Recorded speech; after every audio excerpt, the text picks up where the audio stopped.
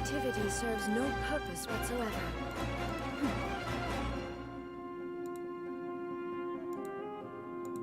Okay, found it.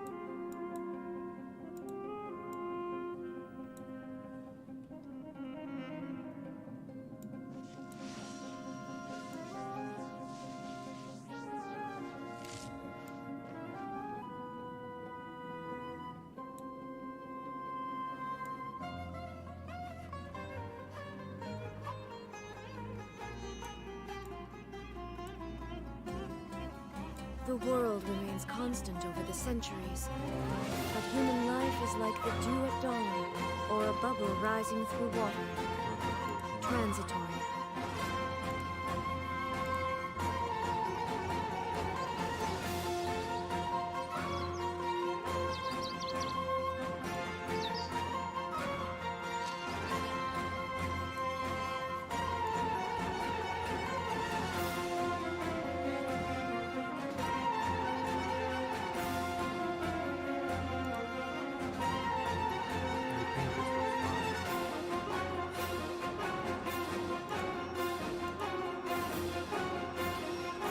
All the world holds dear is but a backdrop Oh, of this is the constant wrong one. motion.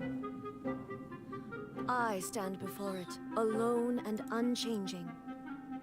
I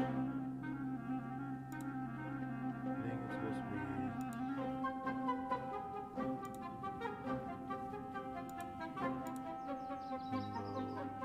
Oh, okay, I think I got it. Oops. Turn this one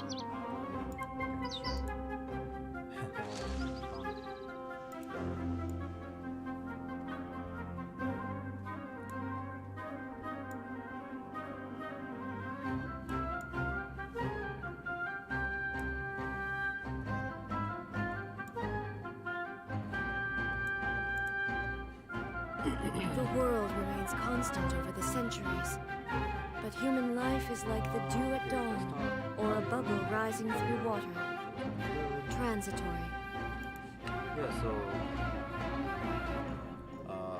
it's 6:30 in the morning. I haven't gone to sleep, but I was just gonna be playing, farming. So I was like, oh, might as well just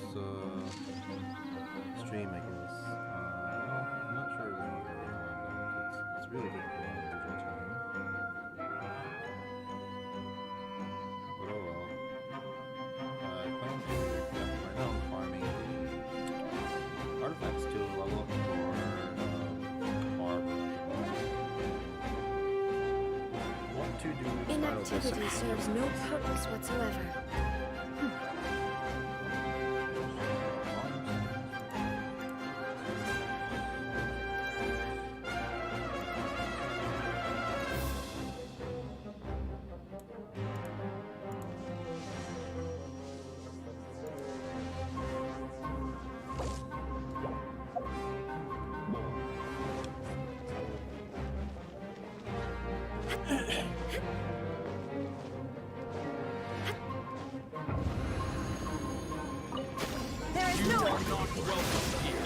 Everyone hold hands!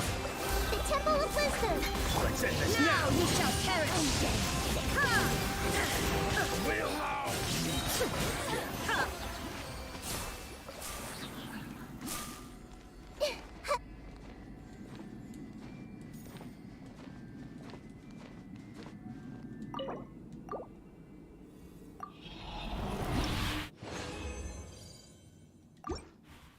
Yeah, I'm not sure why it sounds so quiet.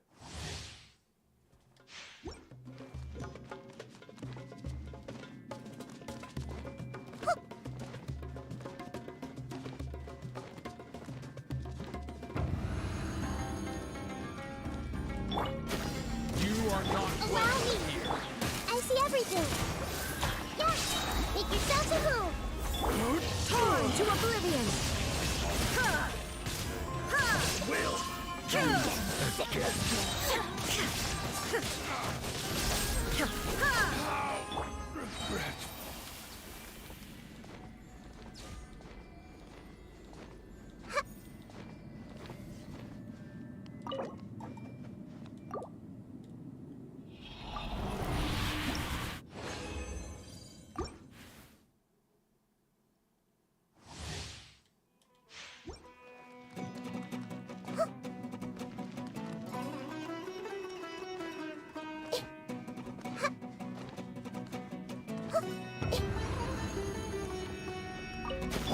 You are Shine down. Hold the line. Everyone hold hands. The Temple of Wisdom. Now you shall perish!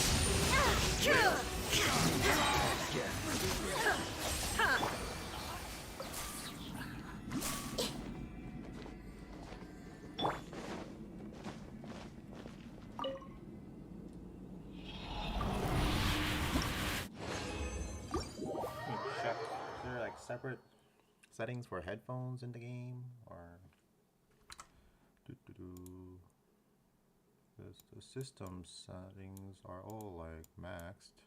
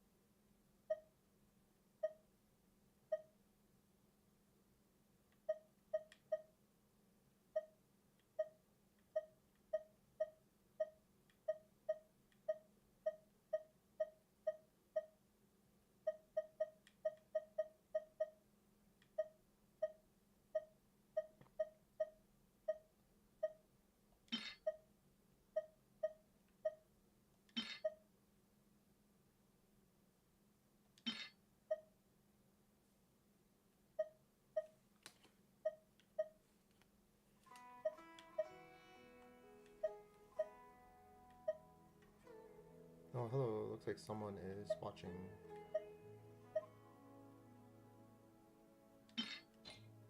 Hang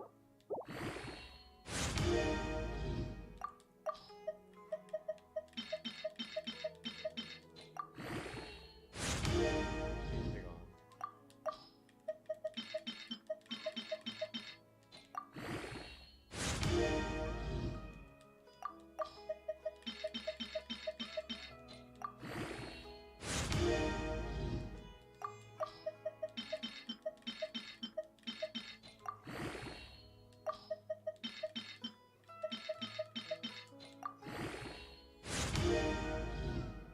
Wow, this is getting crit rate. Like, I don't think this one needs the crit rate.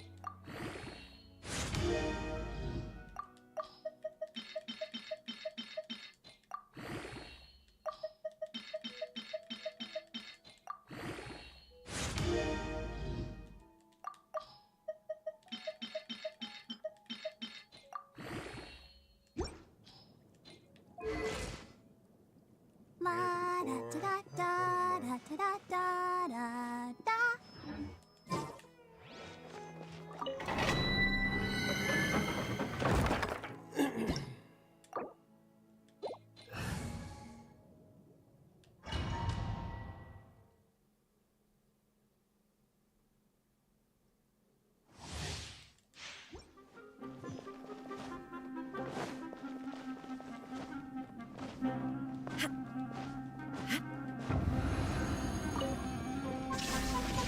You are not welcome here. Make yourself a home. Inazuma shines eternal!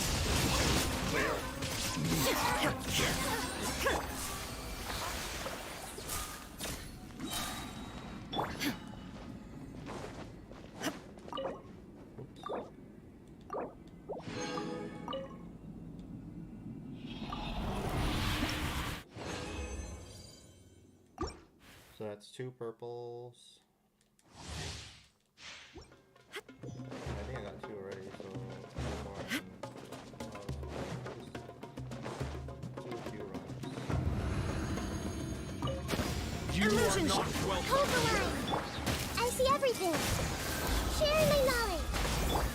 Now you shall perish! Now you're testing my patience.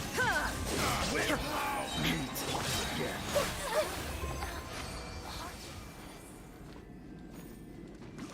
Oh, someone's here. Hello.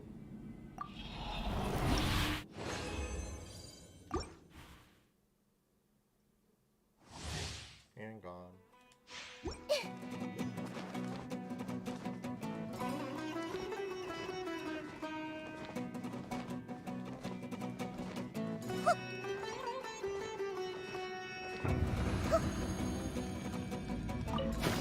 You There are is no not escape. welcome here. Make yourself a home. Inazuma shines eternal! Regret.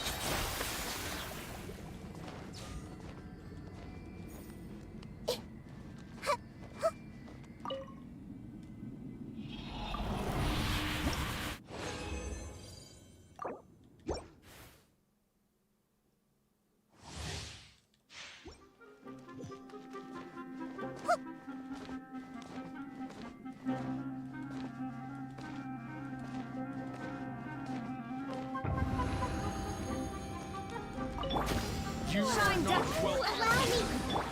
Hey. Share my knowledge. Now you shall perish!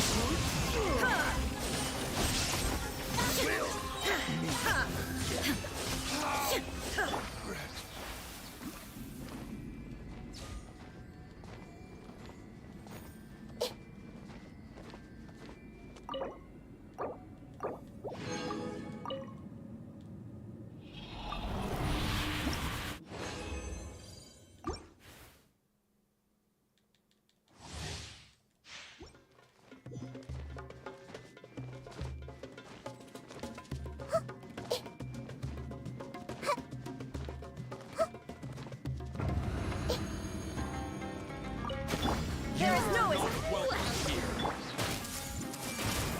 Make yourself a home. Torn to oblivion!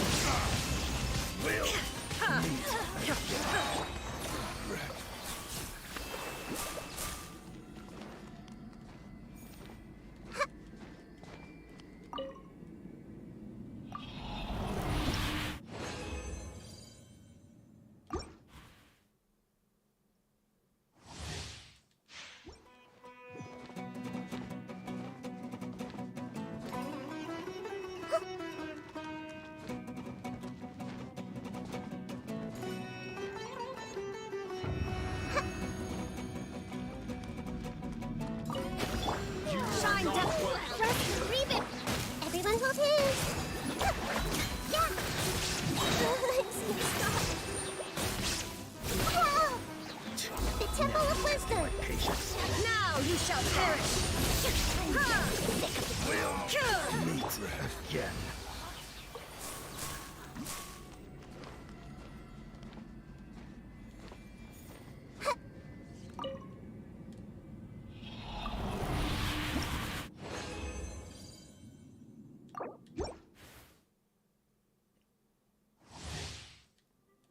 Alright, now's a good time.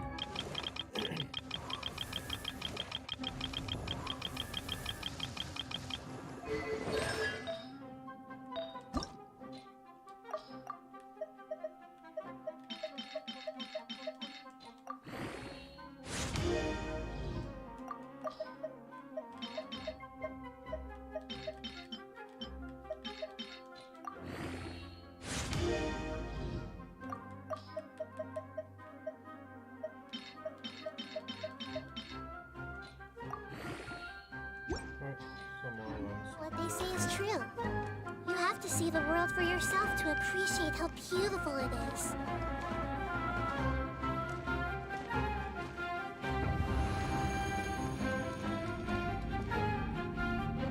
My audio is working. Bars responding. Properties. USB audio device. Audio.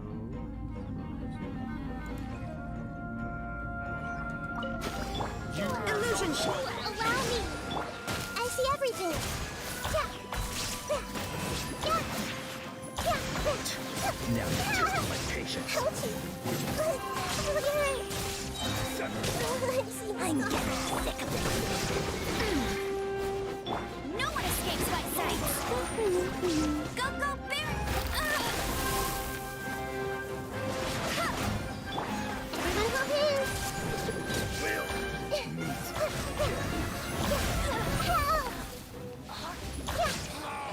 regret.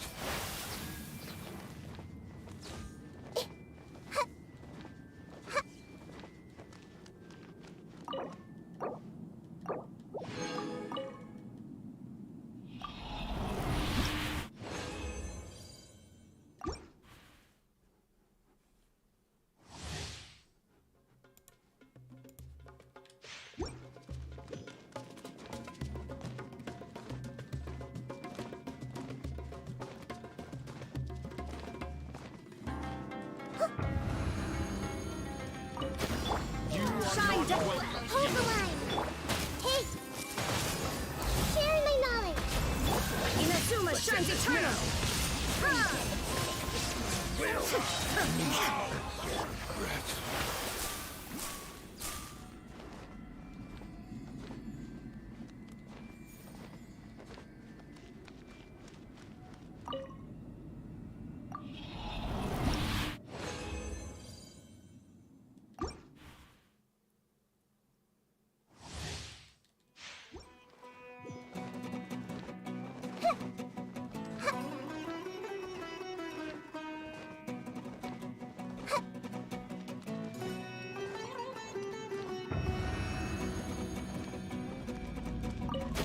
You There is no welcome. Everyone hold hands! Yeah. The Temple of Wisdom! Now you Let's shall end this perish! now. Will again.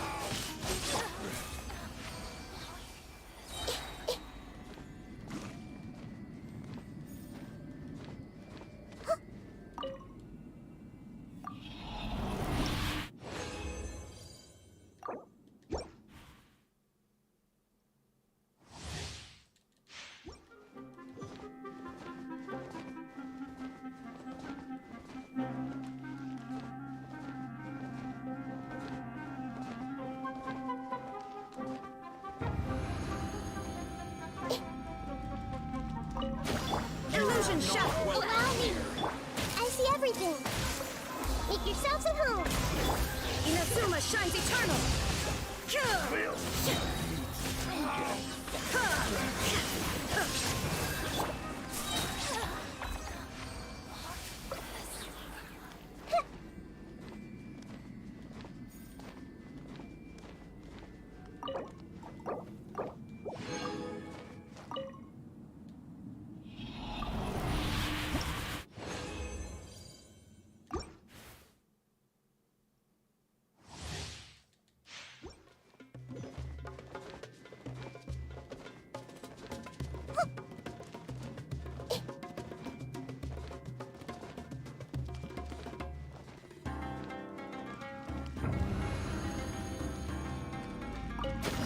You There is are no not escape. welcome.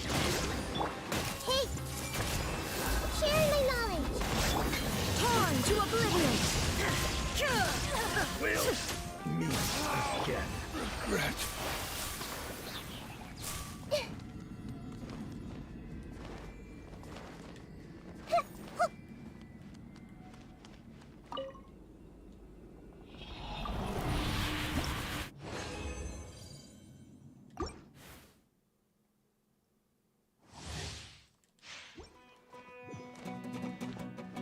I was farming this like for a few hours already for several characters. This barber left to go. Illusion You are shot! not welcome Leave here. it! Everyone hold hands! Make yourselves at home! Inazuma shines eternal! Will meet again. Wow. Regret.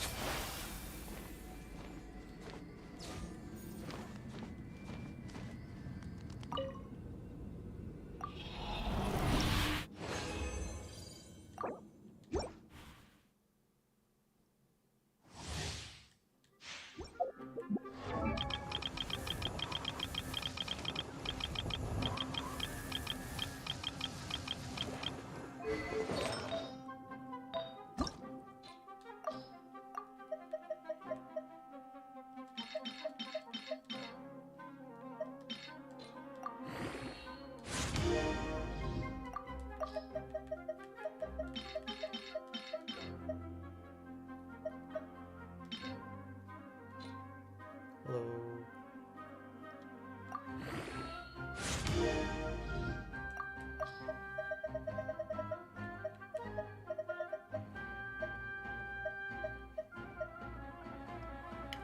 Sorry, I don't understand.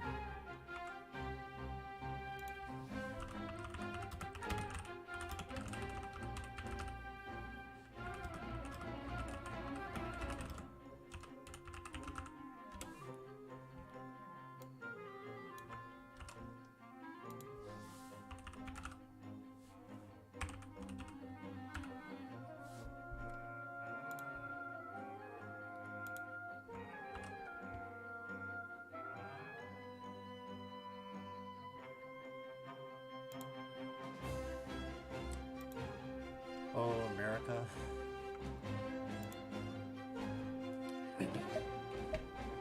So I Google translated and it says the language you're speaking is Indonesian. So are you from like Indonesia?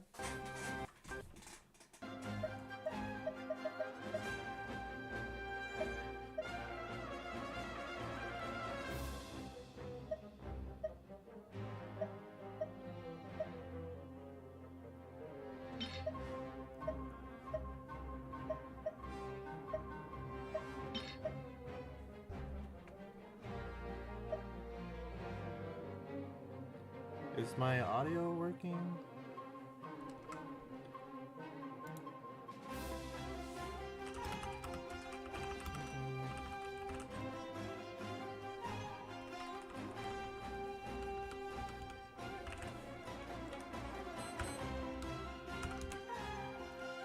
Yeah, I've been talking in my mic, but I'm pretty sure it's set up correctly, but I'm not so sure. I am AR60, but and North America server.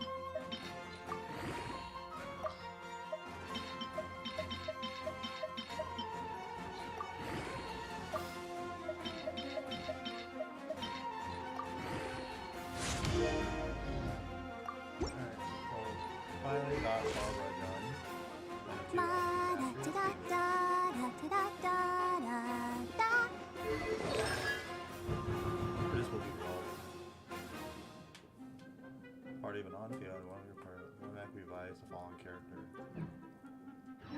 If you're not sure what to do next,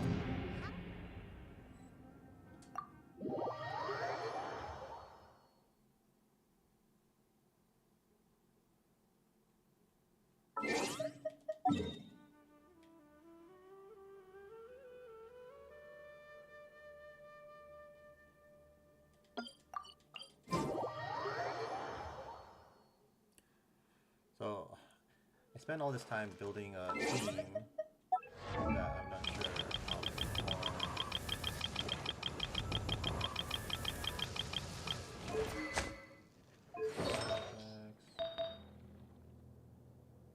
Where's Amber?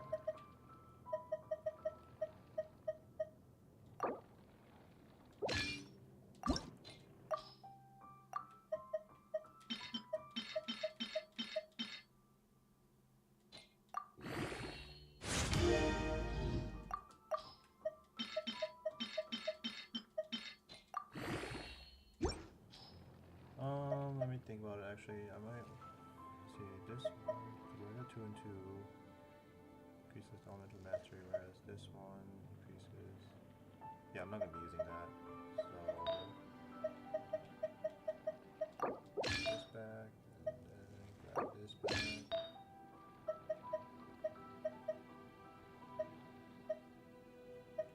Where is Amber?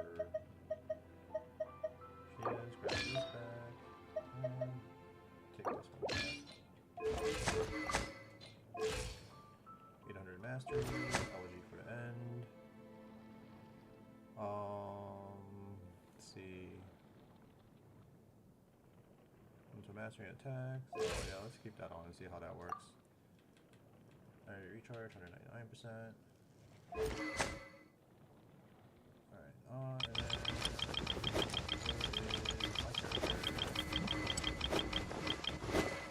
alright, that's good.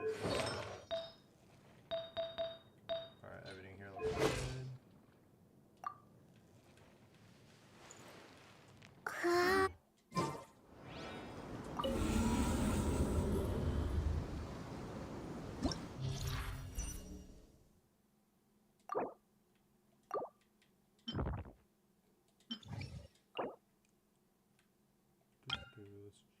Gotta check.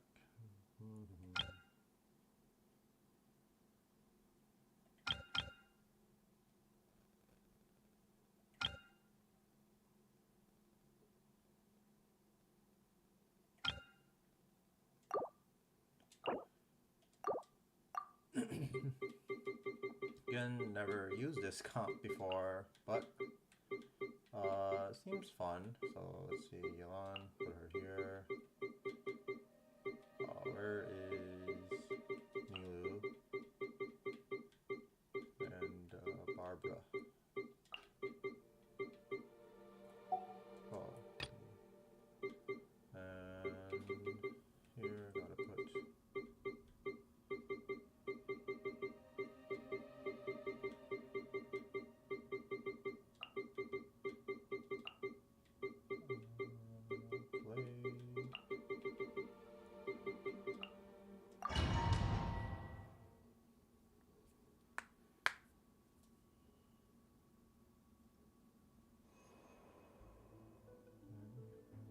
Where do damage with me?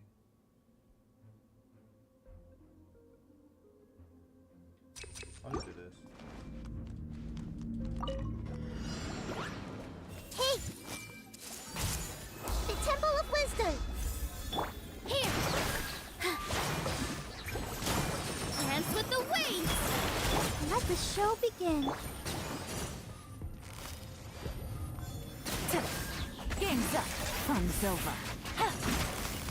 Quietly now. Positions. I see everything. Yeah. Yeah. Yeah. Sharing my knowledge. Hey. Yeah. Here. Everyone hold hands.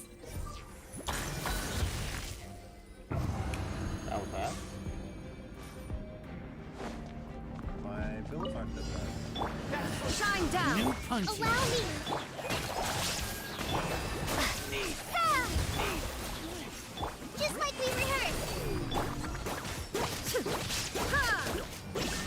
I'll be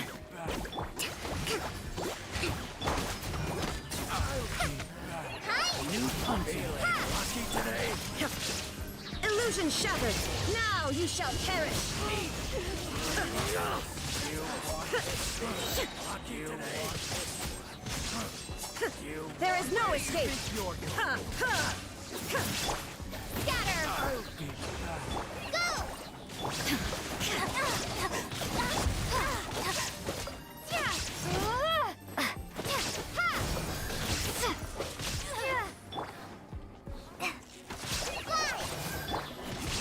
Illusion shattered. I'll be back.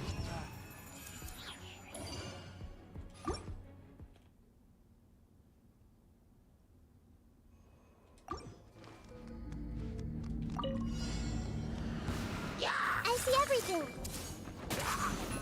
Position... I gotta keep it. All eyes on me! Make yourselves at home!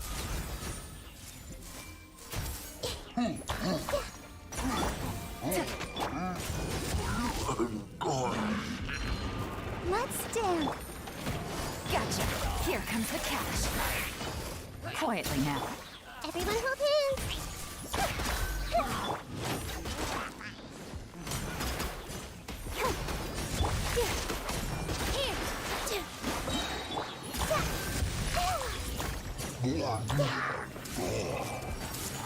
The Temple of Wisdom! Dance with the waves! Let the show begin! Busted. With all my strength!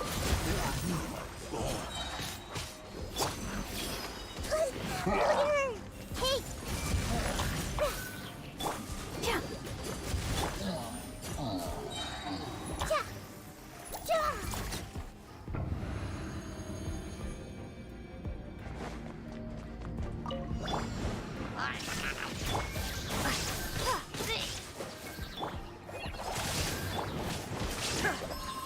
Rest and rebuild!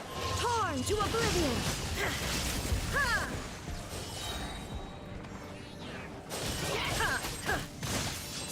Shine down.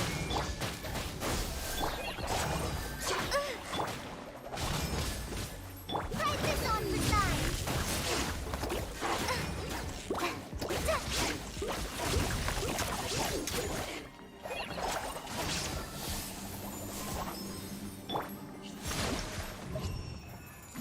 Oh man, I didn't mean to kill him. I'm trying to heal.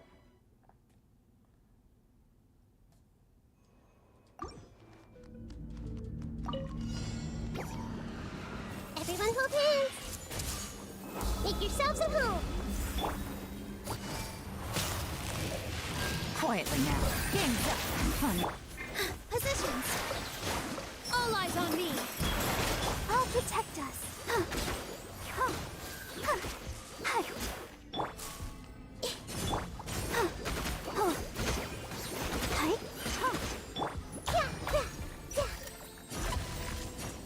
I see everything! Here! Here comes the cash. Busted.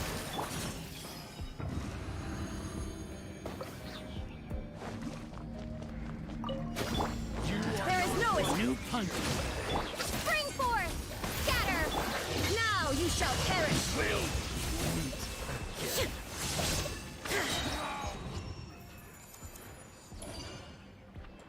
Alright, next chamber. What do we have? Can't bring ball up there. Oh. Why?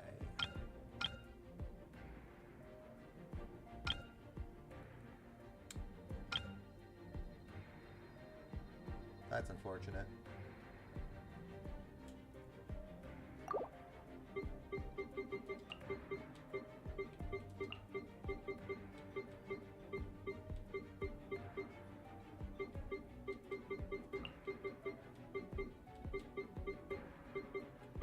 Where is Barbara?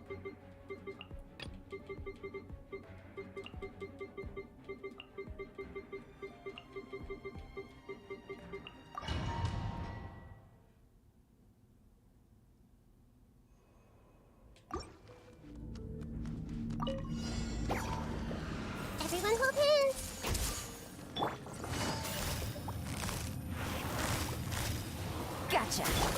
The Temple of Wisdom. I see everything. Things are about to get dicey.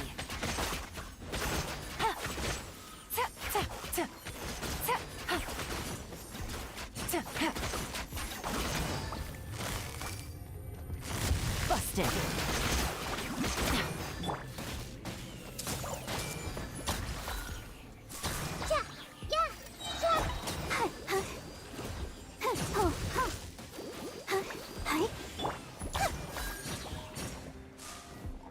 Hey!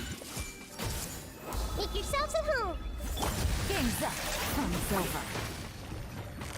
Gotcha.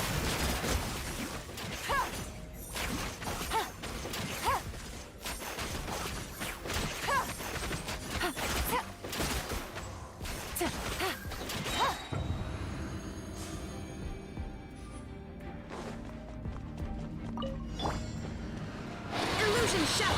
Hold the line! Hold it in! Help! Hi! Exterminate! Ha! Torn to oblivion!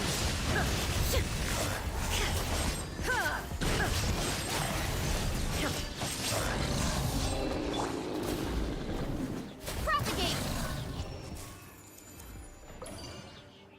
Nice. See that I was still alive. Oops.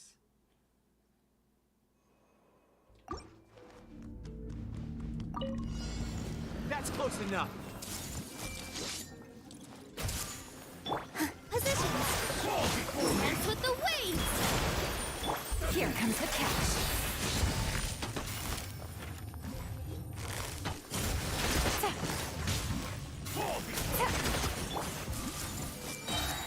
The Temple of Wisdom! Let the show begin. Here! This dance is for you! Game's up. Fun's over. Fall before me. Busted. Ready, steady, One go! strike will suffice.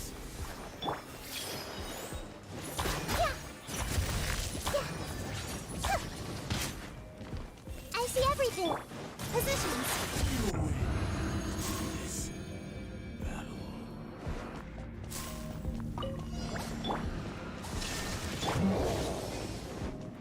Allow me! Just like we rehearsed! Ha! Billowing surge!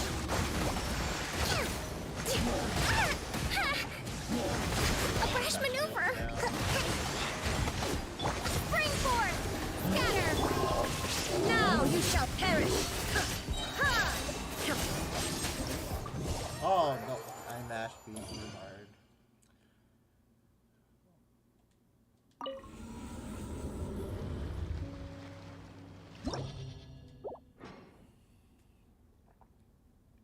I was in the middle of the attack.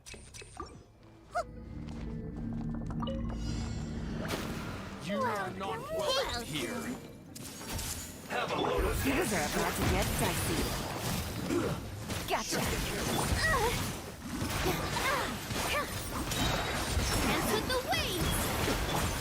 Committed to memory! Sharing my knowledge! Busted. Let's dance! Game's up. Fun's over.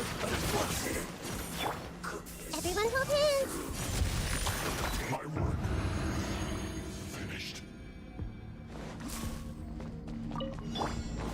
There, shined up. Let's repress this exercise! Go! Where are you? Propagate!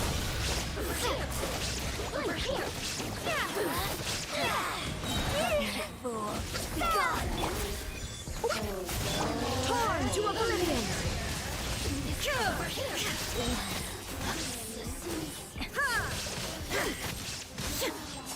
Illusion shot! Just like we rehearsed! Fly! Bring refuge! Alright, let's see, what do we have this time?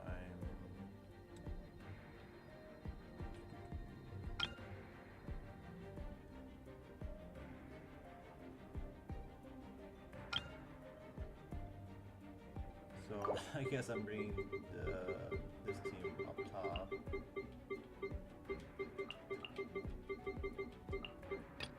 And this one on bottom.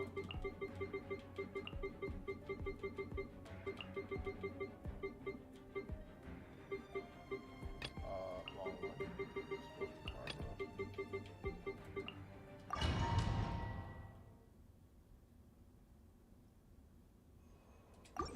Oh man, it'll be this again.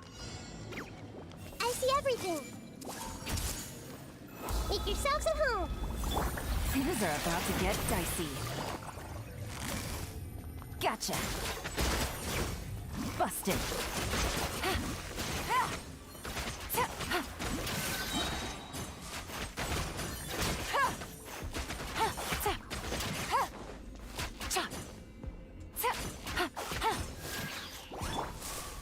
Everyone hold hands. Here. Yeah. This dance is for you. Hey.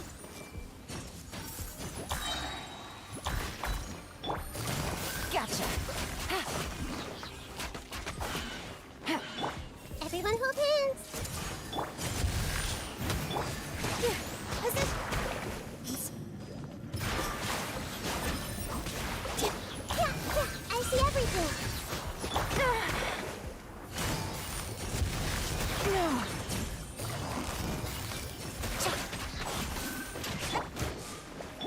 Hey!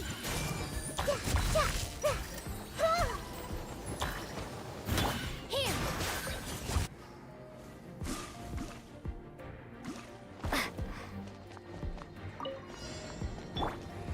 Journey ends here. Shine down. Allow me! Fight this off the side! Right? Germinate! Now you shall perish. The golden slumber.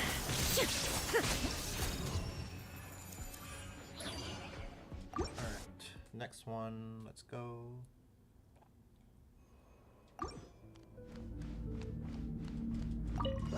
Welcome. Have a load of this. Busted. Game's up. Fun's over. Sharing my knowledge. Everyone hold hands. Gotcha. Bringing it wasn't the best idea. Come on, we can do it. Where's everyone? Stop. I don't know how I died. Alright, let's try that again. Welcome. Make yourselves at Have a home. load of this. Follow my strength. Dance with the waves. Here comes the catch. Busted. Gotcha. Take it easy. I'll protect us. I see everything. All eyes on me. Busted. Game's up. Fun's over. Quietly now.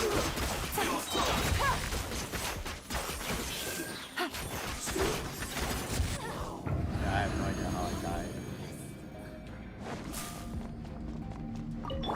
You are not Illusion welcome shattered. here. Rest and remit. Call it ambush. Go. Torn to oblivion.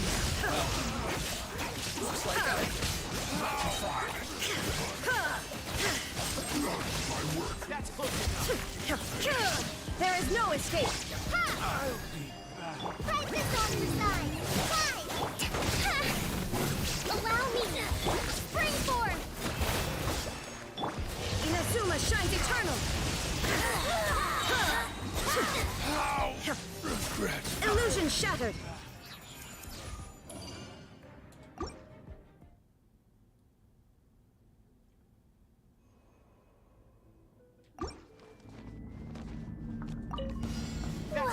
Let's get down to business. Sharing my knowledge. Things are about to get dicey. Gotcha. Busted. Position.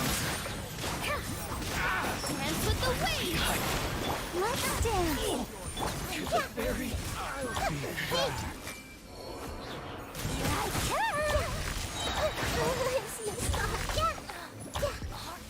That's The close Temple enough. of Wisdom. Law of the jungle. Game's up. Fun's over. Quietly now. Gotcha. Here. All eyes on me. Ready, steady, go! I see everything. Cheap trick. Boom. Busted. Things are about to get dicey. Sharing my knowledge.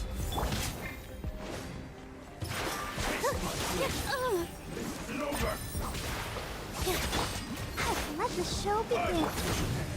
Quietly now. Busted. Dance with the waves. Here comes the catch. Hey! I'll protect us. Hi.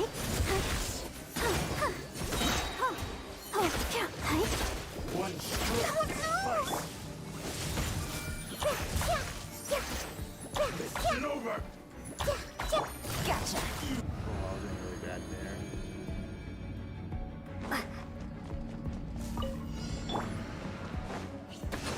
There is no escape. Propagate. Torn to oblivion.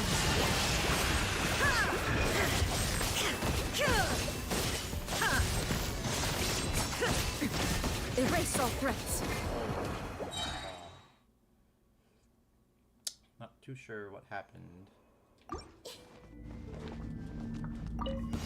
That's close enough. Let's get down to business. Everyone hold hands.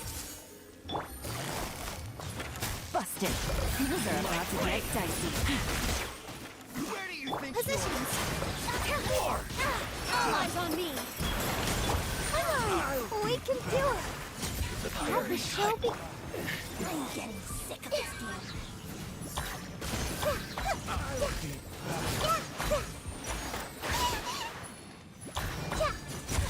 That's close enough. Let me try my blade. The Temple of Wisdom. Fall before me. Oh, where do you think you're? Quietly now. Here comes the catch. Here. Dance with the waves. Go, Butler. La la la la. I'll be good now. Oh, a lot better.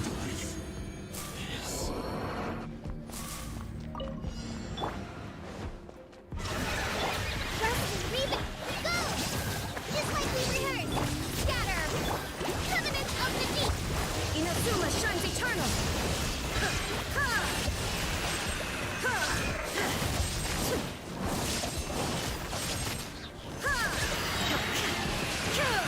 Shine down. Forever. Help. Fly. Fell. Billowing surge. Hold the line. Torn to oblivion.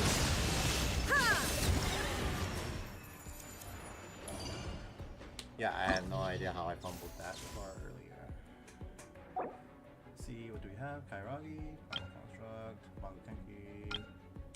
Well, I know what I'm doing. It's gonna be this team here.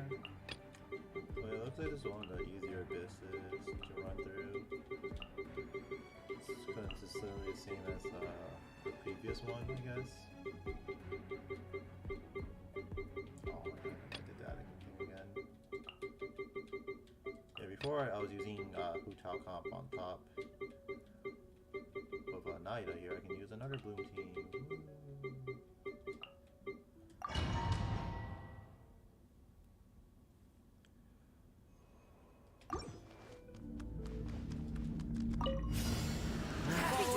New punching. Lucky today. Positions. All eyes on me. Make yourselves a move. Hey, Try to catch. Busted. Game's up. Fun's over. Quietly now.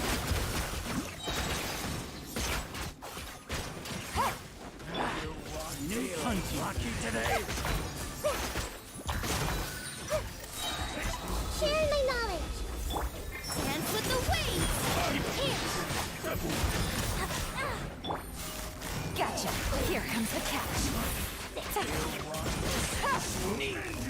Busted. Oh, Everyone hold hands. Come on, we can do it. With all my strength. All eyes on me.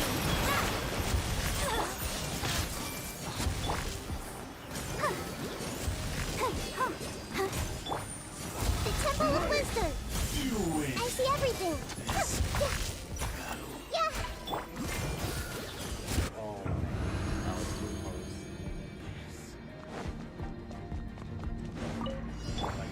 There is no escape. Allow me. Try this on the side. Germinate. Ha! Inazuma shines eternal.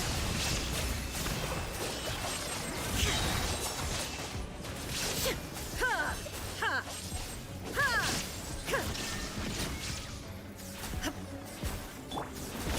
Hold the line. Just like we rehearsed. Right? Propagate. Now you shall perish.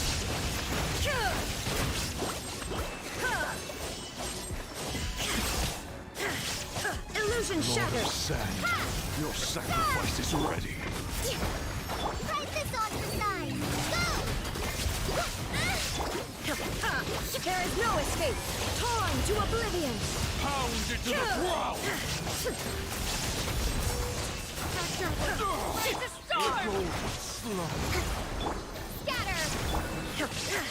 Where do you think you're going? Ah! Propagate! Ah! Yeah. Goodbye. That was horrible.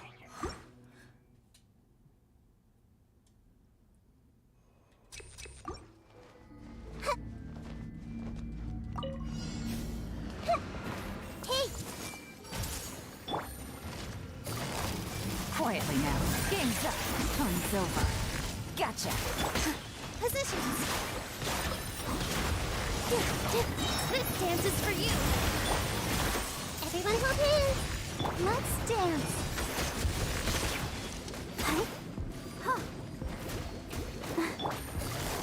Busted. Things are about to get dicey. Quietly now. Make yourselves at home! I see everything! Here! Dance with the waves! Busted. Everyone hold hands! Yeah! I'll protect us!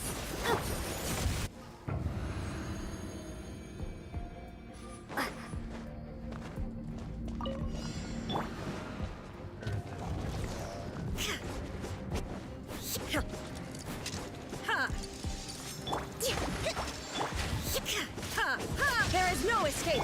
Rest and reap it! Now you shall perish.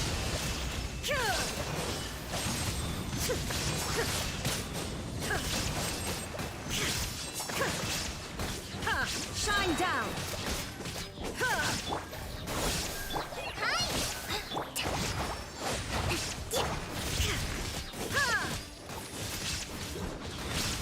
Just like we rehearsed! Terminate! Scatter! Allow me! Illusion shattered. Torn to oblivion.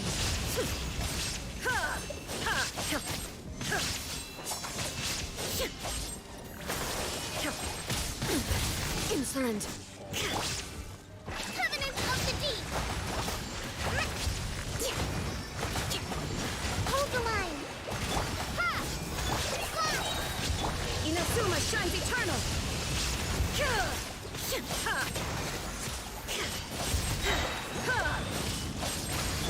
Spring forth! Prophet! Go! Try this on for some! There is no escape.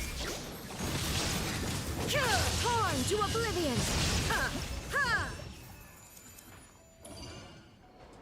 Alright, final floor.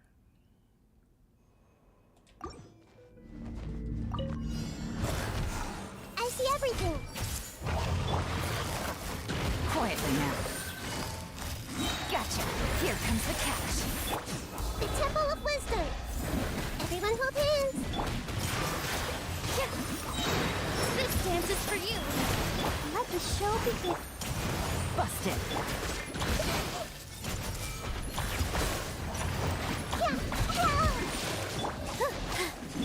Things are about to get dicey. Gotcha.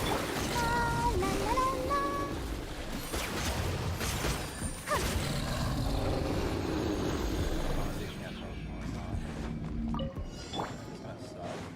don't know. Rest and reboot.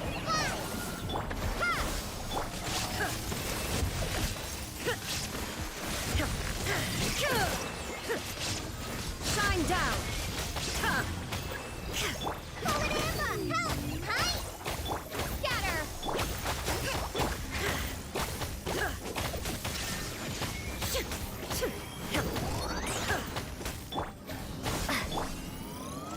Go! Hold the line!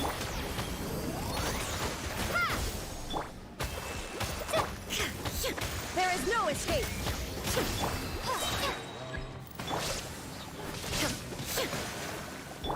Scatter! Shine down! Hi! Allow me! Ha! Propagate! Now you shall perish!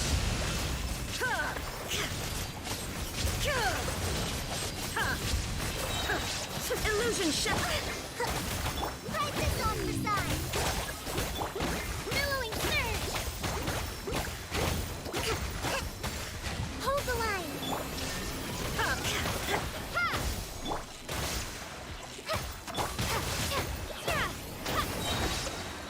Spring forth! There is no escape! Solid Emma! Help! Fly! Inazuma shines eternal!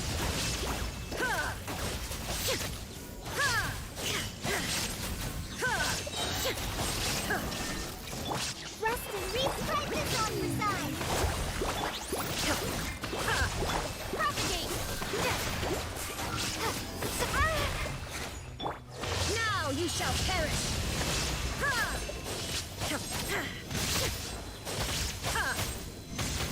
Shine down!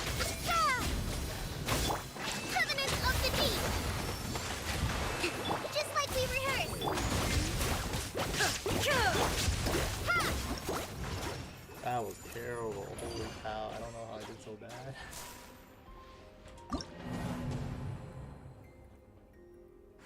Well, we did it though. Yeah, the Night Bloom team is really fun. I like it a lot.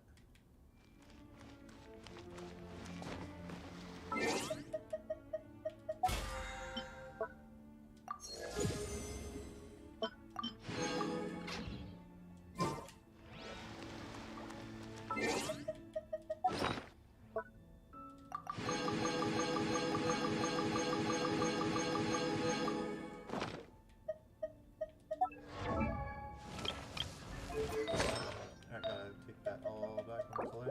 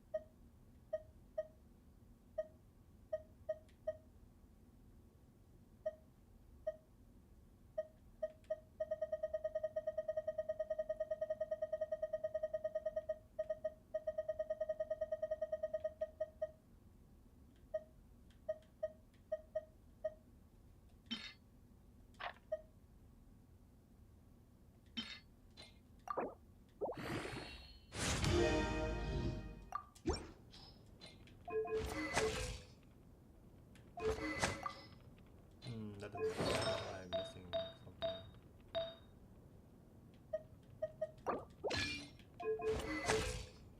Much better.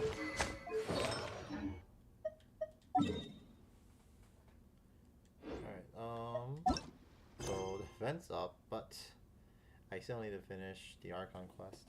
So I'll be doing that for a while, I guess.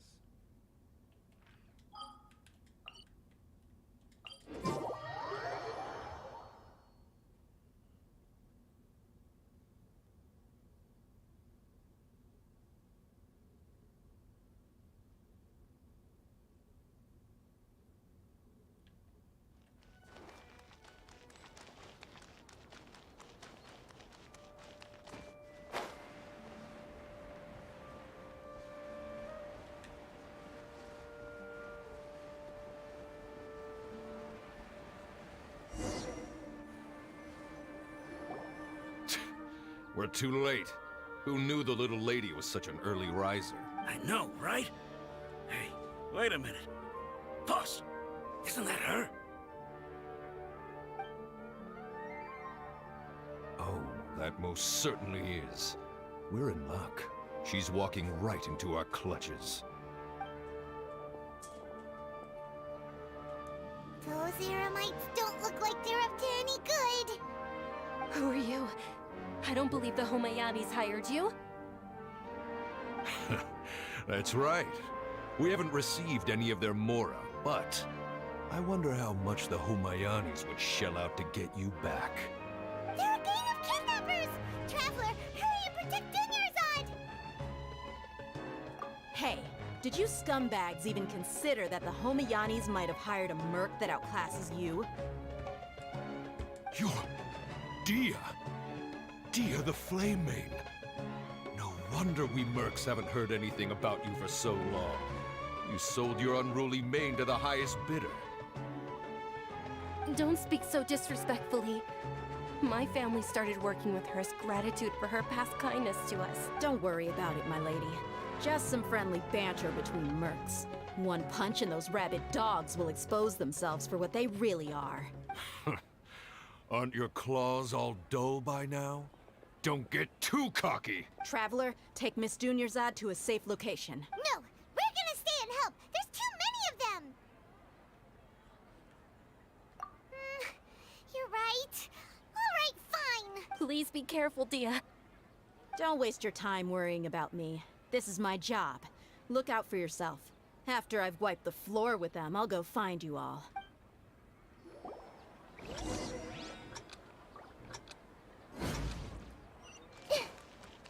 are we running?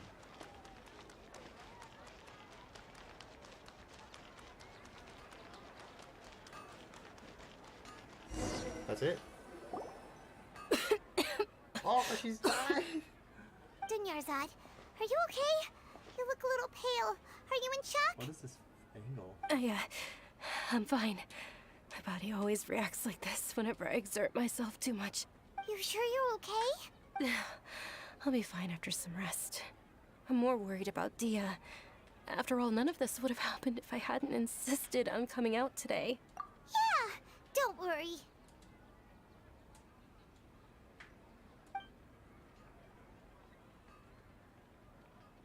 My lady, Traveler, found ya. Dia! You took care of them so fast! Any more of them? Or rather, did anyone follow you? Dia, your arm. It's all blurry.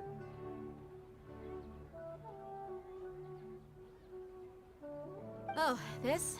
I'm fine. It's just a scratch. Normally, they wouldn't have been able to land a hit on me at all, but I'm still getting used to this new greatsword. Please, let me take a closer Greatsword. look. Claymore user? Come on, it's nothing. Us mercs aren't as fragile as you think.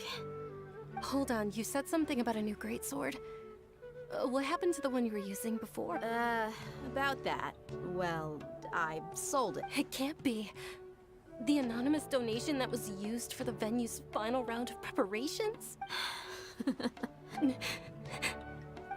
Hey, Miss Dunyarzad, I wasn't trying to make you cry. I'm not gonna lose my commission because I made my employer cry, am I? Hello. Okay, making your employer cry won't affect your commission, but selling your weapon without permission and getting hurt? I'll have to reevaluate your performance. You're so unreasonable, my lady. Thank you very much, Dia. Don't be like that. I get embarrassed really easily. Are you feeling unwell again, Dunyarzad?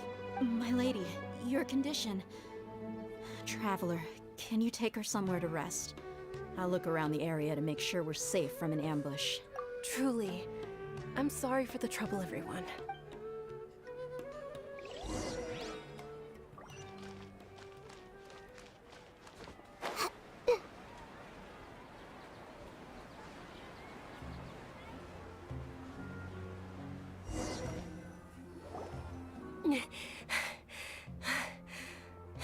Are you feeling better, Dunyarzad? Yes, much better. Just give me a few moments and I'll be good to go. I didn't realize you were concerned about it. I guess I shouldn't continue to keep it a secret. I was actually born with Elazar. It's terminal now. Oh, that thing that Clay has. Can't believe it's Elazar. Oh, you've already heard of Elazar. In that case, you probably know about its severity. Sumeru's current medical advancements still haven't been able to find a cure. The disease's progression can only be delayed through environmental therapy. Dunyarzad. There's no need to be sad. I've always lived with Elazar and I came to terms with it a long time ago, compared to the simple fact that I'm afflicted with this. Its effects on my life have been much more painful. I know that my family loves me dearly. They've done all they can to provide the best environment for me, so that I can live for that much longer. However, I know I will one day succumb to this. Did you know? Before I ran away from home this time, the world outside of my home didn't even know that I existed. Since I was a child, all I could do was sit on my bed and stare at everything outside of my window. I'm sure my family's worried and disappointed in me for running away, but I just didn't want to have any regrets. I wanted to meet other people. To me, there's nothing more beautiful than being able to meet and speak with others. Not to mention the incredible time spent preparing for the festival. The joy on everyone's faces here, and all the support I've received from friends like Dia. This way, when my final day does arrive, it will be less sorrowful. At the very least, many people will remember that I once existed in this world, right? As long as you don't forget Paimon, Paimon also won't forget about you. No, even if you forget Paimon, Paimon will still remember you. Thank you two so much. I apologize for the depressing conversation. This is out of character for me. To be honest, Lesser Lord Kusanali gave me the courage to do all of this. If it weren't for her encouragement, I wouldn't have taken that first step. Thanks. There will always be frustrations in life, but I know that the point of living is not to leave behind any regrets. Oh, right. Isn't it almost time? Huh? Almost time for what? Isn't the Dance of Sub-Zeros about to begin? It's the part of the festival that I've been looking forward to the most. Nilu will recreate that legendary scene with her most splendid dancing. And the Sub-Zeros festival will conclude amid everyone's applause and blessings. And with that, my wish will also... Then what are we waiting for? Let's go to this... Yeah, we should still make it in time.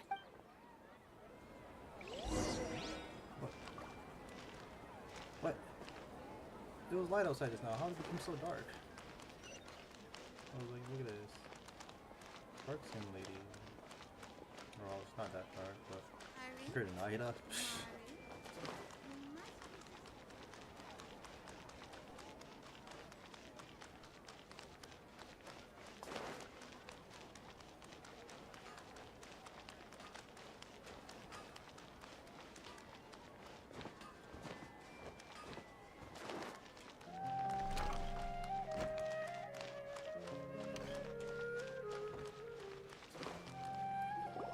Were you not aware that the law prohibits this type of performance from taking place without prior permission? Over there! Someone's yelling at Nilu! I think I just saw the Academia's Grand Sage. Why is he here in person? But the Dance of Sub-Zeros is one of the key parts of the Sub-Zeros festival. If we can't perform it... The Sub-Zeros Festival. The law also prohibits the private hosting of large-scale religious festivals. Only the academia can host such an event. If you continue to resist, we will have to order an investigation into every single event organizer. The Grand Sage has already granted you much leniency. I advise that you exercise tact. How did things turn out like this? The Academia was originally responsible for the Sub-Zero's festival, but they failed this responsibility for many years. I need to speak with them. This is a hard pill to swallow, but you're right. Things would only get worse. Art, dance. Aren't you ashamed of pursuing such frivolous and meaningless activities in this land of knowledge and reason? Our Archon created the utopia that is Sumeru City for all scholars who sought validity, verity, and truth, while people like you wish to defile it. No. I believe that our Archon never rejected the arts. Even the goddess of flowers dedicated a dance to her. With your lack of intellectual credentials, I do not believe you are qualified to debate with me. What you should be doing is finding workers to tear down this ridiculous eyesore. Guy's like an asshole. I remember something similar was happening over in the desert area, where like this dude came in from the academy. He's like, "Oh, but research doesn't show this happening." And the dude from there's like, "Man, this is my culture. What are you talking about?" When we return, have the scribe draft an ordinance before the next Nyargarbaha Day that prohibits public art performances. We will announce it to the public later via the Akasha. Understood. I will inform him when I return. The Sub-Zeru's festival. Go celebrate the birth of that god to your heart's content. Nilu, are you okay? Oh, Dunyarzad.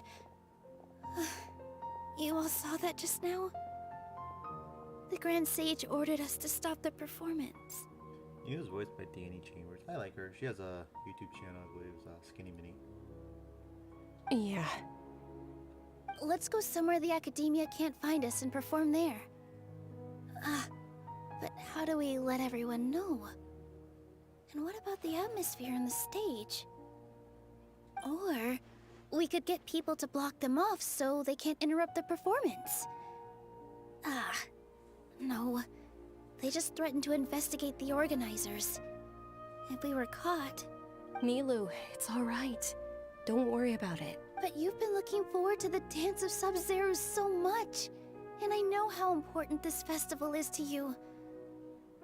I don't want you to have any regrets. It's okay. Seeing you care this much about my feelings is more than enough.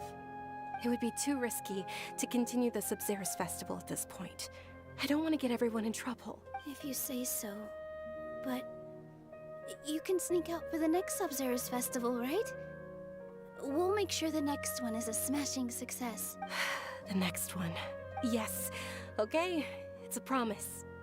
It will be a smashing success. Depressing. I can't believe this is how things turned out. Those heartless geezers. It really is okay. There's nothing we can do about it. Still, I'd be lying if I said I had no regrets. I would have loved to see Nilu's dance.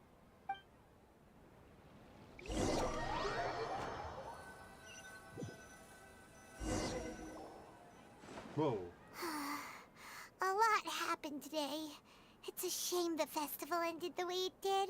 Nilu and Dunyarzad promised to make the next Sub-Zero's festival a success, but Dunyarzad is running out of time. Yeah. All connections have been secured to construct the most stable framework possible. The project has entered its most critical phase. Power has begun to flow from...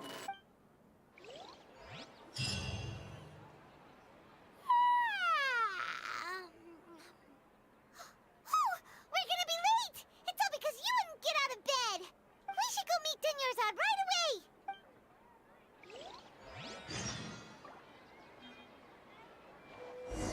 Since I'm playing story, I'm gonna change my team a bit.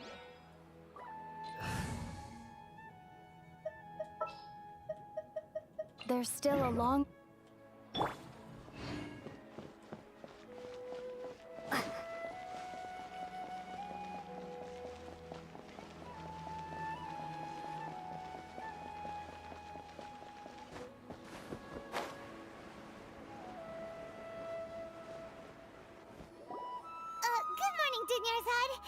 sorry we're late. Not at all. I arrived early. You seem kinda tired. Did you not get enough sleep? I'm doing well. There's no need to worry. Shall we go? Let's start with the stalls over there. Sure! Traveler? Why are you just standing there? Let's get going!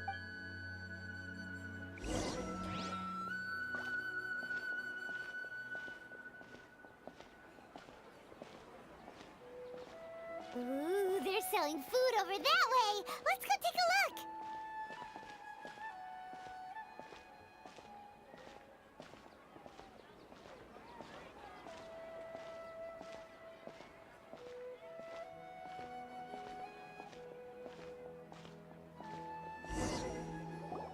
This is a stall offering foods from the Haftmewa feast. You are quite well informed, miss.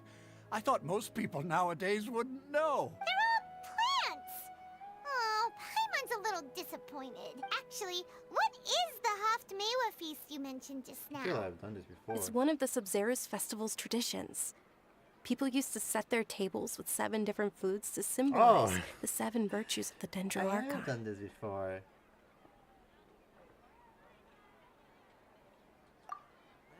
Appear to be in the form of the moon. It's deja vu. Really? Paimon thought it looked like some kind of food. The moon signifies... It's escaping me for now. Wait a moment. Is he really looking it up in a book? Oh, right. It means illusions and lies. But if you trust your intuition and overcome your fears, the sun will surely rise. Understood. I'll keep that in mind. Oh, it's nothing. I'm just learning as I go. Guess that was still pretty interesting. Okay, on to the next stall. So, where to next? So are we gonna be looping until we let Gimizar get the Sub-Zerus festival? What the heck?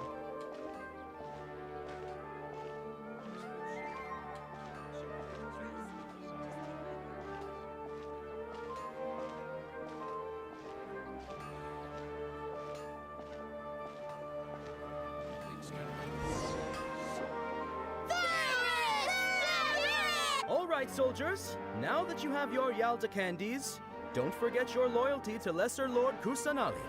Dismissed. Yes, Knight Varys! What's going on? Is this a play? Ferris, the Knight of Flowers, is another Sub-Zerus festival icon and one immensely popular with children. It's all thanks to Miss Dunyarzad's sponsorship that the children can meet the Knight of Flowers. Oh, do you want some Yalda candies? I happen to have some boxes ready here. Take a look and pick whichever one you want. What's to pick? Don't these boxes all look the same? It's not that simple. Each box contains a random flavor. It's up to the luck of the draw. Flavors include lavender melon, hara fruit, sunsetia, Ooh, how interesting. and there's also lizard tail and oni kabuto. Ugh, why do those flavors even exist? Traveler, help Paimon pick one. Paimon wants to eat the Sunsetia flavor. Great! These boxes of candy are numbered 1 to 5 from left to right. Which one do you want? I feel like it was the 4th one, but let me check it really quick. Sunsetia candy. It's number 4.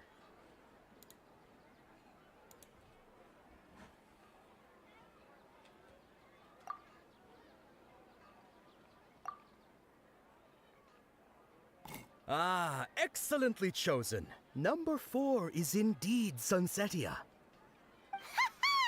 Paimon bet you had incredible luck, and Paimon was right!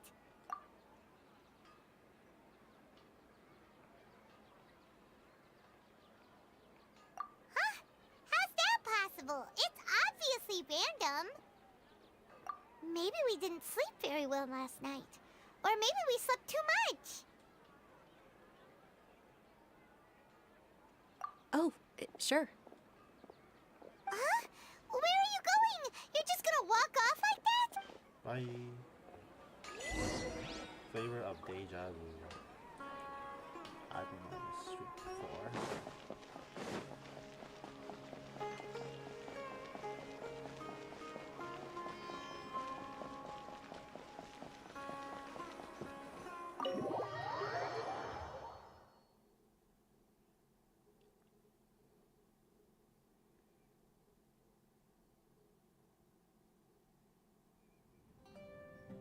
A feeling of deja vu? Oh, Paimon knows what that is. It's when you feel like you've already experienced whatever is going on. In that case, Paimon also felt something like that today. But that's just our brains playing tricks on us, isn't it? So why'd you run here in such a hurry? So that's it! You're intentionally doing things you usually wouldn't and seeing if you still get that same feeling of deja vu. Welcome, you two. Are you here for lunch? What would you like to eat? Got it. You don't look like you're from these parts, but I gotta say, you've got good taste.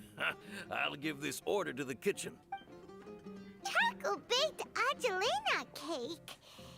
Isn't it that burned thing that didn't look tasty at all? Oh, Paimon understands what you're trying to do now. You'd never normally order something like this.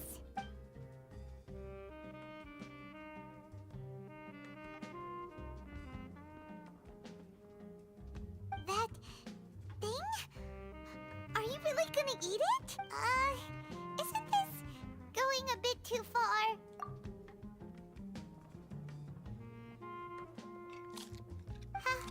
How was it? The look on your face is telling Paimon that it tasted awful. Then, you mean... That's impossible! We were just talking about how gross it looked!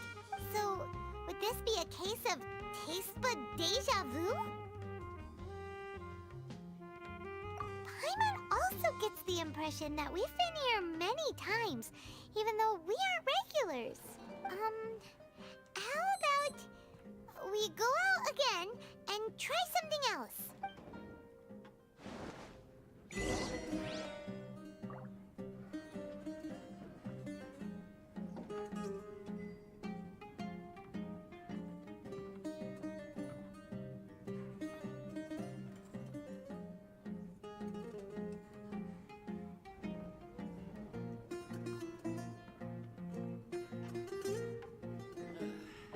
Just can't beat the atmosphere here.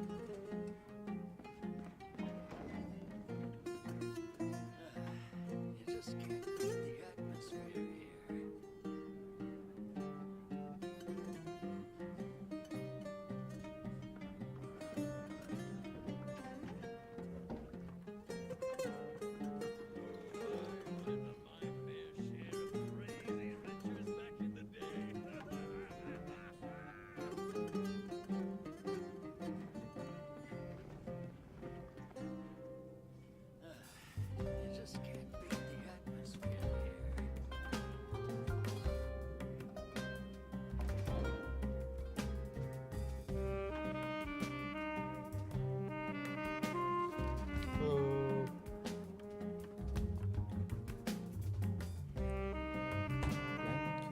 Out here. Is that from an anime or something?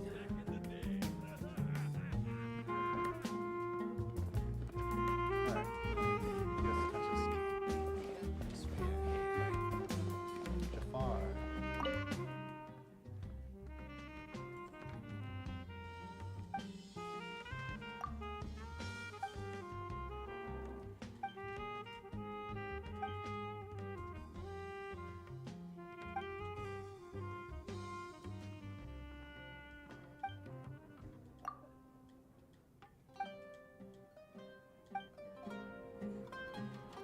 I got milk.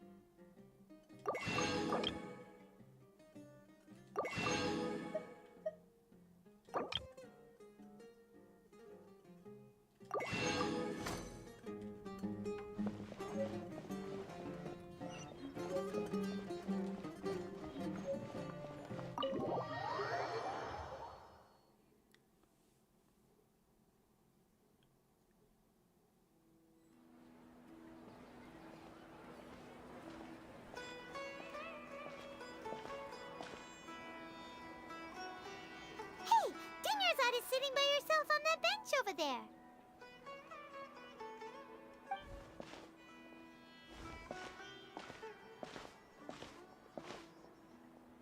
What a coincidence, Dunyarzad. We meet again. Why are you sitting here all by yourself?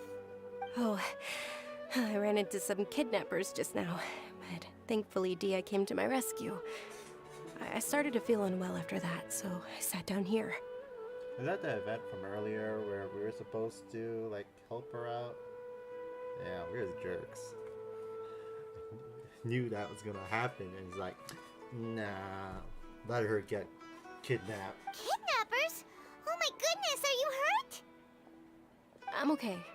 Dia's arm got scratched, but it isn't serious. Whew, that's a big relief. But, Dunyarzad, you seem a little down today. It's the Sub-Zero's festival, and you've been looking forward to it so much! Not at all. I've always been like this. Excessive physical exertion or strong emotions tend to aggravate my illness. Besides, no matter how amazing today may be, it is but a single day. After however many more days, my time will come to an end. Eleazar. Paimon doesn't quite follow you, and Paimon feels like something's really got you down right now. Oh, good morning, Valentina. How's it going? It really is fine. I don't mind.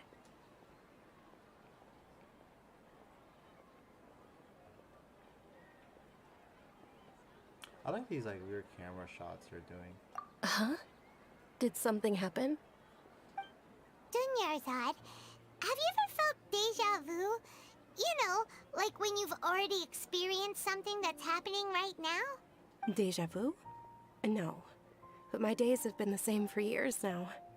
Even if I were feeling deja vu, I suppose I would already be used to it. Oh, Paimon sees. Then, is it only the two of us? It's almost time. My mic's working alright.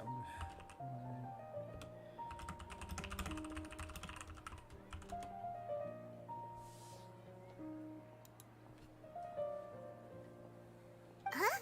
Time for what? Be so cool. Yeah, I've been like not sure this whole time. It's like nobody's responded about back. It's like, oh no, am I just talking to myself for the past like hour and a half? Nilu's Dance of Sub-Zeros is about to begin. Let's go. Hey, thanks for responding.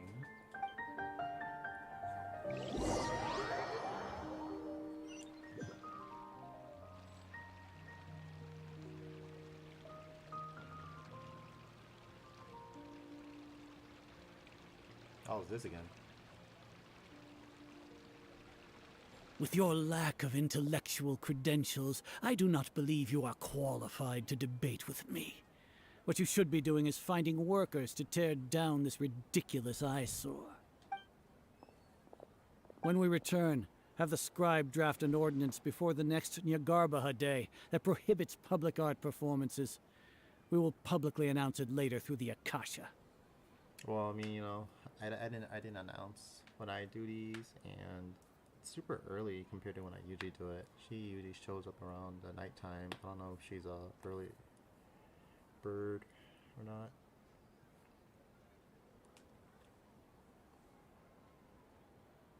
Understood. I will inform him when I return. I personally just haven't gone to sleep yet. The Sub-Zero's festival. Go celebrate the birth of that god to your heart's content.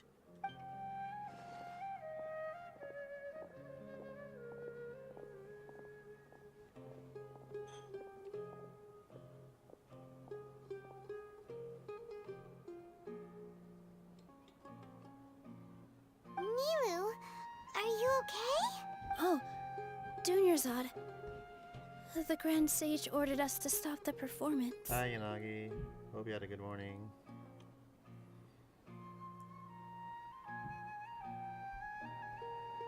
Yeah, I don't wake up early. I usually get up late. It's okay. There's nothing we can do about it. But you've been really looking forward to this.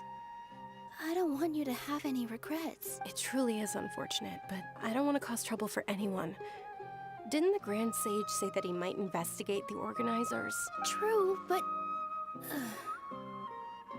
well, okay. I'll just have to try again next year.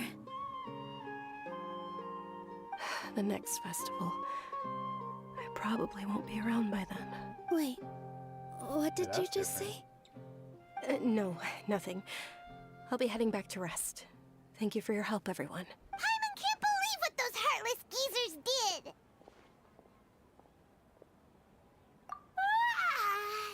Did Dunyarzad already go back?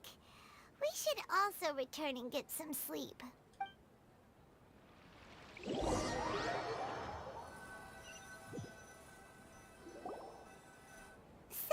in the end, you still couldn't figure out what that deja vu feeling was all about? Maybe it really was because of exhaustion. Same here. That's why Paimon stopped thinking about it halfway through the day.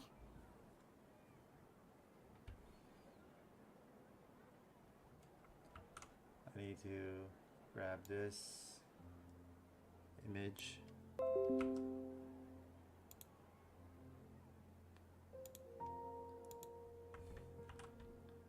Yeah, I need to grab this line.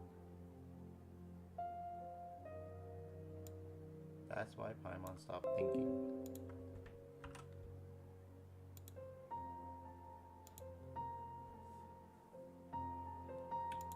It's been going pretty good. I haven't gone to sleep yet, so. I was opening some Yu-Gi-Oh cards earlier this in the morning. Then, how about we settle in and get a good night's sleep? For now, we can chalk things up to exhaustion. We can do more thinking tomorrow. And I got a lot of really cool staple cards, so that was really nice. And I spent the rest of it farming artifacts in Genshin so I can build up a new team. Observing a modest drop in the output of Jnana energy, but values still remain within normal parameters. Continue to monitor for variances in the data and find the cause as soon as possible.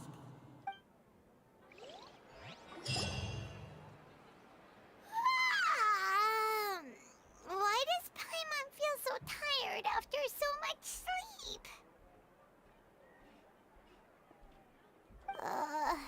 Anyway, we should go meet Dunyarzad right away. Time for round 3.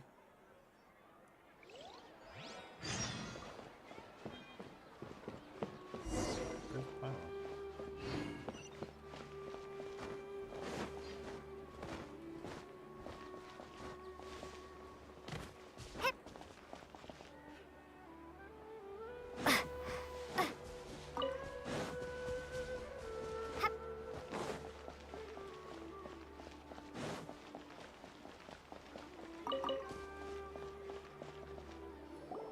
Good morning, Dinyarzad. Sorry to keep you waiting. Not at all. I arrived early. Huh? Paimon thinks you sound kinda tired. Did you not get enough sleep? I'm doing well. There's no need to worry. Shall we go? Let's start with the stalls over there. She's dying. Great idea! Let's get going! Traveler?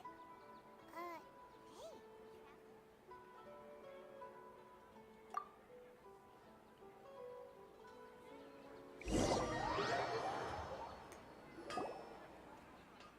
I got Naida. It's all thanks to Miss Dunyarzad's sponsorship that the children can enjoy the Sub-Zero's festival.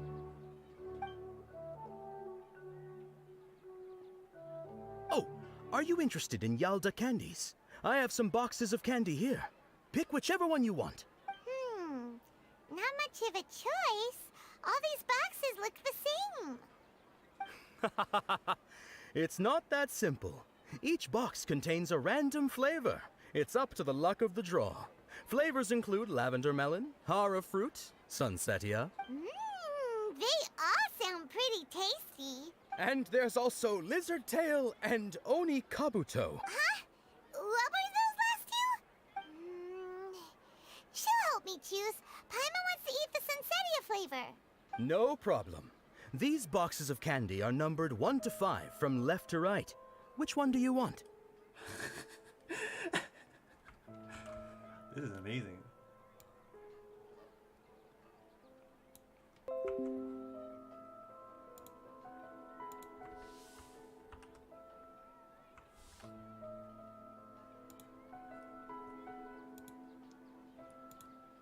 Freedom of choice truly is an illusion.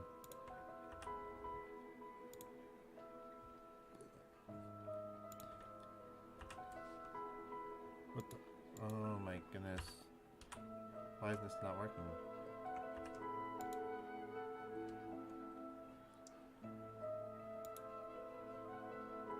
Give me a second.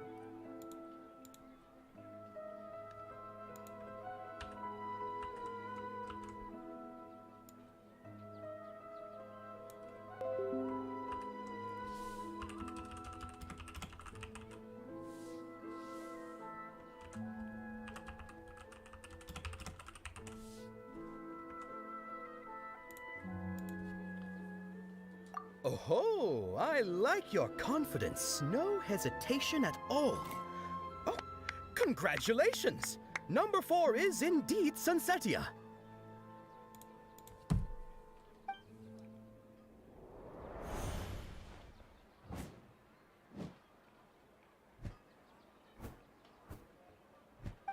Paimon knew she always had incredible luck. Paimon's not really interested in the other flavors. Ah, wait. How did you know? Don't tell me that you already knew which flavor was in each box. What? She was right about all of them? That couldn't have been luck. How is this possible? I packed all those boxes this morning and they've been sealed ever since. You couldn't have known beforehand. Mind reading? X-ray vision? Or some kind of magic trick? This is way too freaky. Tell us what's going on. Since when did you get superpowers? Traveler? Oh my god, Naida. What the?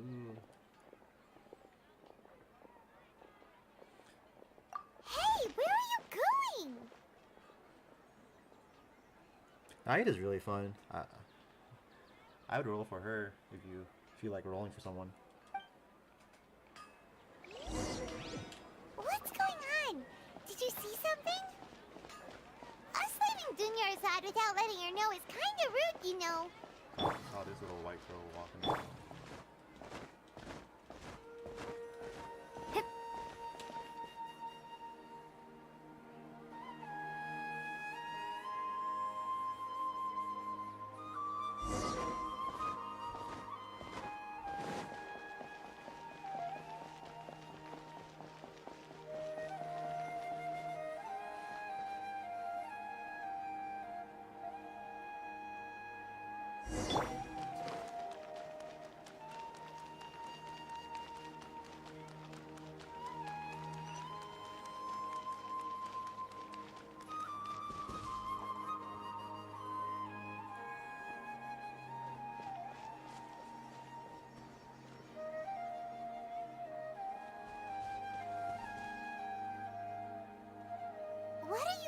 for?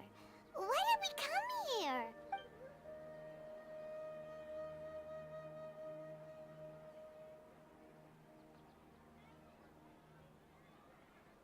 Traveler? Oh, there she is. Ooh. That's...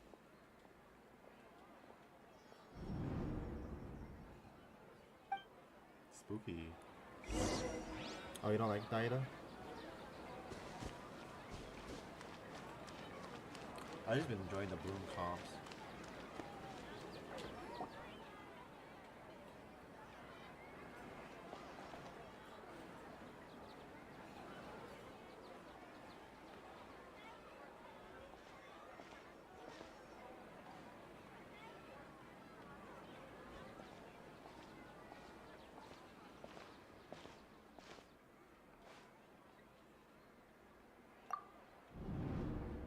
Oh, Dinyarzad. Look! That's... Isn't that Dunyarzad?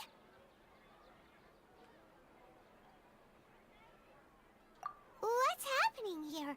Why are there two Dunyarzads?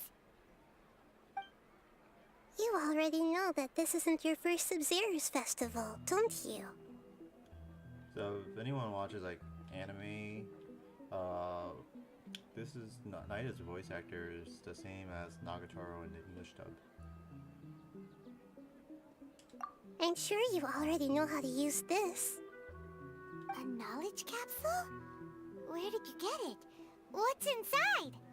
You should use it too, Paimon. You know Paimon? Well, this seems kinda sketchy, but Paimon feels like this is what we should do.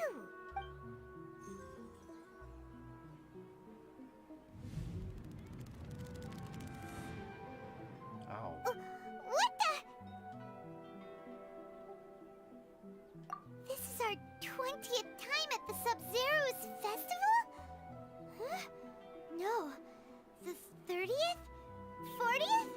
Just how many times have we been to the Sub-Zero's festival? Have we been trapped in a single day? If it weren't for you, we wouldn't have even realized. What the heck was inside that knowledge capsule? Your memories are still scrambled? Try your best to remember. This isn't the first time we've met, and I answered that question a long time ago. Met at their summer event. Let Paimon think. Oh, it's coming back. Meeting you was the real catalyst for restoring our memories, and the knowledge capsule was just your means of showing our minds the way. What about everyone else? Why are you only helping the two of us? Your sense of deja vu is stronger than everyone else's, yes? As for an explanation, you two received the blessing of Dendro, and you also have special, sensitive constitutions. Paimon has the blessing of Dendro. Paimon can use Dendro. Is this real? It was as if a single sheet of paper was separating those memories from your consciousness. A familiar question. I think this is the 7th time you asked that.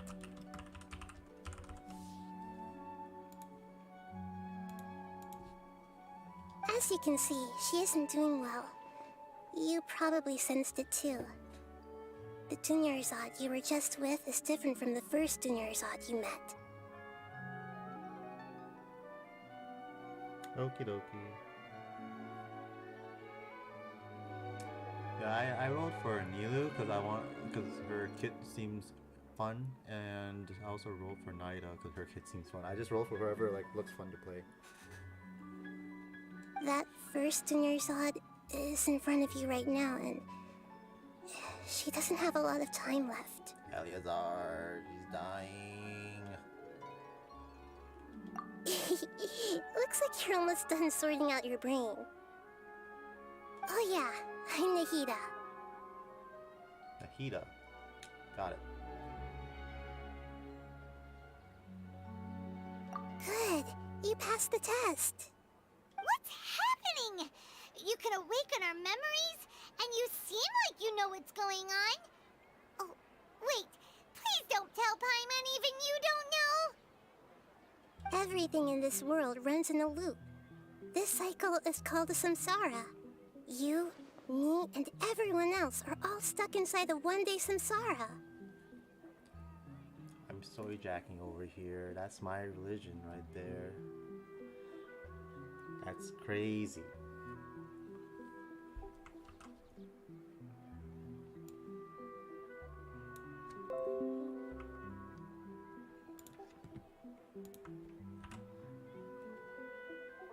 Any Buddhists in the chat?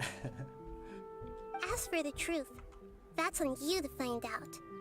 If you were told the truth instead of discovering it yourselves, it would literally blow your minds. I don't know how you'd be after that. I can only give you surface level help, like bits of information and subtle hints. For the rest of the time, I'll be doing all I can to slow down Dunyarzad's illness.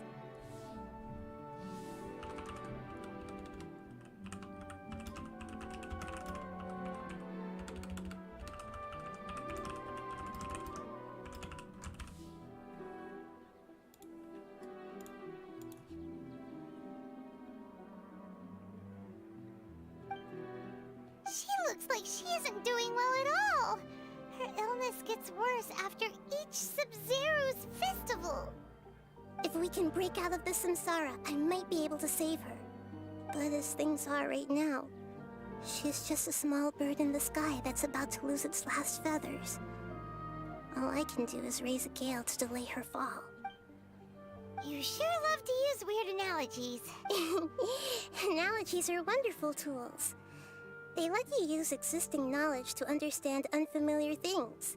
Okay, so, with what you know so far, what do you think the truth is? Hey, that sucks. When you enter a state of contemplation, you can choose any text entry to interpret it. The interpretation process involves analysis of text entry and may yield new entries. Once interpreted, you may submit that text as a conclusion. Some text entries can be associated with one another once interpreted. Select associate to choose the other text entry, then select trigger association. You can gain new text entries by performing accurate association. This is like that one thing in Ace Attorney. The Great Ace Attorney, when you like have one statement and then it conflicts with like another person's statement, and then you just have like hey, that's wrong, and then they're like, oh wait, you're right, that's wrong. If one of the text entries on the current page can be used as a conclusion, then select the entry before choosing submit conclusion. We've already experienced the Sub-Zero's festival many times, and the day of the festival seems to be in a perpetual samsara. You get to hear a traveler talk. That's epic. Grand Sage said, go celebrate the birth of that god to your heart's content. Did he mean something more?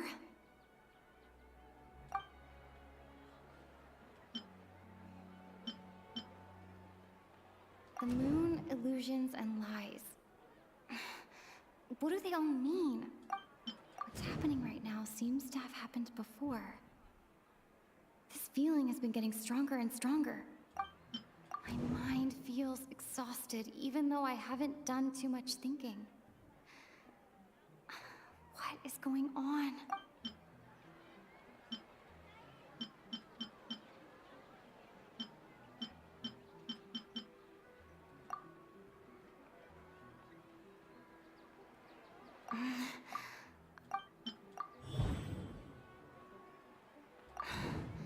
That should be it. The flow of time is endlessly cycling within one single day.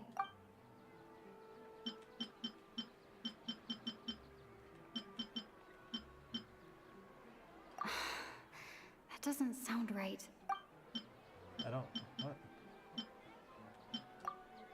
A time loop. You've given similarly wrong answers in the past. A pity. Still the wrong answer? Paimon thought that made a lot of sense. It feels like time's just repeating itself. A simple time loop can't explain some of the phenomena. You two are still missing a lot of information. Unfortunately, I can't give you any more hints. Dunyarzad! The Sub-Zero's festival is happening every day, but that doesn't mean we can waste an infinite amount of them. Hurry and find the truth before today's festival ends. No, I don't have a video camera, but yeah, microphone's on. Give me a second. 이거 등사해. 저기 등사해. 카페도 끄기도. Yeah. You will have to put it on something on the top of something. Or play fresh, play 어디 가면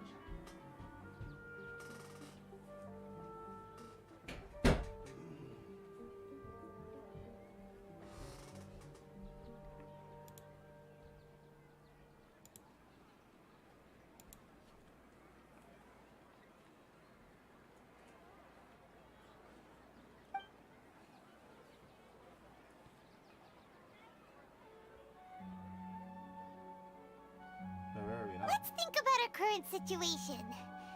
To save Dunyarzad, we have to escape the samsara of the Sub-Zero's festival. And to do that, we need to figure out what's happening. The truth. Nahida rejected the idea of a time loop, so we must have missed something, right? Paimon's memories say that we've already done this many times, but let's go talk to people again. It's more productive than sitting here and scratching our heads. Why don't we start with those stall owners? Oh yeah, something I haven't done yet. It's like apparently if you go to somebody,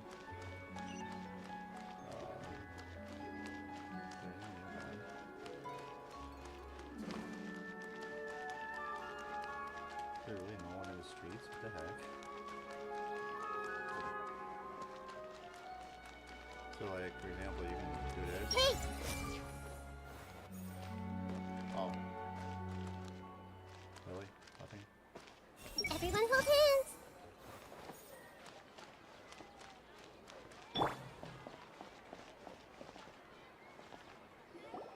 Hey there! Hey, it's you guys again. Where's your cultured friend? She's feeling a little unwell. I see. Did you come back to buy something? I guarantee the freshness of my products. I harvested them from the forest just yesterday. Huh? What brought this about?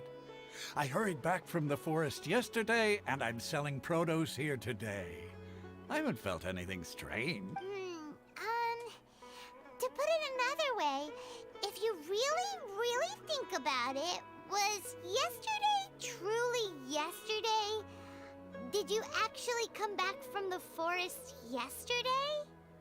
What kind of philosophical nonsense is this? Are you two daydreaming? Didn't you know that no one dreams in Sumeru? Go somewhere else if you want to find someone to daydream with. He actually has a point. Is this a dream? Is everyone dreaming? True. It's so weird that people here don't dream. Why is that? Anyway, if this all really were just a dream, we would have woken up a long time ago. Let's keep asking around.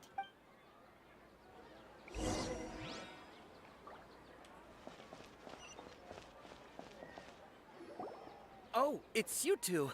Was my divination so accurate that you felt compelled to compliment me in person?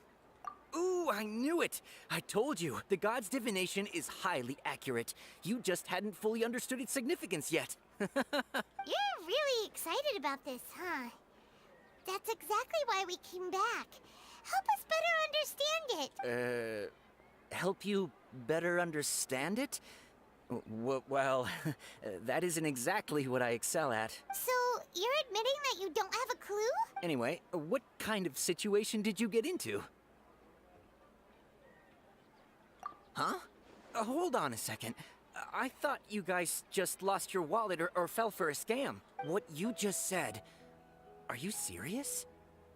Does that kind of thing actually happen in real life? Paimon knew you weren't going to believe it. Marvelous. Truly marvelous. I believe you. Recall the interpretation of your divination. The moon, illusions, and lies. It really felt like an omen. When you say it like that, the divination does sound like it's related to what's going on. Can you read any more into it? I believe that the Archon's revelations are never more than vague hints. Anything more specific is beyond the reach of mere mortals. The book only says, if you trust your instincts and overcome your fears, the sun will surely rise. Was that what this was? Oh, I gave you enough hints already. So that's how it is. Looks like fortune telling is just fortune telling. It's no good for practical problems. We haven't made any progress. Who else can we talk to? Paimon remembers that we tried talking to her a couple of times, but she always thinks we're playing pranks on her. You think she'll brush us off again? Yeah, if we tap into Dia's strong sense of responsibility as a mercenary, then she'll definitely take us seriously. At this time of day, Dia's probably just finished beating up those kidnappers. Let's go find her.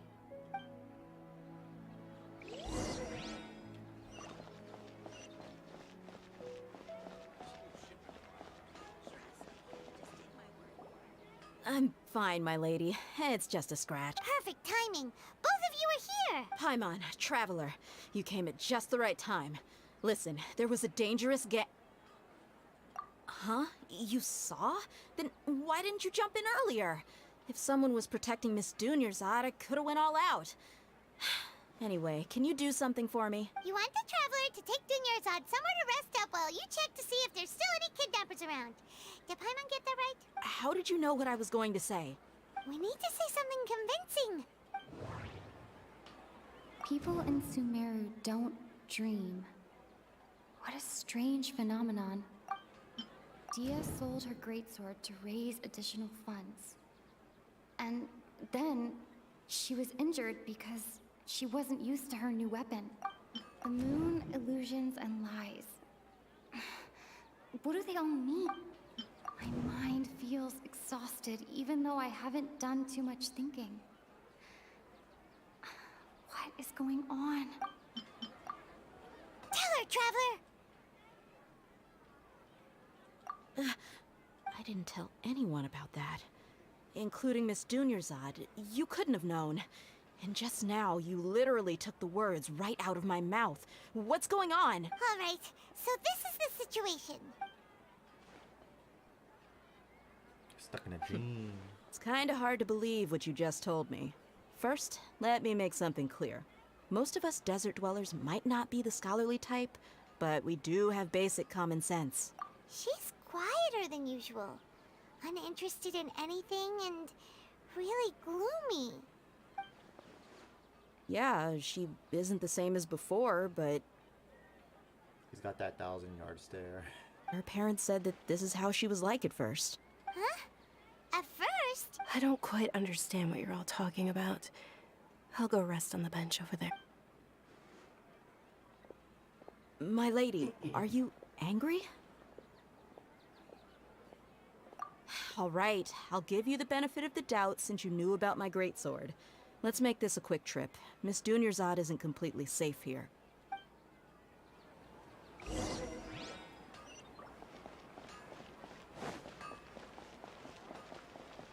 Can I just hold her there?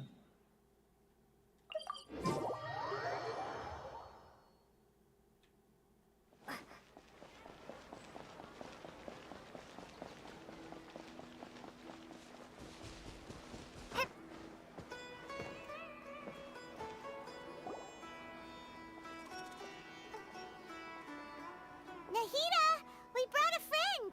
Are you busy? I thought I told you that it won't help to bring anyone here. We just wanted her to see the real Dunyarzad's condition. The real Dunyarzad? Where and who are you talking to? Huh? I told you that you two are special. Other people can't see me or Miss Dunyarzad here.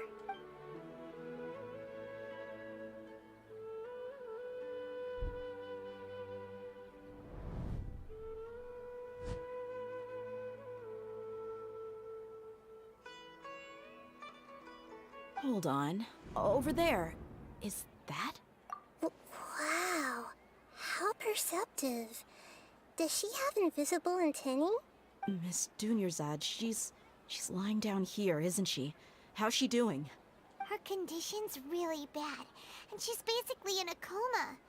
How did you know she was here? I can sense her aura.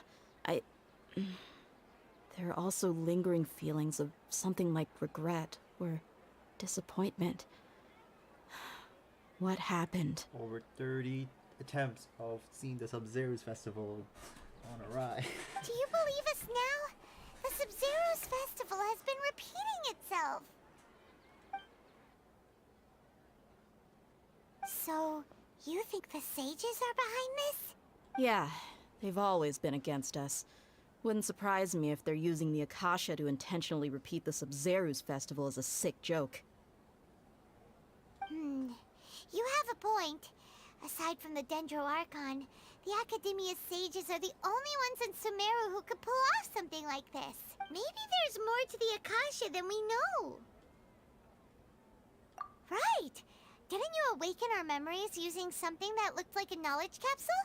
That means you must know something about the Akasha! I think the fact that the can't see Naida, this feels like the R&R World Quest where like you talk to people, it's like, who are you talking to? And you're like, yeah, you know, our imaginary friend. The Akasha relies on the power of a gnosis to operate, as it is the manifestation of the God of Wisdom's power. It compiles the wisdom of the entire populace, and it grants knowledge to the people. A gnosis could do that? No wonder the Akasha is so magical. It's being powered by the gnosis of Sumeru's Archon. So, this Nahida you mentioned, what did she say? She said, and Paimon quotes, "The Akasha relies on the power of a gnosis to operate, as it is the manifestation of the God of Wisdom's power. It compiles the wisdom of the entire populace, and it grants knowledge to the people." Compiles the wisdom of the entire populace and grants knowledge to the people. Wait. I get the grants knowledge part. That's what people have always used the Akasha for. But compiling the entire populace's wisdom? How does that work? Did she mean that the sages enter new knowledge into the Akasha? Oh yeah, that sounds about right. What do you think? People in Sumeru don't dream. What a strange phenomenon. Is this gonna be the same every time? Okay, Nahida said, the Akasha relies on the power of a gnosis to operate, as it is the manifestation of the God of Wisdom's power.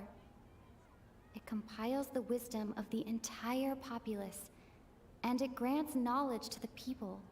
That doesn't sound right. My mind feels exhausted, even though I haven't done too much thinking. What is going on? What's happening right now seems to have happened before. This feeling has been getting stronger and stronger. Oh my god. You mean the Akasha is causing our mental fatigue? Huh. Now that I think about it, my head's been feeling unusually heavy. When the desert dwellers set off on their quest for knowledge, a sage once said, knowledge always comes at a price. Compiling the entire country's knowledge. You think the Akasha pulled a 180 and is extracting information from us? Who knows? The Akasha can put knowledge into our heads, so who's to say that it can't also poke around in there? We don't know any specifics. What's the point of doing something like that? Just think about it. If you could combine the knowledge of every single person in Sumeru, then you can basically turn Sumeru City into a single massive brain. Should've never worn this Akasha thing. Now we're stuck in a loop. This hive mind could make breakthroughs in problems that even the smartest geniuses can't crack. An excellent deduction. And the analogy comparing Sumeru City to a massive brain? I love it. In that case, we should take off our Akasha terminals right away. Maybe that'll solve this problem. Yeah, I was only wearing this for show in the first place. Didn't expect the sages to cook up such a conspiracy. Mark my words, when this is over, I'm getting evidence and exposing this whole thing to the public. How does everyone feel? Huh? What is it? Oh, that! Paimon knows what you're talking about. It's a single soft beep that sounds like it's coming from the Akasha terminal. The sound of a beep. Could it be a prompt tone for when the Akasha is operating? That's probably an important clue. We weren't using our terminals, but we heard a beep anyway. Traveler, did you hear that? I heard it too. Our ears aren't messing with us. There was definitely a beep, but it sounded like it was coming from inside my head. Are we looping to another day? We took off our Akasha terminals. Oh. Phase runtime has exceeded its expected length. At this rate, there may be casualties. But we cannot lose all of our progress.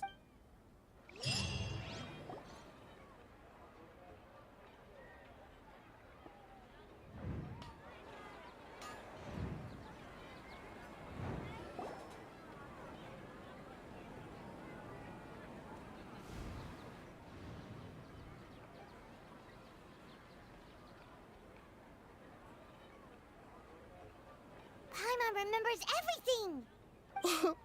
Good. You adapted quickly this time. We definitely took off our Akasha terminals last night, but we still heard that beep. Why is that? But now we can at least confirm one thing. The Akasha definitely has something to do with whatever's trapping us in this cycle. Oh, Paimon doesn't get it. Why would the Akasha go this far if all it wants is everybody's wisdom? It's extremely difficult for lab rats in an experiment to understand why they're being treated the way they are. If we're lab rats, then what are you? Nahida, you've never told us anything about yourself. I guess I'm the moon. The moon? Wasn't that the result of our divination? Anyway, knowing who I am won't help you get closer to the truth, so you should focus on other things. Don't get distracted and miss any clues. Okay then. Dia helped us a lot yesterday, so let's go find her. If Paimon's reading the time correctly, those kidnappers should be showing up soon.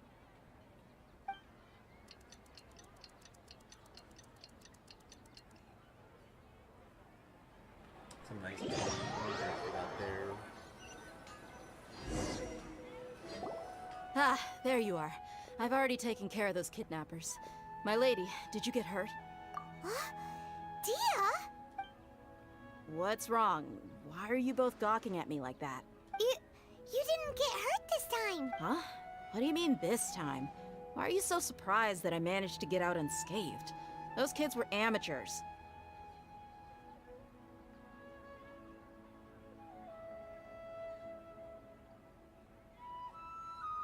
Shh!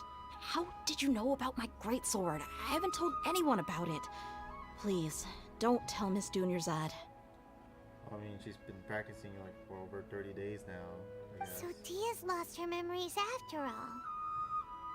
Anything strange? You already know that I got a new greatsword. If I had to say something, it's weird how such a new weapon could feel so familiar.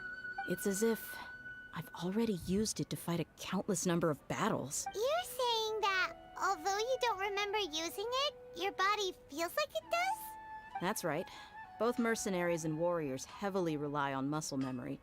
Only knowing the theory of battle won't get you anywhere. Traveler, what do you think? Yeah, Paimon's feeling really hopeful. Oh, you're right! Earlier in the Samsara, something like this would have never happened. I have no clue what you two are talking about, but it's still dangerous here, so... So you want us to take Dunyarzad somewhere else to rest while you check if there are still more kidnappers around, right? How did you know what I was gonna say? Can you read minds? Forget Forget it. Go and do your thing.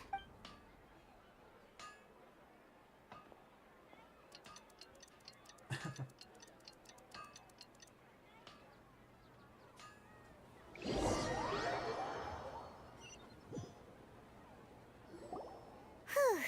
It's finally nighttime. Aside from Dia not getting injured, everything seems to have stayed the same. Listen, Nahida, we found out that Dia got out just fine today, even though she got injured every other time she fought the kidnappers. Do you think the Samsara has been broken? Have we saved Dunyarzad? Really? Good job on all that progress. Get some good sleep tonight. Hey, what kind of an answer is that? Tomorrow will come. Everyone assumes this is common knowledge, but the only way you can know that for sure is if you experience tomorrow. That's a line. How many todays has it been? Is it possible that today will be followed by yesterday? Does tomorrow truly exist as anything beyond a made-up concept? It's even possible that this entire world is a lie, and the history of the whole world has just been one endless Sub-Zero's festival.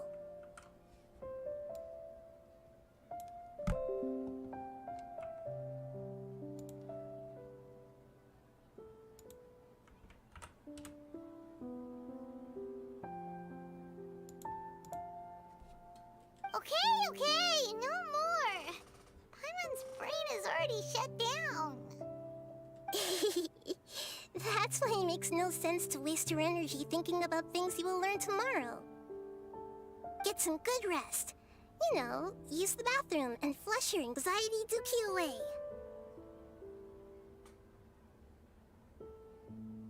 Huh?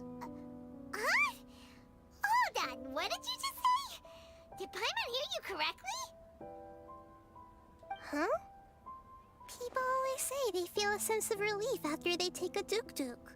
That's why I suggested you could try that. Is that so strange? It's so strange and so against common sense that Paimon's at a loss for words. You were sounding kind of smart just a minute ago.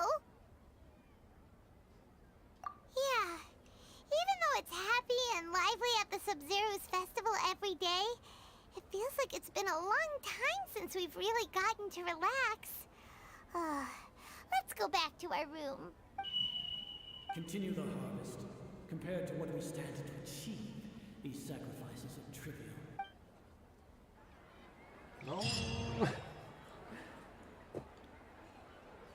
We're still in the same day. Nahida, you already knew last night that we didn't break out of the Samsara? Why did you tell us? Would there have been a point? You would have spent the night with new worries, with tomorrow still out of reach. In that case, you might as well rest within that brief moment of hope. An opportunity like that doesn't come by often, and I thought it might help you clear your minds. Paimon thought the Duke did that! Whatever. Guess you were looking out for us after all. Of course. In the time we've been together, you two have been everything to me. Paimon's flattered and everything, but maybe you're taking things a little fast.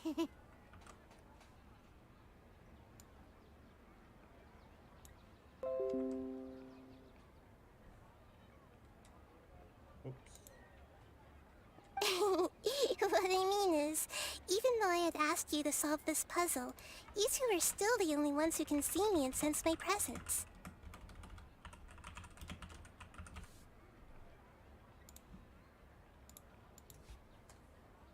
In other words, if you weren't here, I may as well not exist. That's why you two have been everything to me. Get it? It's like that thing about like everyone has two deaths. One where your physical body dies, and then one where your name's said for the last time. Nahida's talking about confusing stuff again. Anyway, that's enough chit-chat. So, Traveler, did the new clues yesterday help you gain a new understanding of the situation? Huh? Why are you scrapping your previous theory? Oh, yeah! You're right! Gosh, how did we not notice that? In a simple time loop, people's physical conditions should also reset. So, what's your new hypothesis? Mercenaries rely heavily on muscle memory. And Dia was able to use her experiences to avoid injury in later samsara cycles. The beep is a prompt tone for Akasha operations. We still hear it every night, even though we removed our Akasha terminals. Okay, Nahida said, the Akasha relies on the power of a gnosis to operate, as it is the manifestation of the God of Wisdom's power. It compiles the wisdom of the entire populace, and it grants knowledge to the people.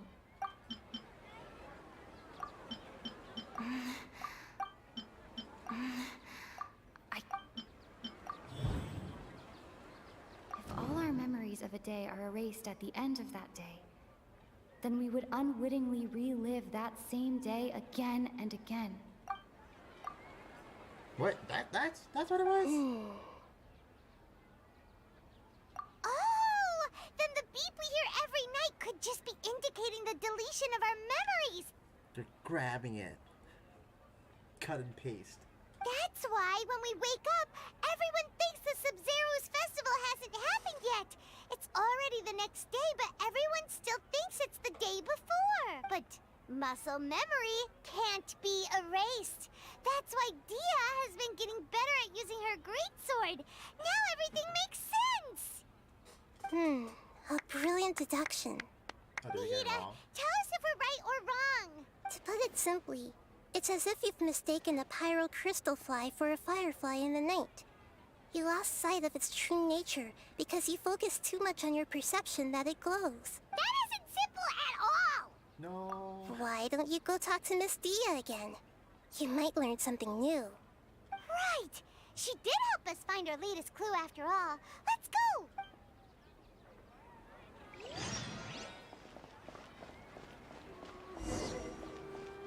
I like this part of the Archon. I remember Ball's thing had like a little thing too where you're freaking dying or something after having after seeing Senor get killed or something. It'd be nice if they put more like stuff in the main Archon quests.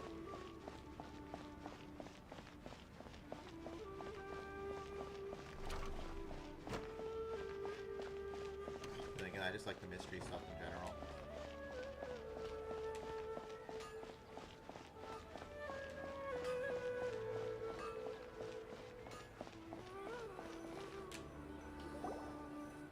There you are.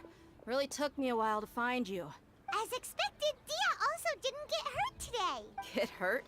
Why would I? Don't underestimate me. Well, you're still getting used to your new greatsword. Huh. Truth be told, I also think it's pretty strange.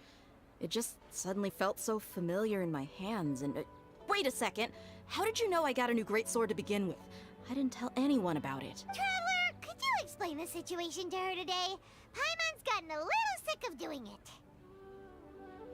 Oh, that works.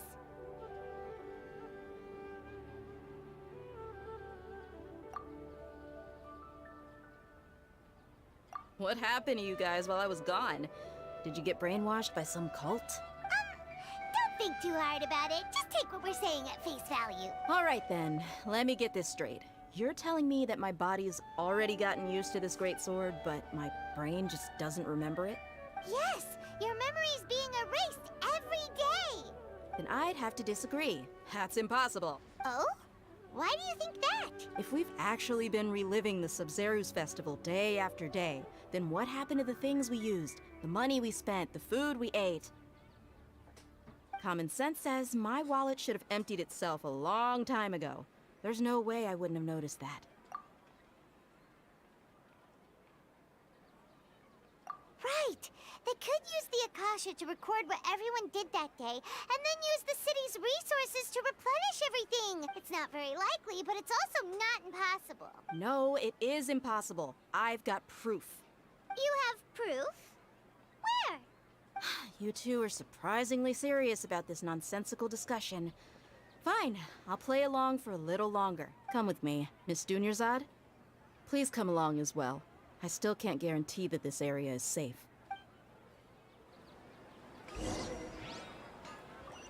Paimon can't believe it's Dia who wants to show us something this time.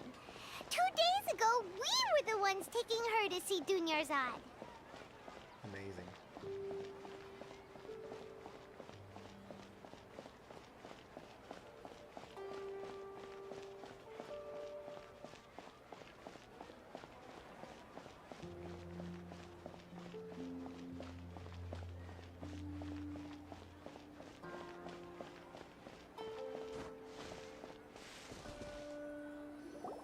This is it.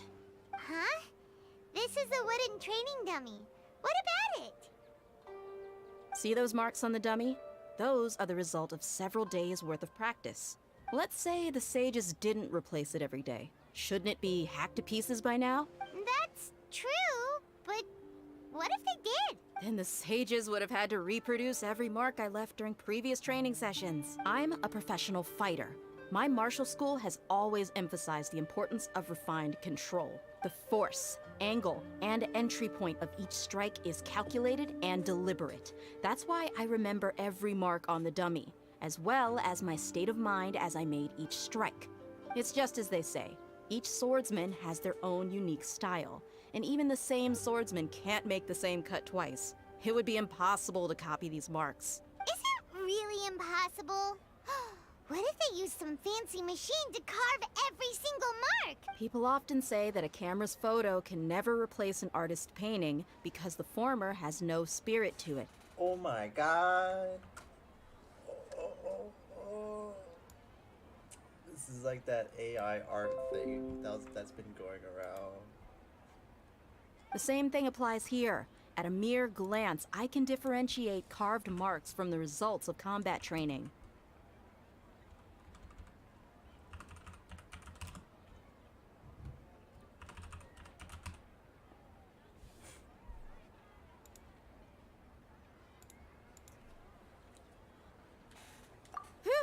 Hope that cleared things up for you. Hey, is this that new brain exercise game that's been super popular with the scholars lately?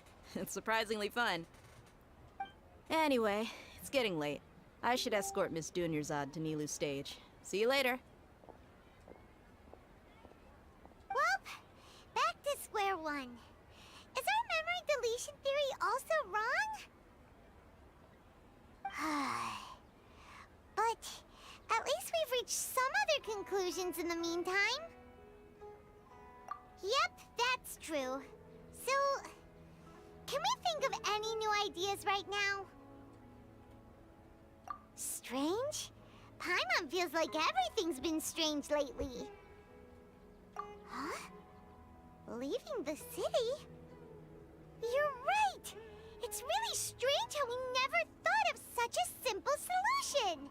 Many things should become clear if we can confirm the flow of time outside of the city. Paimon can't believe it! Did we miss this because we're tunnel visioning too hard on our other theories? Or because we're just too tired? You're stuck in the tunnel. How about we go back and ask Nahida?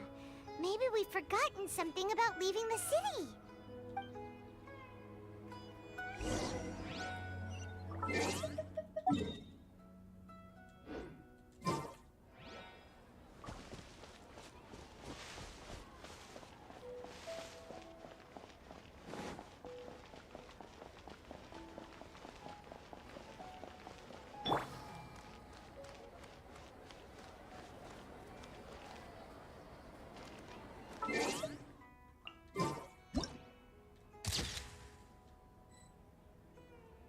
Screenshot folder in the game directory. I didn't even know that there was one.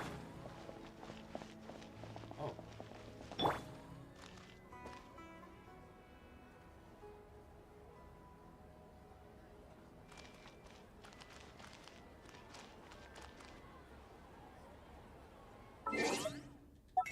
Wrong one.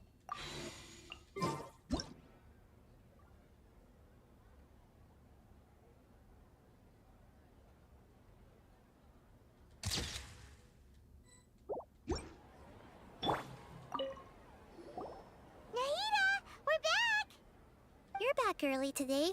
Did you find something new? Hello. Sort of. We're mostly sure now that we're not in a time loop. And we also aren't in the real world. But at the same time, we have a new question. Leaving the city. As far as I remember, you've mentioned your plans to do that twice before. We did? But we don't remember anything. What happened after we talked about those plans? What did we say when we got back? Let me think. I don't think you ever actually told me what the outcome was.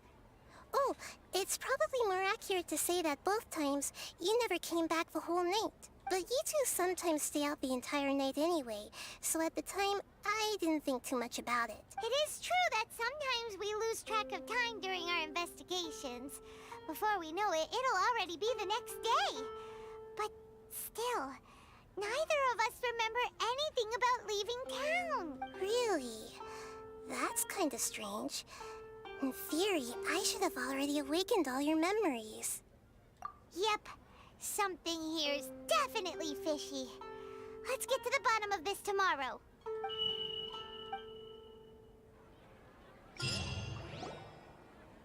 Our memories are back! Yay!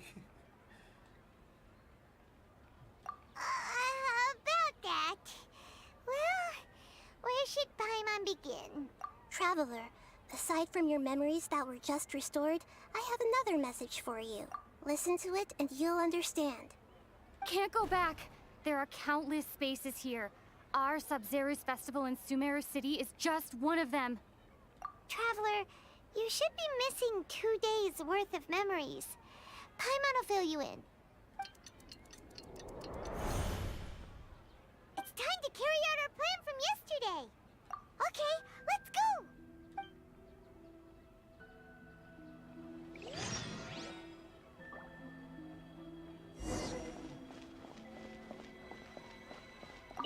We don't have many more festivals to waste. Hurry and find the truth.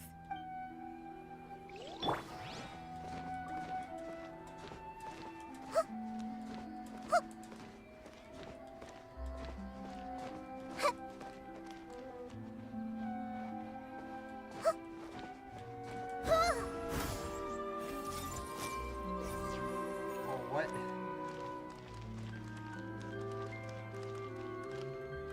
I see everything.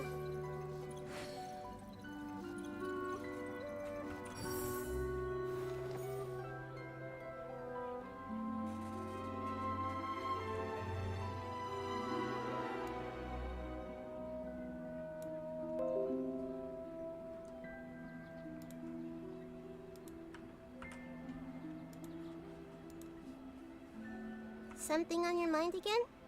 Let's work through it together. 2 heads are better than 1. Yeah, 2 Nahitas are better than 1. That's like 2 brains, or whatever. Size of Sumeru City. How many people are that? Where did I go?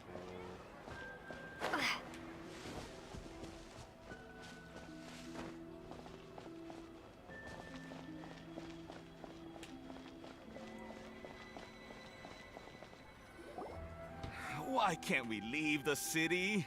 What is the academia up to now? Don't ask me. It's not like I can tell you anything. This is a direct order from the Grand Sage. Just wait until tomorrow. I have a real emergency. My goods have already arrived at Port Ormos. If I don't hurry, they'll be stolen. That's your problem. Make sure you make a request in advance next time. That's a you problem. But it's not like you can just predict business matters in advance.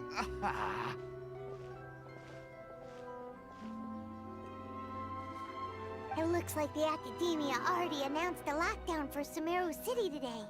How completely unsurprising. Let's go and question them. Hello, sir. Why can't we leave the city today? Here we go again. Don't ask me, I don't know either. We just received an order that no one is allowed to enter or exit Sumeru today. They didn't tell us anything else. Angering me won't get you anywhere. If I had that kind of insider info, I would have left this stupid post long ago. It looks like he really doesn't know. If we can't get anything out of him, let's take matters into our own hands. Why don't we climb over the walls? Those guards can't be everywhere at once. Yeah, we're used to legally entering and leaving anyway. This is a good spot, and the guard hasn't noticed us at all. Let's hurry! Huh? Why? Are you going to leave Paimon behind?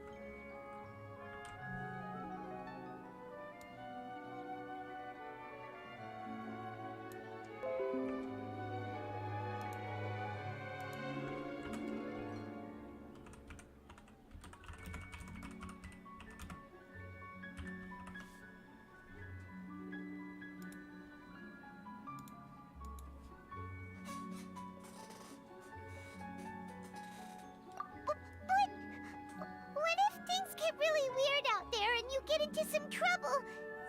Then Paimon won't be able to help you. Oh, Paimon knows that Paimon can't do much, but we've always been together, haven't we?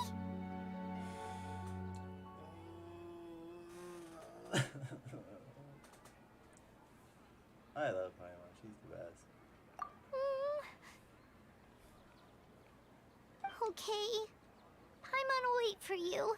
Promise Paimon that you'll come back as soon as possible. Just a quick look.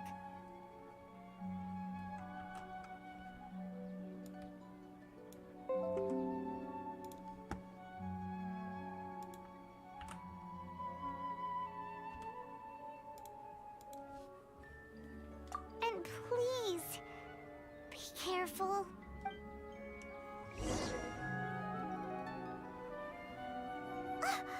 Memories!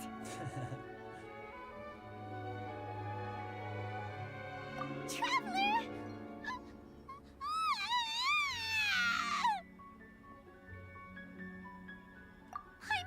Paimon would never see you again! You just disappeared! Paimon waited for you for hours and hours at the city wall and you never came back! You promised Paimon that you were only taking a quick look! Paimon, calm down. She's here now. I don't think she understood what you were saying. Paimon doesn't care! Paimon wanted to go look for you, but you also said that Paimon should stay! Paimon was so worried and so scared the entire day!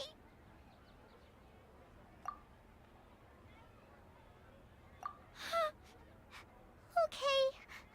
Paimon will forgive you.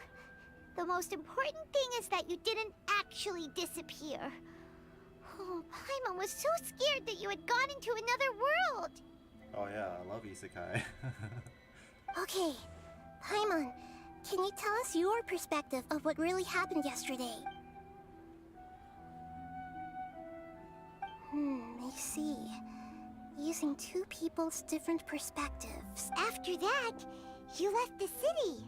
Paimon kept her eyes on you the whole time, but then you disappeared in an instant. No way!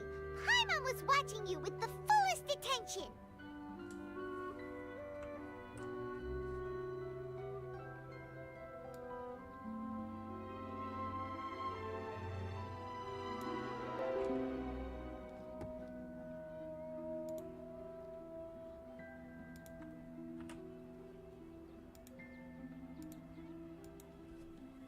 What's your perspective, Traveler? You sure you don't have any memory of this? I guess that explains everything. You also lost your memories the last 2 times you tried to leave the city. Those days' memories can't be awoken. So, if we leave the city, our memories will be completely erased? It really sounds like something big outside of the city is being hidden on purpose. But this way, we'll also never discover what's outside. Something like a message? But how can we send it back? Don't look at me like that. I'm not used to being stared at. Well... Okay.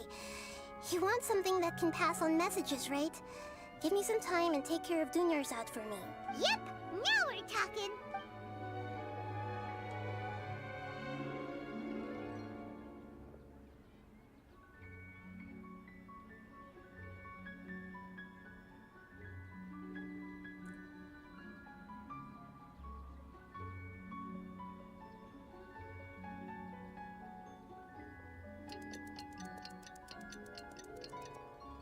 The camera work for this ever since like the I'm done. shooting started. Here you go. Really good What?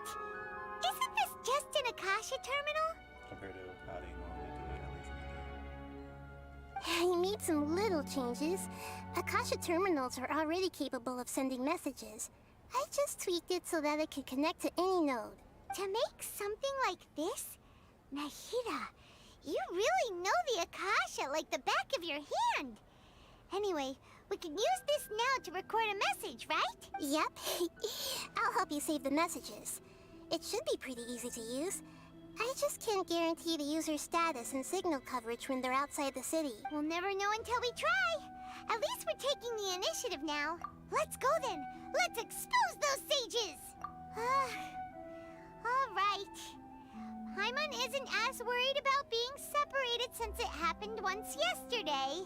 But Paimon still isn't happy about it. Okay, see you tomorrow, Traveler.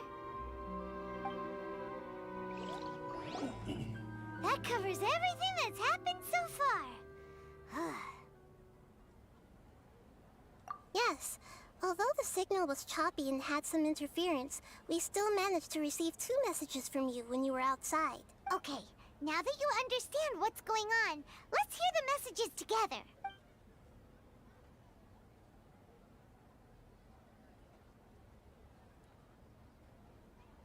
Can't go back. There are countless spaces here.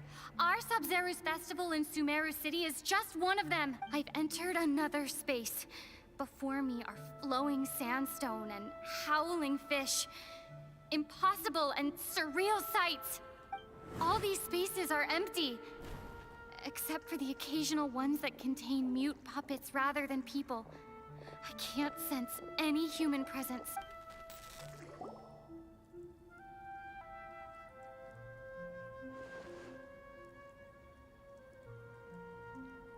It's like that Squidward That's game. one heck of an info dump. It sounds like you left the Sumeru City space when you set foot outside of the walls. Like where Swear's like alone in the white space. But everything looked completely normal when Paimon was looking out from the inside. That's unbelievable. And if we take your word for it, the other spaces all had very weird contents. There's another part here. I only received it last night. These spaces have been disappearing, one after the other, absorbed by something like a sun in the sky. And now, even the final space has also disappeared. Behind me, a lot of spaces just appeared again from thin air. I get it now. Those spaces are actually...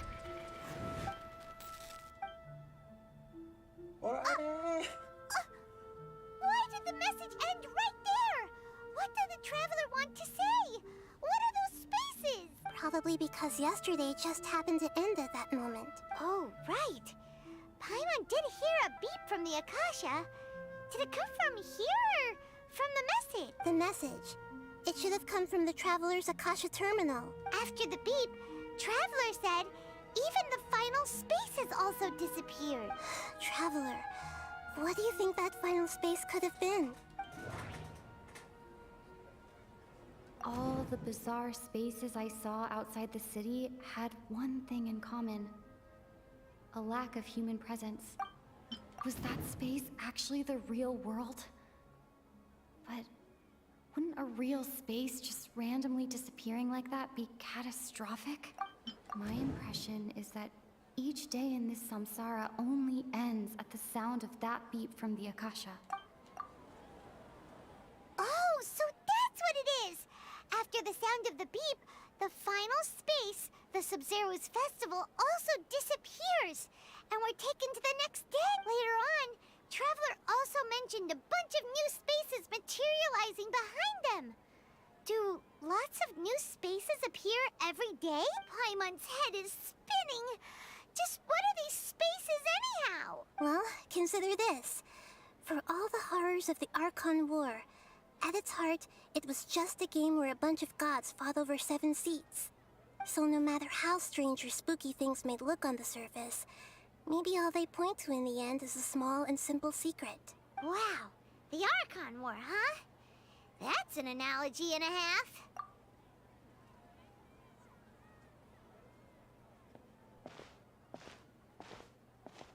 Hey, where are you going?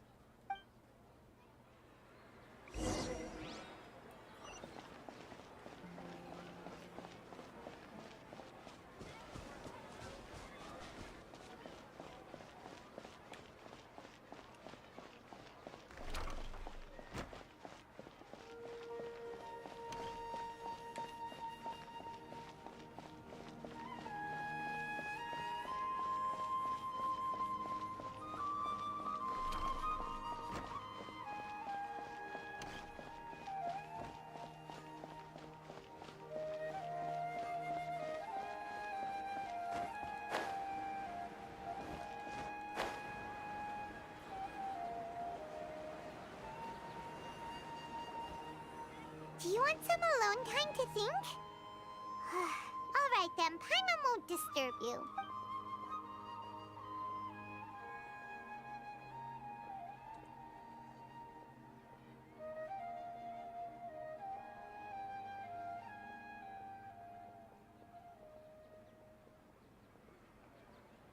The dance of Sub-Zeros is about to begin.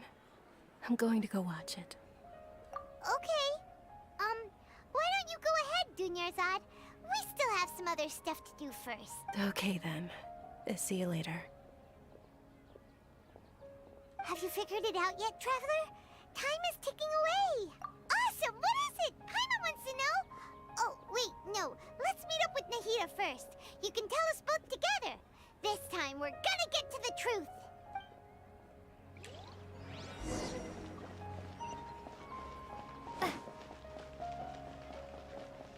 I like the little speed lines when you're running. They didn't need to like add that into the animation, but they did.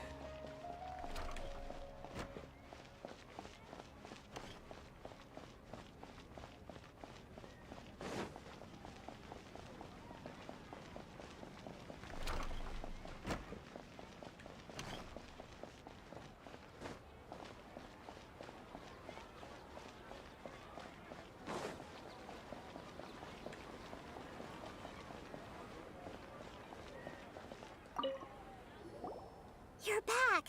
I've been waiting forever for you two. Judging by the looks on your faces, are you ready to take your Sub-Zero's exam and graduate from the festival? Okay, first off, have you discovered the hidden truth? Okay, Nahida said, the Akasha relies on the power of a Gnosis to operate. We've already experienced the Sub-Zero's festival many times. All the bizarre spaces I saw outside the city had one thing in common. Those spaces remind me of dreams, like the one I had in the Avidia Forest. Except these have no sign of human presence. The moon, illusions, and people in Sumeru don't dream. We are all in a dream. It isn't that the people of Sumeru don't dream. Rather, the Akasha is taking their dreams from them. Wow, we were in a dream this whole time. People in Sumeru think they don't dream, but the truth is the Akasha steals their dreams without them knowing it. And those spaces with no human presence are stolen dreams without their host. That would explain why they sounded so weird when she was trying to describe them. Huh. So people in Sumeru do dream after all. In fact, we're all in one big dream together right now. Correct answer. Now, how did you conclude that the Akasha is capable of this? The Akasha relies on the power of a Gnosis to operate. It is the manifestation of the God of Wisdom's power. It compiles the wisdom of the entire populace, and it grants knowledge to the people.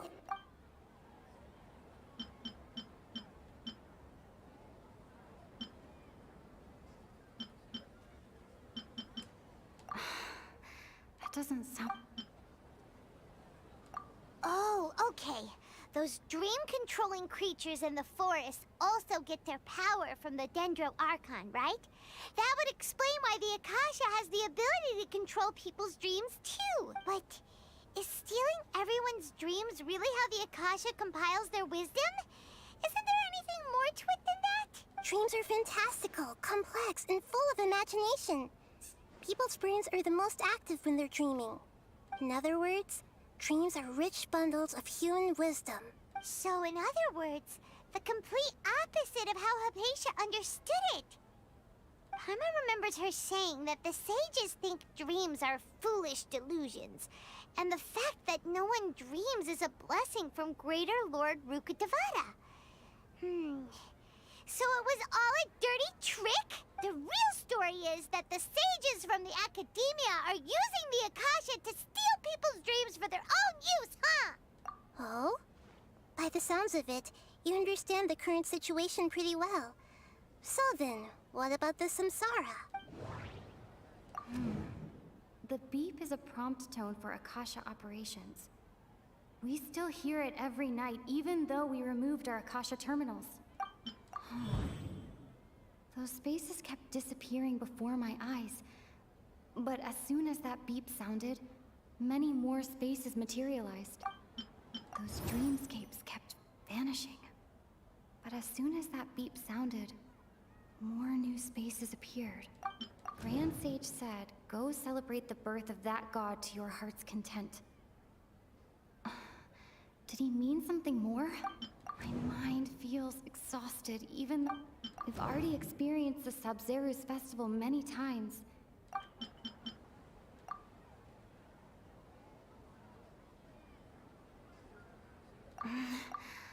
I can't...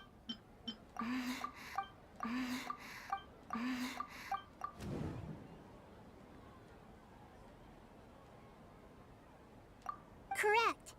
The Akasha is keeping each person's brain in a constant dream state, but also separating their consciousness from their own dream. Their disembodied consciousness is placed inside the collective dream of the Sub-Zero's festival along with everyone else's, while their now vacant dreams are harvested by the Akasha. No one is any the wiser as another day passes in the dream, and so begins another samsara cycle. People wake up to yet another dream about the Sub-Zero's festival. The dreams that belong to them are once again harvested by the Akasha. And so it continues. So, this is like a dream factory, and the Akasha is a dream harvesting machine. Did Paimon get that analogy right? Very good, Paimon. Using analogies well is an excellent habit to get into. Okay, so that beep we keep hearing is actually from our real-life Akasha terminals. Taking off our terminals in this dream doesn't do anything. All right, last question. Who am I? They say that alchemical divination is the Dendro Archon's divine revelation. So then, if Nahida has referred to herself as the moon, now that I think about it, wasn't illusions a hint that we're all dreaming? Now that I think about it, wasn't illusions hinting at the sage's deception of Sumeru's people? So you noticed. I thought that one would be the hardest question. That's why I put it last. That wasn't hard at all. Even Paimon guessed that. Everything about you is different. We just didn't want to expose you is all. Now that you mention it, Nahida, you've been hinting to us since the very beginning. It's funny. Thinking back to when we were asking all over the place for info about Lesser Lord Kusanali. Paimon didn't expect to meet you like this. Yes, those can wait until we're back in real life. On the other hand, I'd be happy to answer any more questions you have about here and now. You asked me this question before. My answer was, it would literally blow your minds. Now that you know this is all a dream, this answer should hopefully make more sense. Have you heard the saying, don't wake a sleepwalker? Likewise, if someone suddenly had told you all this instead of you learning it on your own, your notion of reality and dream would be thrown into irreversible confusion. I couldn't expose you to that kind of risk. That's why I could only give you very subtle hints and some suggestions. Long story short, I'm really sorry I had to keep you guessing. Firstly, this dream we're in is completely based on reality. People have already experienced this Sub-Zero's festival, so it would be very difficult for them to find anything that strikes them as surreal. Secondly, you're probably wondering why people don't have any memories from earlier samsara, right? That's because people don't remember their dreams most of the time anyway. And in any case, their actual dreams are being taken away from them by the Akasha. So whenever they wake up in this dream of the Sub-Zero's festival, they don't remember anything from their previous identical dream. That reminds Paimon. Traveler had a dream when we were in the Avidia forest, but couldn't see what it was about after waking up. Is that an example of what you mean? Yes. Only after receiving the blessing of Dendro can a person gain the Dendro element's dream-enhancing power. That explains the feelings of deja vu. Meanwhile, everyone else has no idea that they are in the Sub-Zero's festival samsara, while their dreams are stolen from them over and over again. Can humans really keep dreaming forever like this? Will it ever end? And if so, when? You might say your mental fatigue has already answered this question. Eventually, there's only so much that people can tolerate. Especially those whose health is compromised to begin with, like Dunyarzad. This relentless exploitation takes an even harder toll on them. People's lives are at stake here, and nobody knows a thing! We've got to put a stop to this!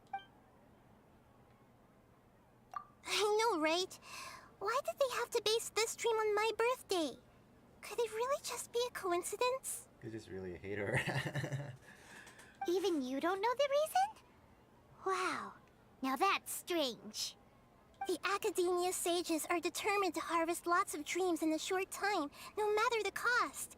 They have to be up to no good. Unfortunately, I don't know anything about it. Traveler, do you have any information? Those spaces remind me of dreams. Okay, Nahida said, the Akasha relies on the power of a gnosis to operate. Grand Sage said, go celebrate the birth of that... Celebrate the birth of that god? Could it mean... deceiving the people of Sumeru with no regard for their safety? No matter what they're trying to do, this is unforgivable. After we end the Sub-Zero's festival samsara, we have to look into them. How can the sages of the Academia do this behind their Archon's back? This is ridiculous! In the end, I'm just the moon. The real sun is long gone. A sun and a moon? Nahida's talking in riddles again. The sun is what lets the moon shine. Without the sun, eternal darkness or something. I don't know. Oh, we're out of time today. I'll tell you how to break free of the samsara tomorrow. See you then. Bye-bye.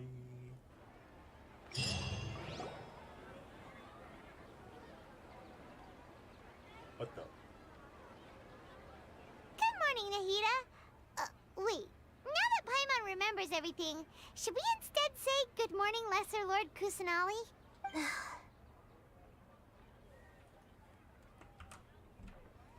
Suffering from success.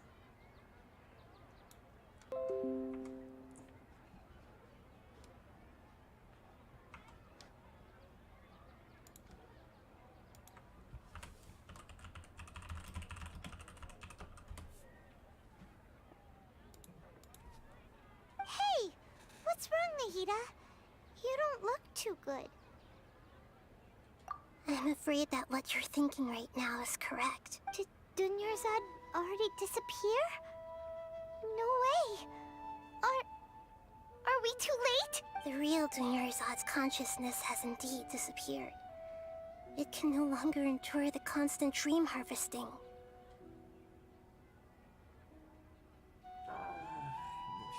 Paimon can't believe it.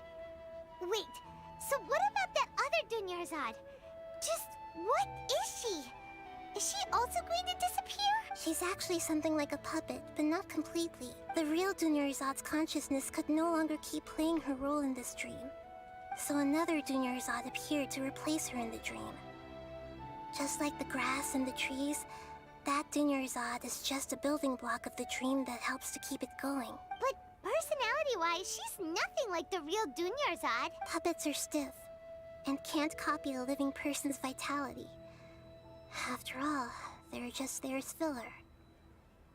You know, speaking of which, the old Dunyarzad might not have been too different from a puppet. Dunyarzad truly believed that she met you within her consciousness, and it was you who inspired her. So you do remember her after all. Yes. Back then, her family was overly protective of her. No one cared about her personality or thoughts. It was as if she only lived to stall her Elazar. I just gave her a little wisdom so she could look at life in a new way. So that she could be her own person. But even so, she's still...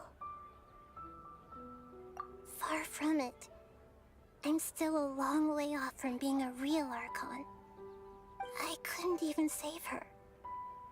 If I were a competent Archon, I wouldn't have let my most faithful follower die at the Sub-Zerus Festival with so many regrets. Please don't beat yourself up over it, Nahida. It's the sage's fault, and theirs alone. I'm not beating myself up. All I did was to rationally observe the distance between myself and a real Archon. Don't be like that, Nahida. Even real Archons are still allowed to be sad.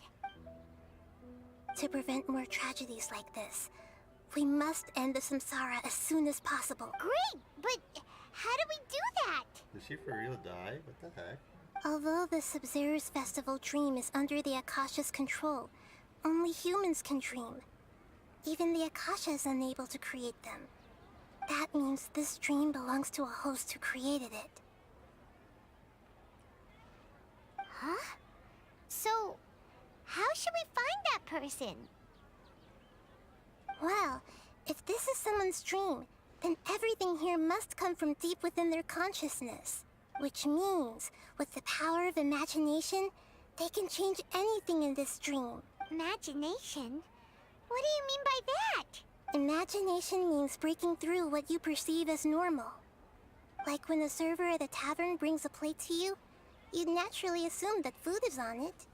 However, if you're the dream's host and you become aware that you're dreaming, when you imagine gold and mora on the plate, the dream will respond in kind. And the server really will bring you gold and mora. But right now, our host is unaware that this is a dream. No matter how many times they're served, it will always be food. So it is lucid dreaming? Find some way to make that person realize that they're dreaming.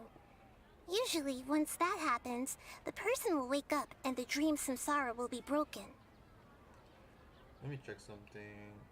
Wasn't there like a Juice WRLD song? Lucid Dreams? Juice WRLD. Yeah, Lucid Dreams by Juice WRLD. Everything's made of plastic. How are we going to find them, though? If it could be anyone, it'd be like looking for a needle in a haystack. And even if we did find them, how are we supposed to make them realize they're dreaming? After all, like you said, don't wake a sleepwalker. It's extremely difficult, yes. But the only ones who can do it are you two. Remember, everything you've achieved up to this point has all been for the sake of finding the host and ending the samsara. As for me, during this time, I'll be out of town. Oh. Out of town? Okay. Are you going to that place full of dreams where the Traveler went? Yes. I want to try something. There must still be a small wisp of possibility. Hurry and go. Dreams are supposed to be fantastical, romantic, and full of pleasant surprises. Unnecessary things like this samsara need to end. Paimon's still a little upset that we've come this far, only for Dunyarzad to... Yeah, I was playing this game and there's like this succubus lady who is like the controller of dreams, and she basically goes through this whole character arc of what she's supposed to do as the giver of dreams and stuff, and it was really good, and she helps you from getting cursed by nightmares later on because of you helped her out with that character arc. She was such a good person, with such a simple wish. But fate was against her. Yeah, saving Dunyarzad is what kept us going this whole time. But we mustn't lose hope, Traveler. Dunyarzad would definitely want to see us save everyone else. So let's break the samsara for her sake. Paimon's wondering, do you think the sages would get one of their own to be the host of this stream? Feels like it would be easier to control it that way, no?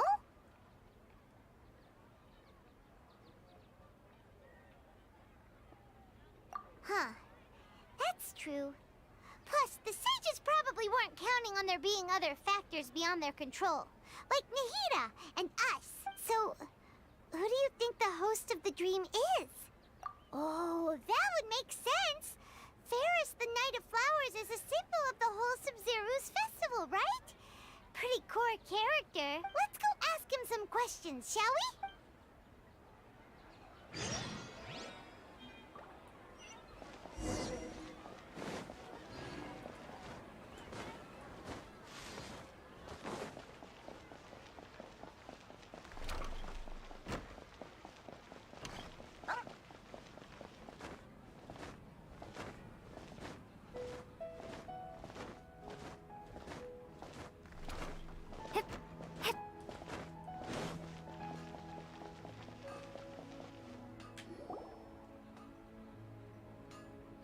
You're back. You left in a hurry last time. Is everything okay? Everything's fine. Just, it's a little hard to explain. Would you mind taking part in a little experiment with us? An experiment? That came out of nowhere. I'm listening, though. What do you need me to do? Could you make a wish? You want me to make a wish? Is that a new Sub-Zero's festival tradition or something? Less questions! More wishing!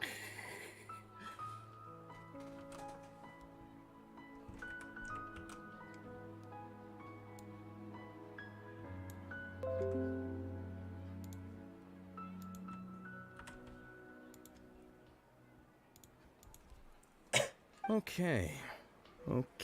I love Paimon screeching. My wish. Okay. I'm a little nervous saying this out loud, but I want Miss Dunyarzad to be happy. Oh. Oh my god. I noticed earlier that she looked a bit down, and she wasn't really talking to anyone. She just doesn't seem like herself. She's always so gentle and kind, and all the kids love her. I've also wondered if the reason she asked me to be Fairest Knight of Flowers is because I'm special to her, or something. So, you have a crush on Dunyarzad? That's depressing. Oh, is it that obvious? After what I just said, I guess it is. When she placed the hat of the Knight of Flowers onto my head, she said to me, I want everyone to have a happy Sub-Zero's festival. What she didn't realize was that I'm not that interested in how everyone else feels. In that moment, I just wanted to be her Knight of Flowers for the rest of my life.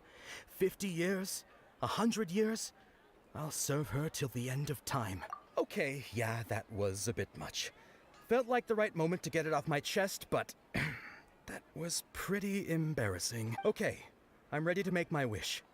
I would like Miss Dunyarzad to appear in front of me right now with a smile on her face. Here goes. Please come true. I'm gonna open my eyes.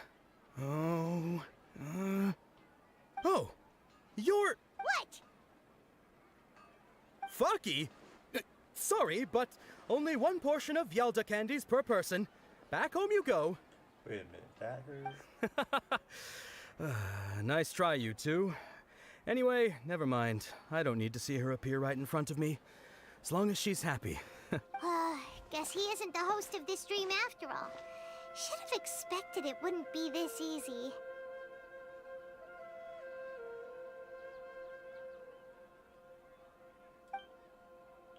That hurt. It seems like everyone who knows Dunyarzad loves her.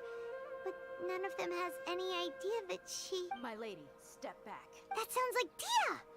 Oh, right. This is when Dunyarzad bumps into the kidnappers. Huh? But Dia can handle them. Hey, Traveler!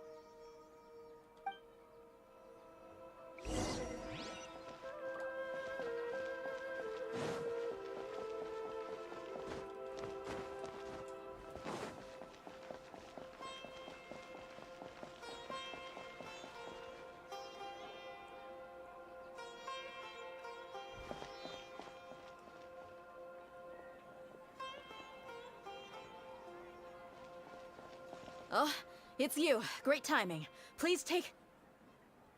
Hey, this is my job. The homie Yannis pay me, not you.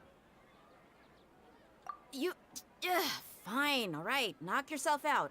Why are you so worked up anyway? It's not like I don't trust your fighting skill. Anyway, watch yourself.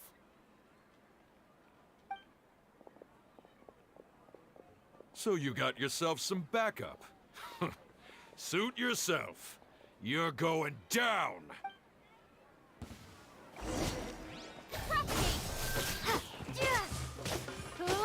Law of the jungle!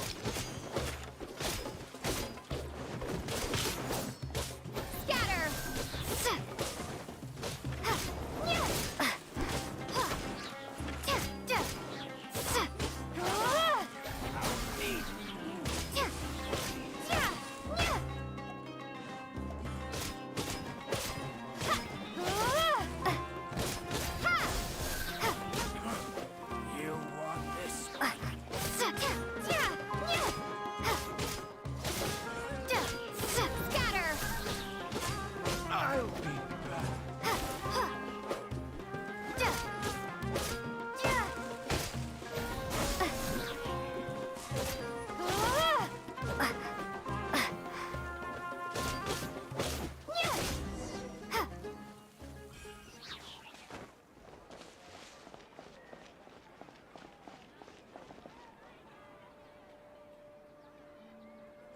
Traveler, were you just taking your anger out on those guys?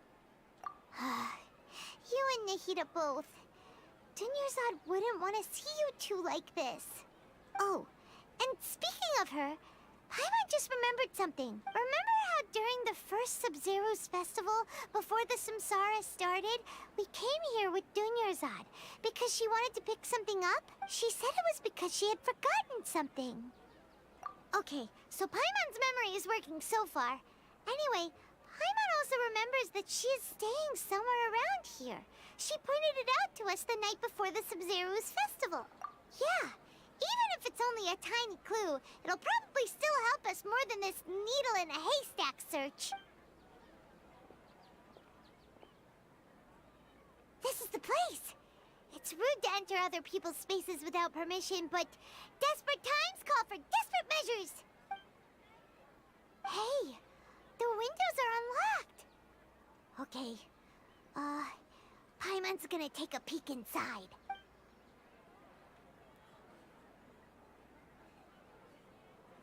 This was only a temporary residence, so there was pretty much nothing inside except this book on the table. Should we open it?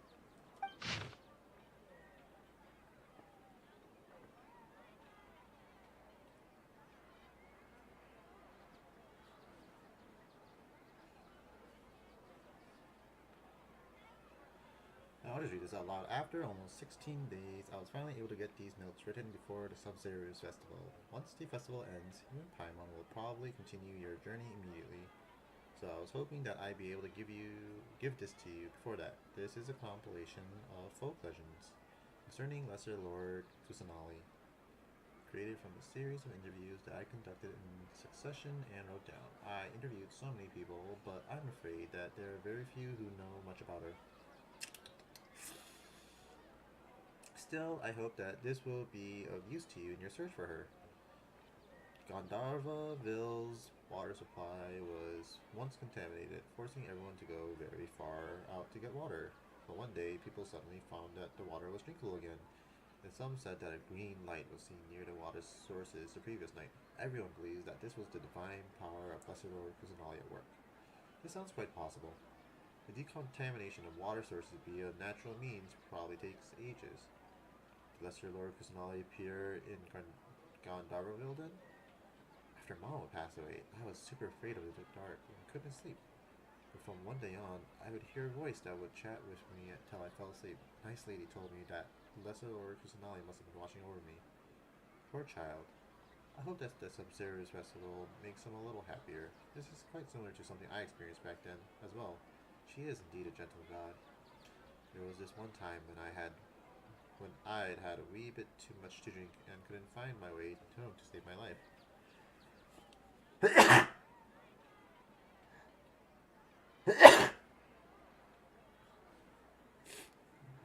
Sorry.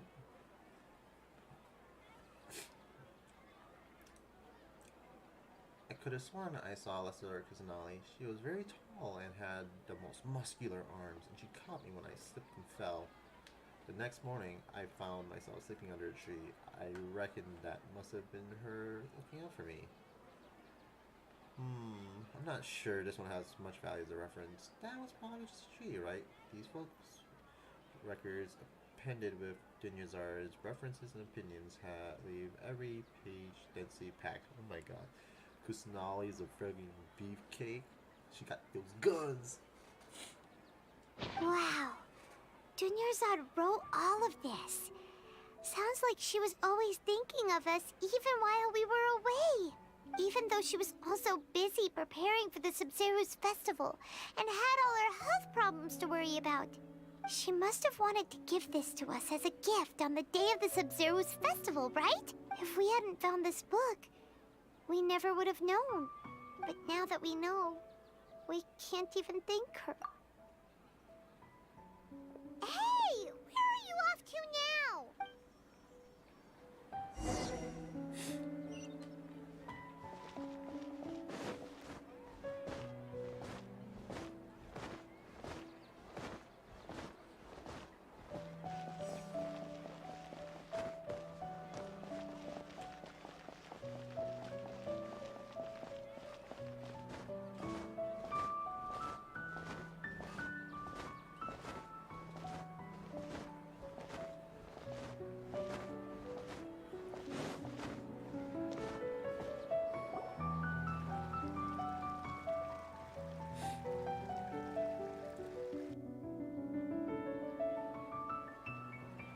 It's Dunyarzad's puppet.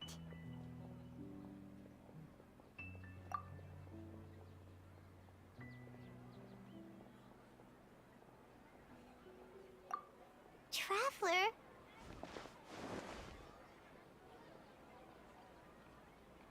You must be exhausted. Come to think of it, we've been stuck in this place for a really, really long time. Heck, even the last time we were chatting happily with Dunyarzad feels like an eternity ago.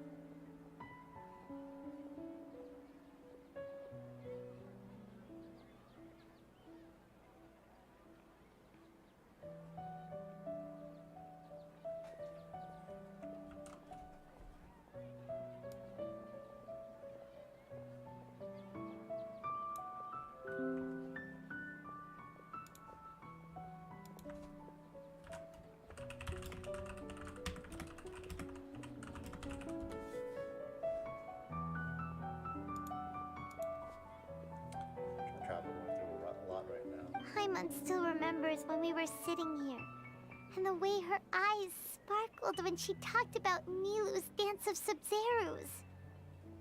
There will always be frustrations in life, but I know that the point of living is not to leave behind any regrets.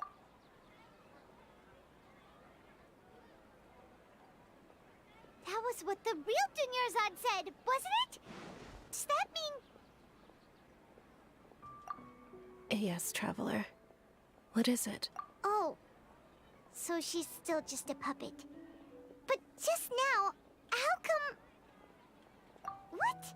Where are we going this time?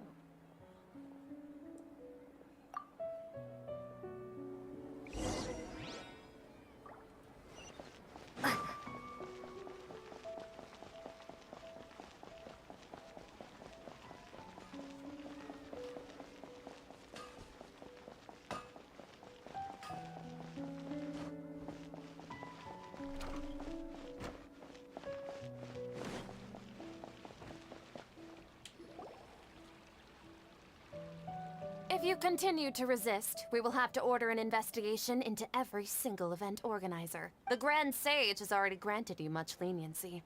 I advise that you exercise tact. How did things turn out like this?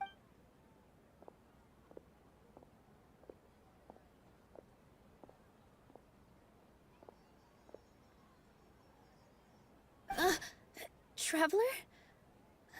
You don't have to get involved. He's a sage from the Academia. I don't want to drag you into this. Traveler? Traveler?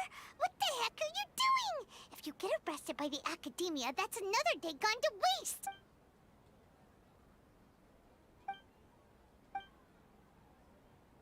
Wait, they're not reacting. Have they been scared stiff? Oh, of course! If this is the Sage's plan, they wouldn't put themselves through this. So they're just substitutes. What is this? What happened to the Grand Sage and his entourage?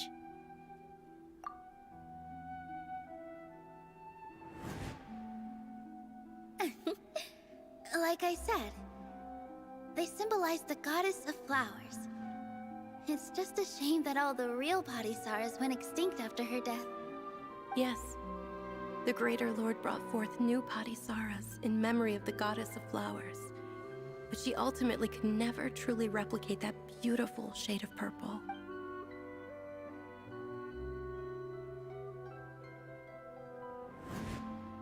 That beautiful shade of purple. Aren't these flowers real Padisaras? Just like the ones from the legend? I didn't even notice. Dunyarzad, did you find these? But didn't you just say all the real flowers went extinct after the goddess of flowers passed away? Yeah. What's going on here? Huh? She's the dreamer. Oh my god. You guys are acting weird. But okay, I'll try.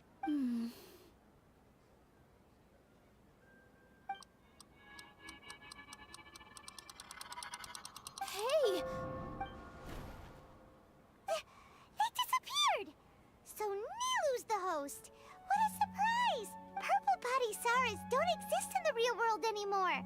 But in Nilu's subconscious, they can appear as decorations on the stage. It's just like the example Nahida told us.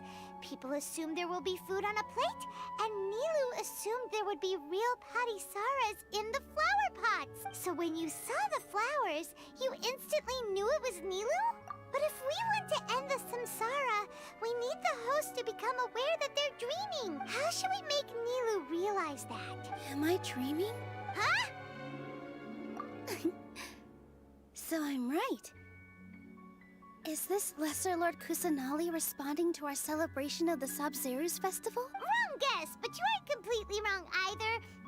The point is, what made you think this is a dream? As far as you know, people in Sumeru don't dream, right? Yeah, but have you heard the tale of the first sage? To prevent a calamity, he went on a journey to find the Dendro Archon. Ooh, sounds familiar. Dunyarzad told us a story like that when we first arrived in Sumeru City. So So it was about the first sage, huh? Yep. But in the part you heard, he hadn't become the first sage yet. There's more to the story.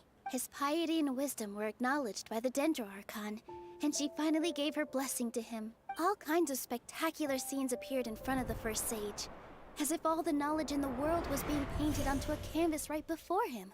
He was captivated. After who knows how long, he mastered all the knowledge he could comprehend. Afterward, he said to the Dendro Archon, "I miss my parents, my wife, and my children.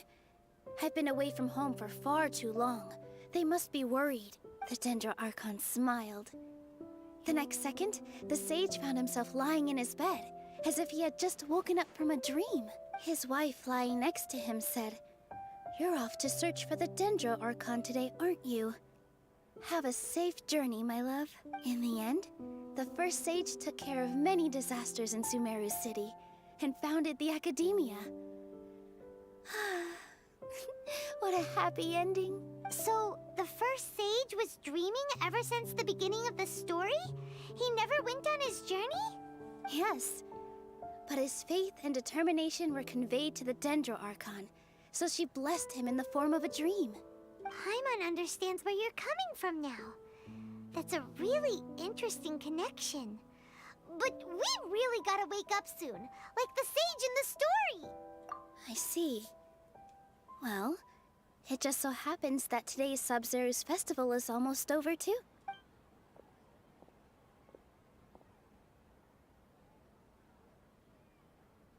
Since we're in a dream, let's make this final dance of Sub-Zero's as beautiful as we can.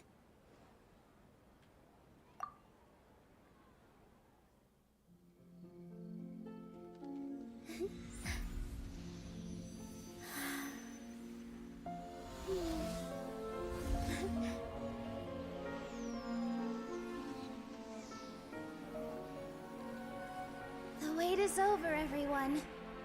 I dedicate this to our god, the Dance of Sub-Zeros.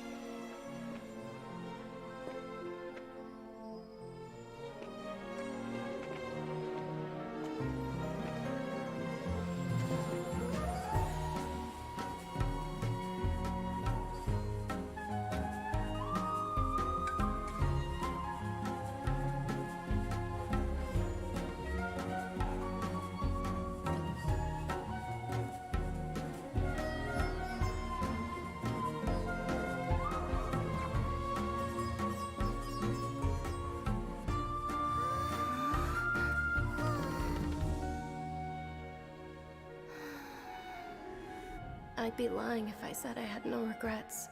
I would have loved to see Nilou's dance.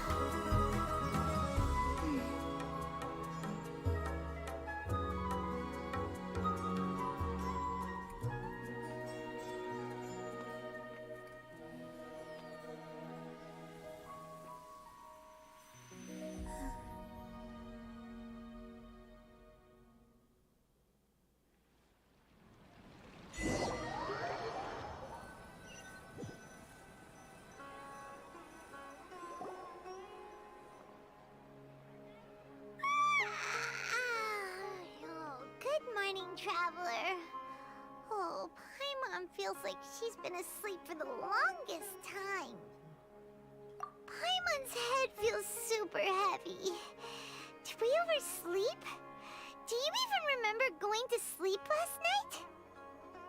Paimon thinks it was after the Sub-Zero's festival. The Sub-Zero's festival! Have we finally escaped from the Sub-Zero Samsara? Quick! Take off your Akasha terminal!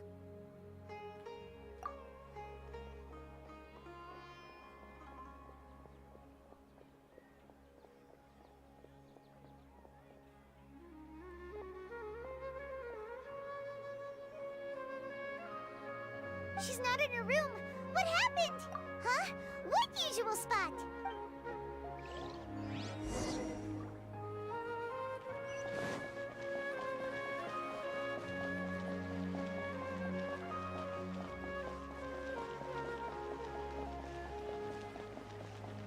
We did it!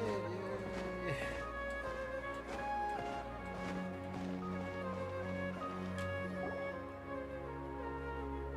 Well done, Traveler and Paimon. And thank you, Dunyarzad, for organizing the Sub-Zero's festival for me. I'm sorry, who are... Dunyarzad! You're okay! Oh, don't scare us like that! Oh, Traveler Paimon. I have something amazing to tell you. I just had a dream. And I saw Nilou performing the dance of Sub-Zeros.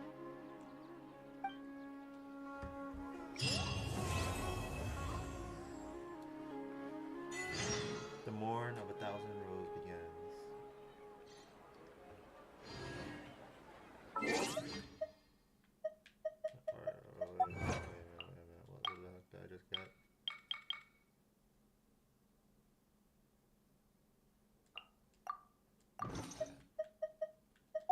What just begin? Denouement. Kidok. Wait a minute, wait a minute.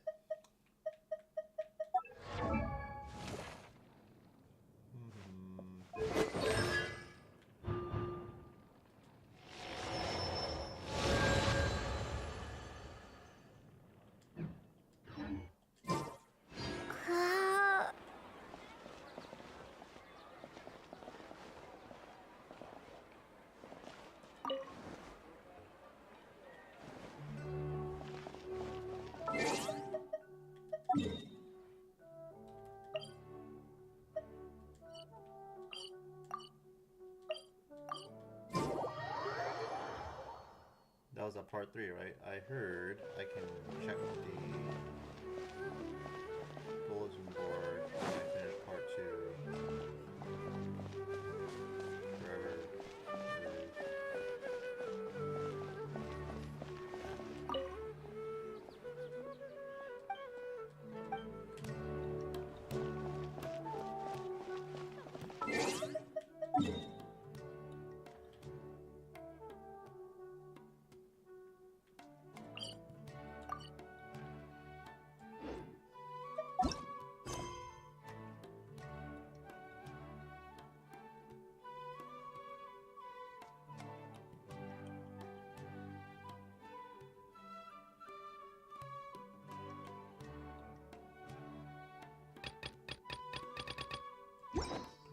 Am I still not done?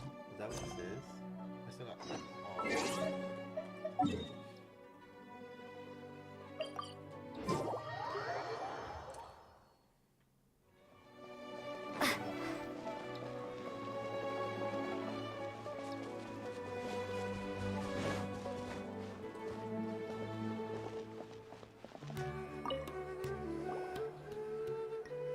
You're actually Nahida, aren't you? Paimon felt like Catherine was acting weird when we met at the Sub-Zero's festival, and...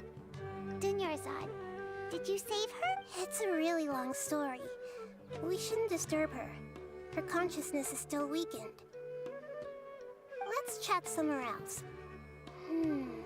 How about by the Traveler's favorite bench?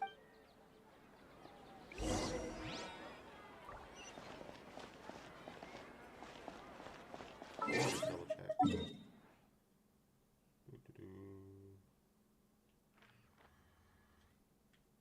Yeah, I'm trying to get this thing, but in Sumeru.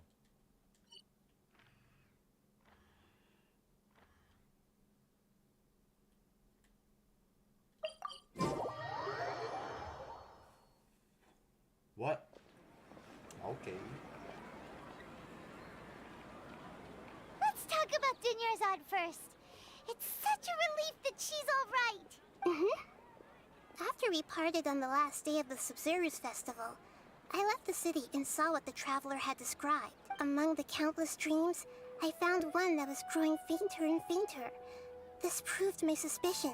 Once Dunyarzad could no longer bear the Akasha harvesting her dreams, her consciousness began to dissipate. But this also meant it escaped the Akasha's control. Such a small fragment of consciousness can't last for very long, though. It will return to its original dream, where both will gradually fade until they completely disappear. I used all the power I had to keep her dying dream alive as long as possible.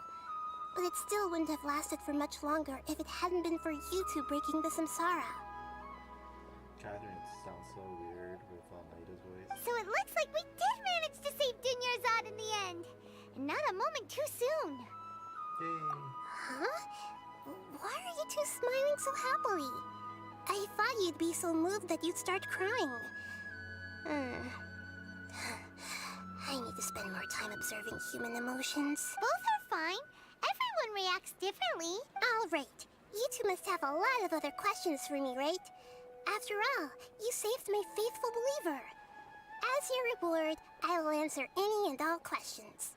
At the Avidia forest, there was this incense that made the traveler fall unconscious and dream of a huge tree and a red sky. You also heard someone's voice, right? It said world and forget me. Yeah, so you do know. We've been wanting to ask you what that was about, and if the red sky was related to Conria. It seems like the traveler established a connection to Irminsul. That was a message left by Greater Lord Rukkhadevata's residual consciousness in Irminsul.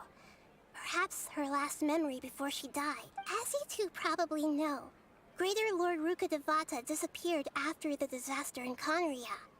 The timings of these events do line up, so your suspicions are reasonable. A message from Greater Lord Rukkhadevata? We thought it was from King Deshret. King Deshret? That god who died even longer ago? Some present-day desert dwellers still worship him. You probably just heard some of their conspiracies. Okay, so what does the message mean? I still haven't managed to decipher it. Even the Akasha isn't currently capable of doing that. Greater Lord Rukkhadevata's residual consciousness in Irminsul seems to be contaminated with something that has a very dangerous aura to it. Many devoted scholars go mad as soon as they connect their consciousness.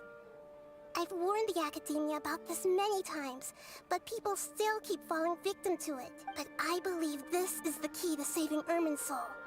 That's why I've kept trying to decipher it. So the tree in the vision was Irminsul? Oh, Tainari also said that Irminsul is sick. Is it because of the contaminated consciousness? But even if you can't figure out what that vision was all about, it seems like our search for you was all in vain.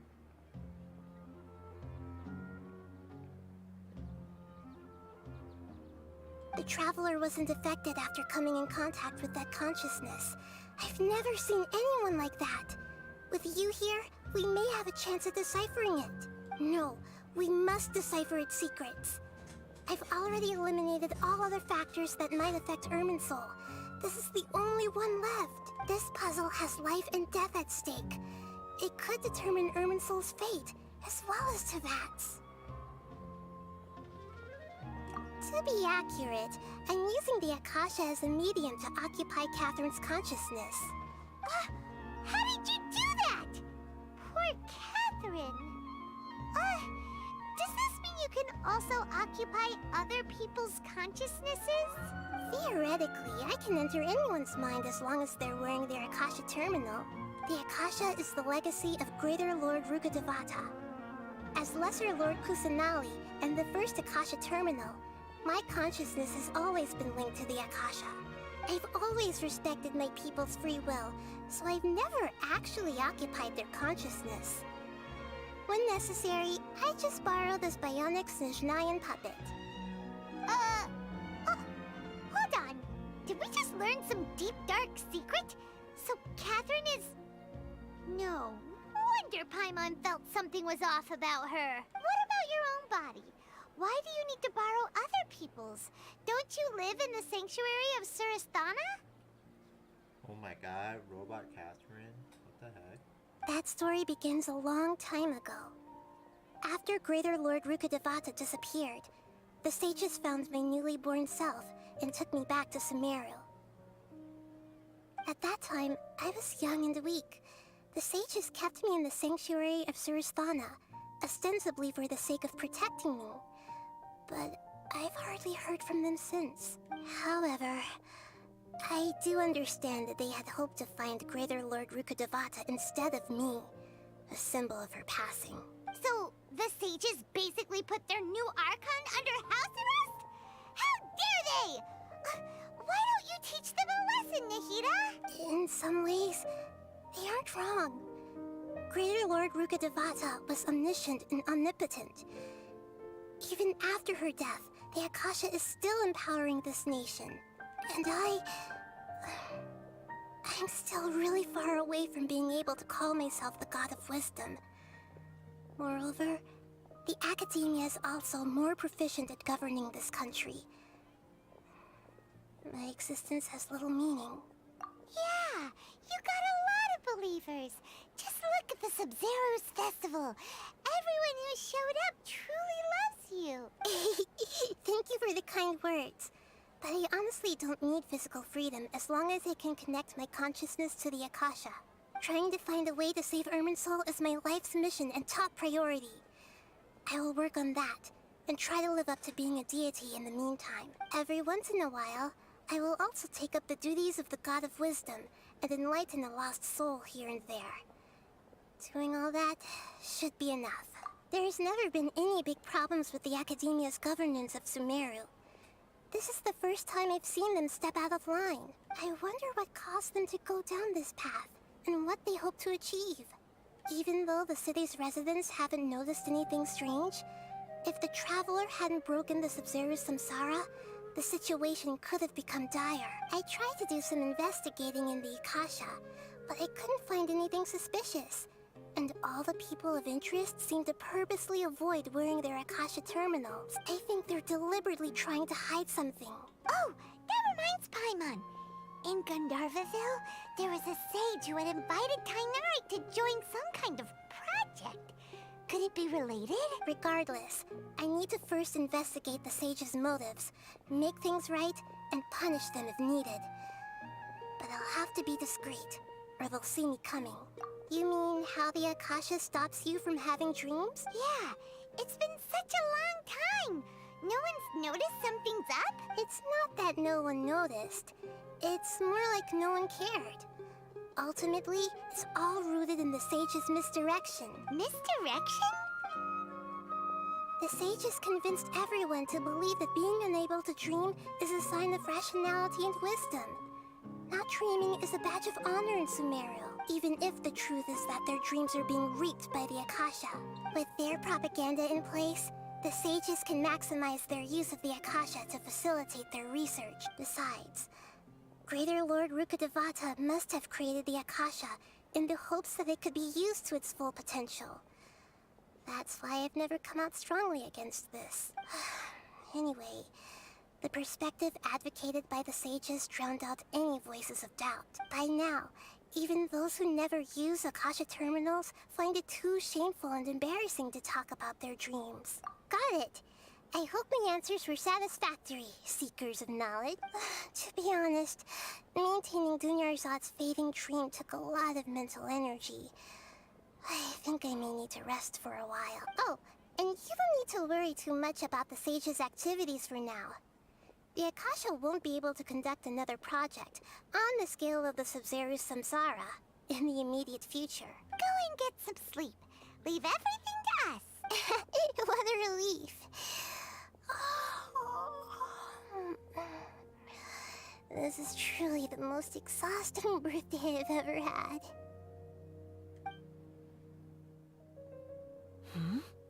Traveler? Paimon? There we go. Why am I here? Do either of you know? Maybe you were sleepwalking. You know you can't wake up a sleepwalker.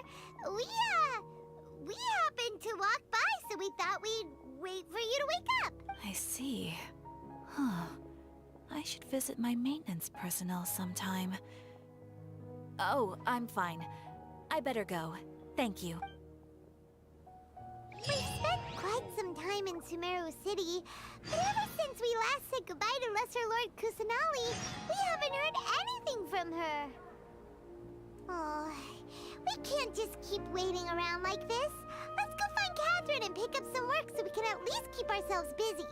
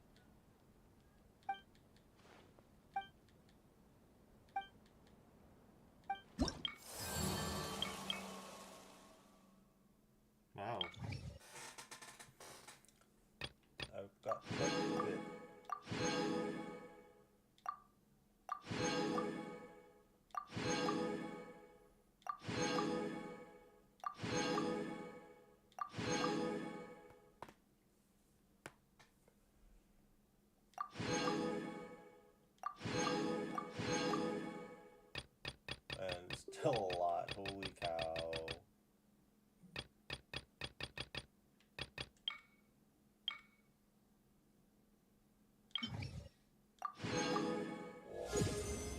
Yay! I can do bounties and requests now.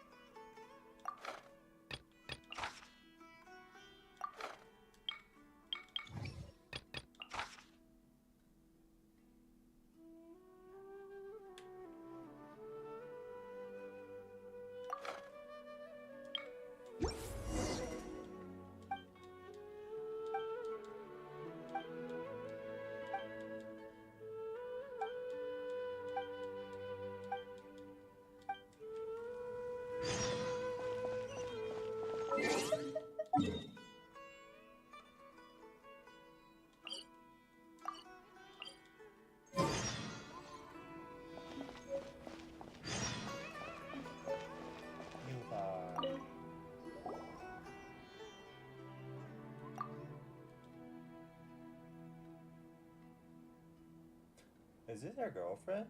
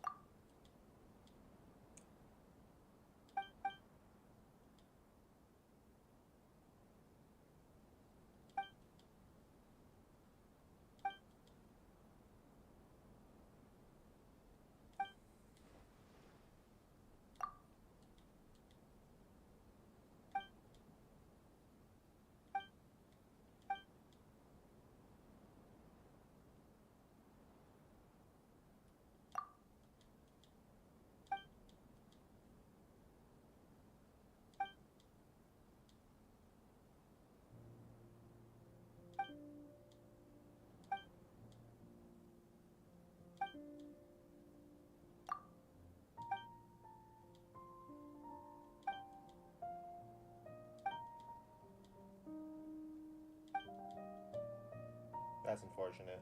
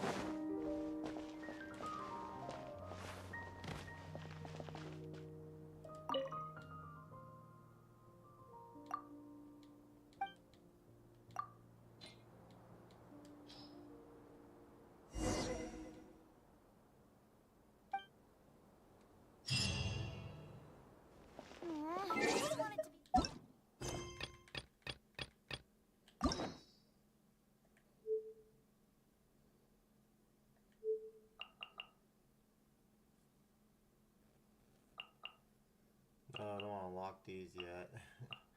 I think my friend was having some issues because like he got locked out from doing stuff because of the story quests.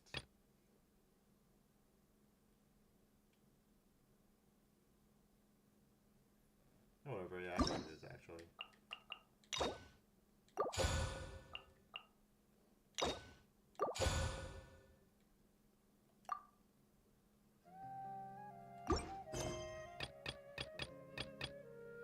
Wow, two of these.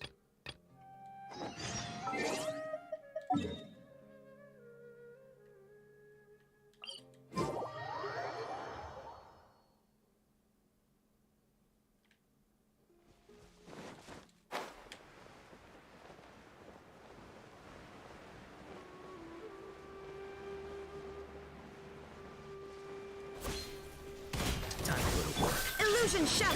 Allow me! Everyone hold in! Looking for trouble? Let's end this now. We'll meet again.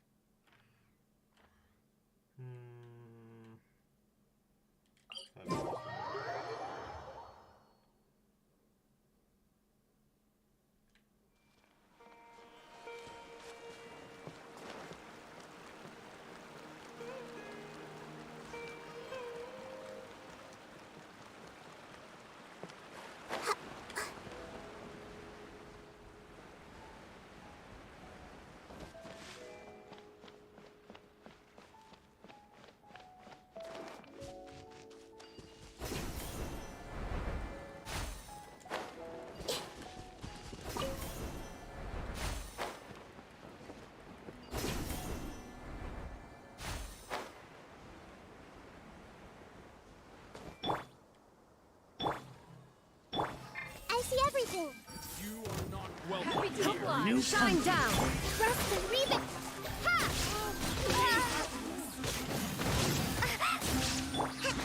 Let's move out.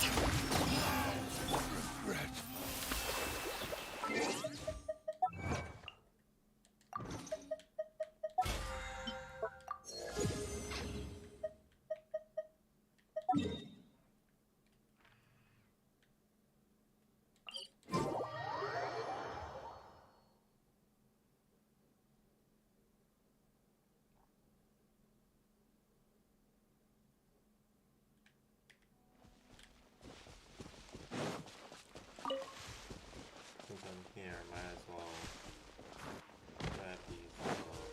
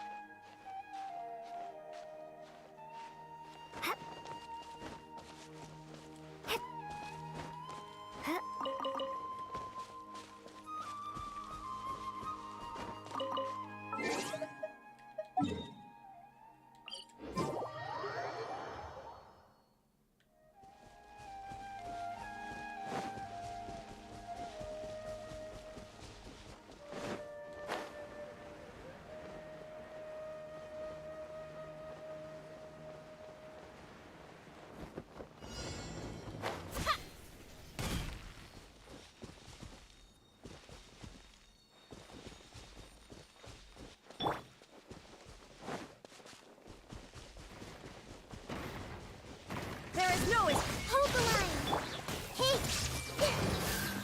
Make yourselves a room. Inazuma shines eternal! Ha!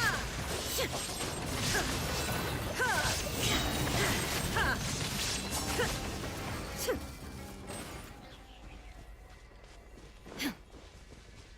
like, what's up with this?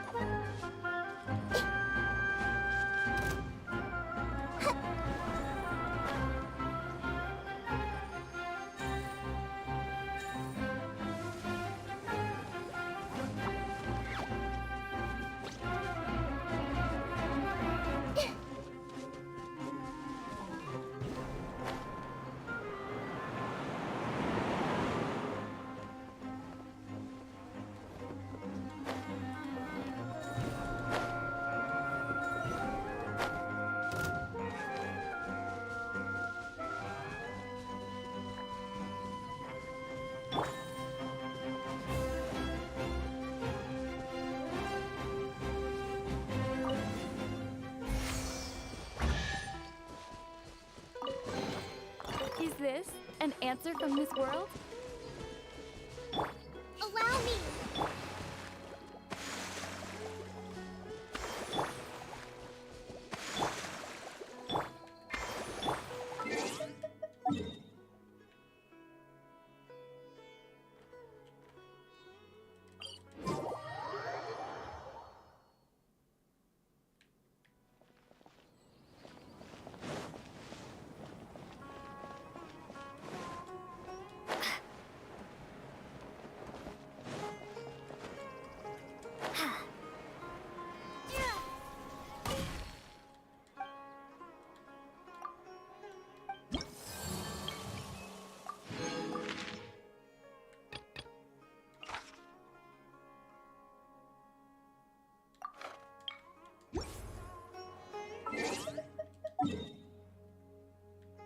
Insane's like only 36%.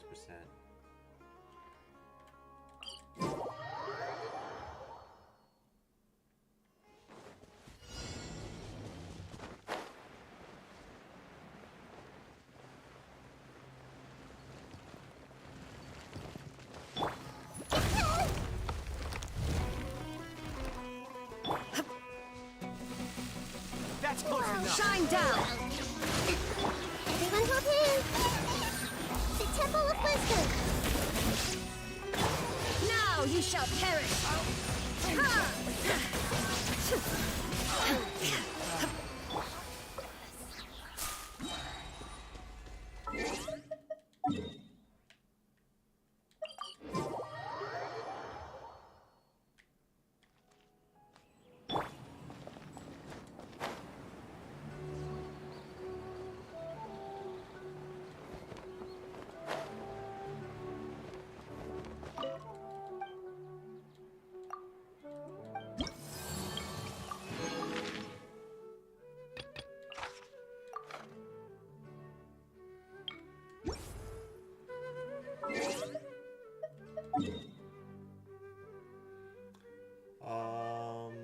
Yeah, actually, let me see, what am I playing? New games. I recently tried getting back into Code Vein, and my brother got Modern Warfare 2, for Call of Duty, and I've been playing that. It's a lot of fun. Some new game modes here and there. What is this?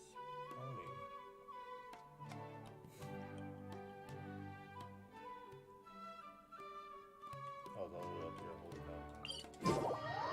What about you? Did you get any new games to play? I've also been playing Resident Evil 5 with a friend. We just have like one last level left.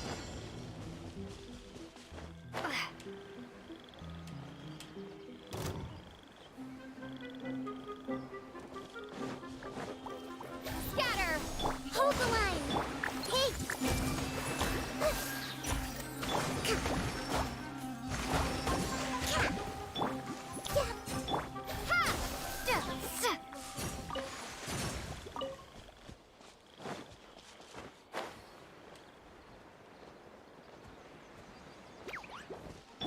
Rust and reap! I see everything! Germinate! Propagate!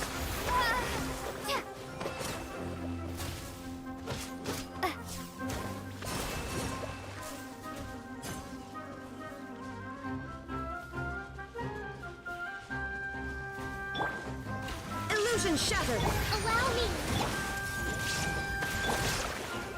Scatter! Catch!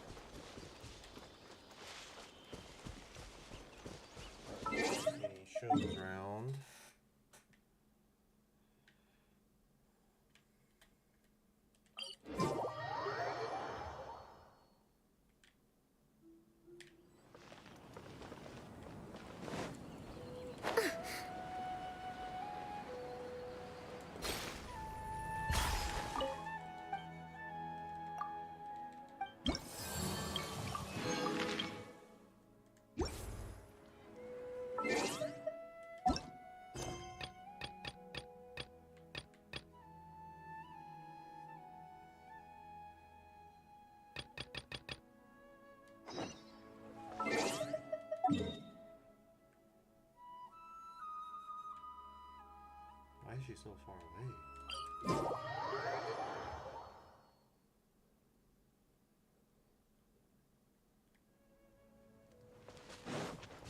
Oh no, Alrani is the other person. She's not the I don't think she's leading the one, so we do like the one where helping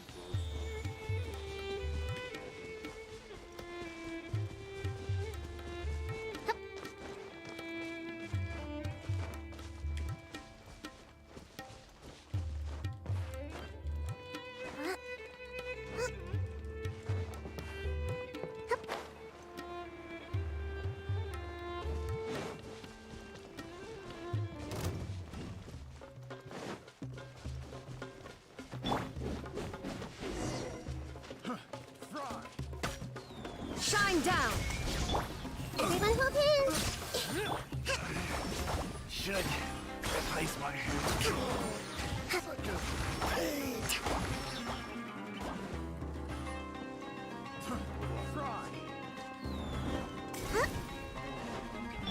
I see everything! Picked the wrong test subject.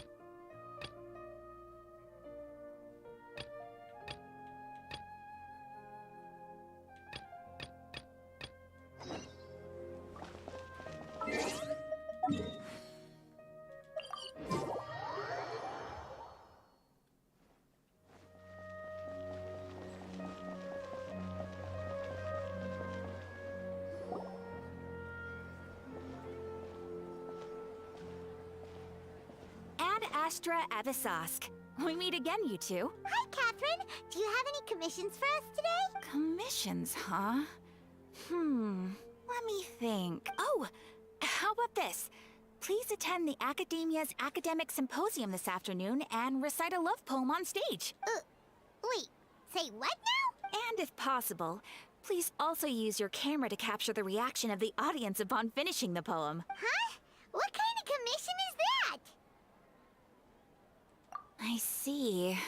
It appears that you're not interested in this commission. In that case, please go to Port Ormos and convince the Eremites there to spend some time volunteering at the local orphanage. Hey, that's not any better. I'm sure the mercenaries will have some interesting reactions as well. Paimon's gotta ask. Just who exactly has been submitting these commissions to the Adventurers Guild? Oh, the commissioner? Well, actually, I just wanted to see the two of you in action. Was it so obvious? I was hoping you would actually take one of those commissions. That kind of chance to observe humans doesn't come by often. Ah, so it's Nahida. Paimon just knew Catherine wouldn't crack those kinds of jokes. When did you get into her head? From when she said, Ad Astra Abyssosque. So it's been you this whole time? Are you done resting up, Nahida? Yes. I've been sleeping ever since we parted ways, and I even had a really, really long dream. It was another dream about the Sub-Zero's festival, except it was a happy one. In my dream, I was sitting in the middle of a flower terrace, and everyone in Sumeru City was holding hands as they danced in circles around me. They danced round and round, and everyone looked really happy. I also got to sit on a gigantic flower carriage. Ferris, the Knight of Flowers, raised me really, really high above the ground, and I was throwing an endless amount of Yalda candies at the children. You know, Nahida, maybe your dream is how the Sub-Zero's festival really should be. It's meant to be a joyous time where everyone gets together to celebrate your birthday. Huh? Wasn't I describing a really happy dream? Why are you both looking at me like that? Wait, could this be an example of the emotion known as pity? Man, Nahida's such a huge dork. No! We aren't pitying you. That would only make everything worse. We just don't want you to feel too sad. By the way, have you had a chance to visit Dunyarzad? How's she doing? The Homiyanis haven't allowed any visitors after the festival, so we haven't been able to check on her. Yes, I paid her a visit right after I woke up. She was resting at the time. Her condition is stabilized. However, since Elazar is a manifestation of the withering on the human body, we can only cure it by finding a way to take care of Irminsul's own withering. But for the moment, our top focus should still be figuring out what the sages are up to and what they're planning. Right. Who knows what'll happen if they manage to pull off another scheme like the Samsara of the Sub-Zero's festival? So our first priority should be investigating and putting a stop to the sages' activities. As for how we should pull that off, let's discuss it somewhere else. There are too many adventurers around here. Oh, good point. Sorry, adventurers. We're gonna be borrowing Catherine for a little while.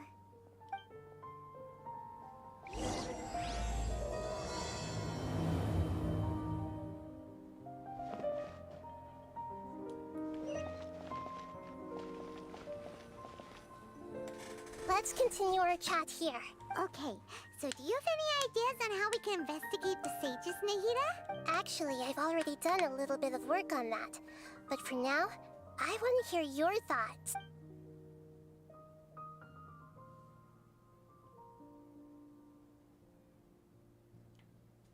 I've already tried that. But all the key members of the Academia, even the core of 30 guards, intentionally avoid wearing their Akasha terminal. It seems that from the very beginning, they've been guarding against info leaks from the Akasha. Of course, it could also be because they're wary of me. Have you already caught the sage's attention? I'm guessing not yet. But distrusting me would make perfect sense if they've ever paid attention to the urban legends about me. In any case, I probably can't take over their minds directly. No way, that's too risky. You mean it'd be too easy to get caught? No, it's not that. We shouldn't involve innocent students in this. A single mistake could completely ruin their lives. Doing that would be ignoring the safety of my people for my own selfish goals. How is that any different from what the sages are doing? That's a good point. Spoken like the god of Sumeru. We're in the dark as of now. Since we still don't know anything about their goals, any rash move could tip them off and lead to terrible consequences. After all, every person in Sumeru City is one of their hostages. Are we really out of ideas? Nahida, you're super smart, so you already have something in mind, right? Don't keep us in suspense. Spill the beans already. According to a popular theory from the Vahumana Darshan of the Academia, rejecting impractical motions at the beginning of a planning session will give more weight to the actual proposal. Okay, but aren't you the god of wisdom? You don't have to use that kind of gimmick to make us take your ideas seriously. Well, I've been thinking that if I can't directly possess the leaders, and if I can't get ordinary people involved, then I should find someone who's already involved, but hasn't decided to side with the sages. You're saying we should recruit a spy? That does sound like it could work. Oh, before coming back, we met someone named Alhaitham. He seems like he acts alone, and he likes doing stuff behind the Academia's back. They probably aren't in cahoots. Actually, I already have someone in mind. Do you still remember that female scholar named Setaria? Setaria. Paimon remembers now.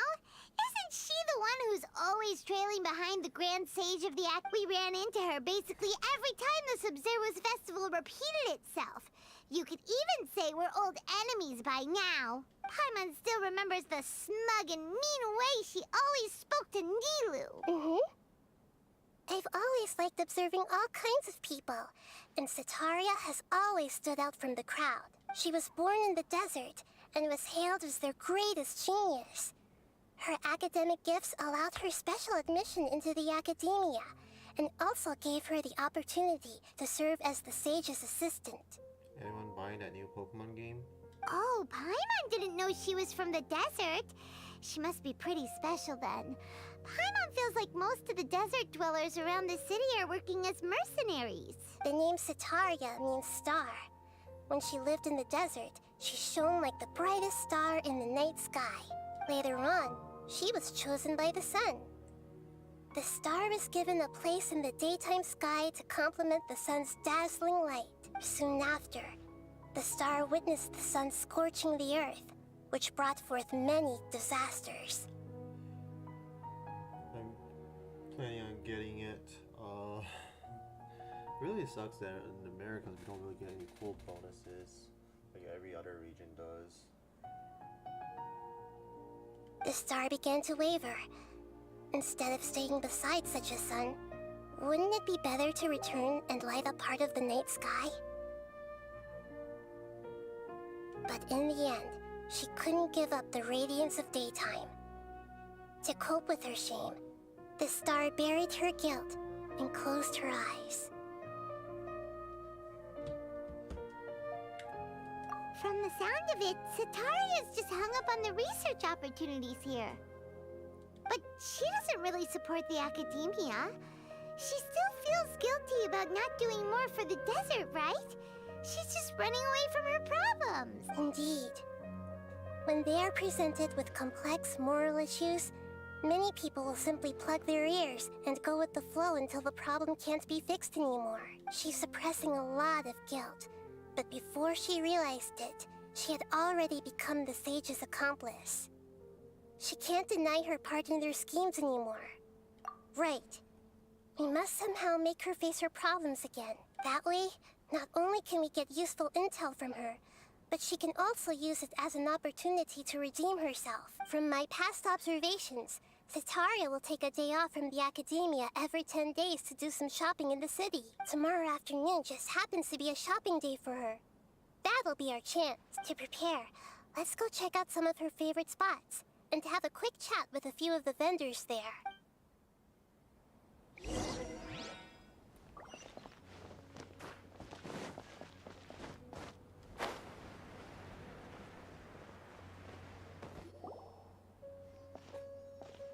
This should be Sataria's favorite fortune-telling spot. So should we ask the fortune teller about Sataria? No, I already have enough information on Sataria. The most important thing now is for you to pay attention to the vendor's talking style and key characteristics. Talking style and key characteristics? My poor lost lambs. Have you become troubled over your fate? The divine voice of wisdom often echoes between mine ears. If thou be blessed today by the gods, I may be able to show you the way. Huh? Really? Nahida, you've been whispering things to her? Shh! My friend here has some doubts regarding her future. Can we get a fortune reading for her? Of course, of course. In that case... It would seem that Harut and Marut are quite wary of you. Perhaps, at some time in the past, you have somehow offended the gods. Only mocking the god of Animo, questioning the lord of Geo's financial savviness, and brawling with the god of Electro. Do those count? Oh, nothing. Go on, pick an aspect for her to divine.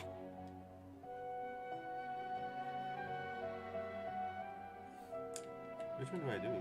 Guess it isn't. Love prospects? No problem at all. The gods have spoken. The truth shall be revealed. One who is fated to cross your path will appear on... Huh? So many people will fall for you. How could that be? Harut, Marut, did you two spoil my divination? I've never read a fortune so absurd. Actually, Paimon thinks this is probably the most accurate fortune-telling you've ever done. I admit that the orientation of today's celestial matrix is, suboptimal. As such, there will be no charge. Is that so? Well, that can't be helped. If you were to bring some food offerings for Harut and Marut on your next visit, perhaps they could help you reverse the wheels of fate.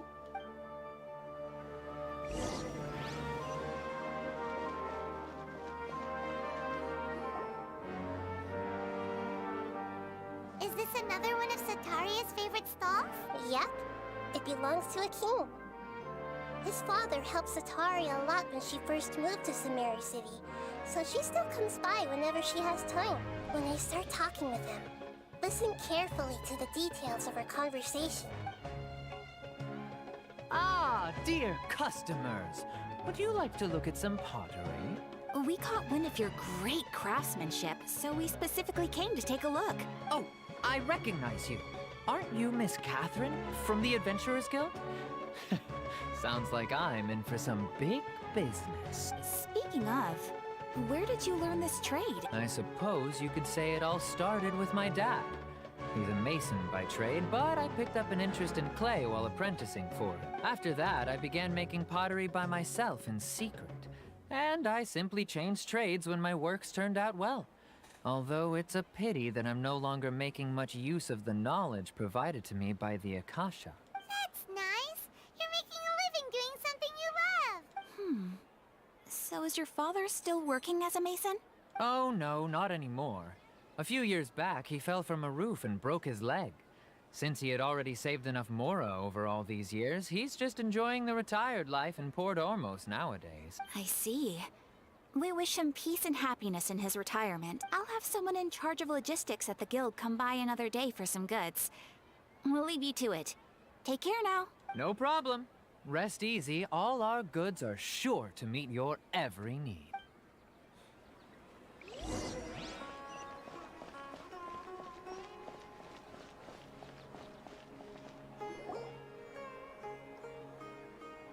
This should be our final stop.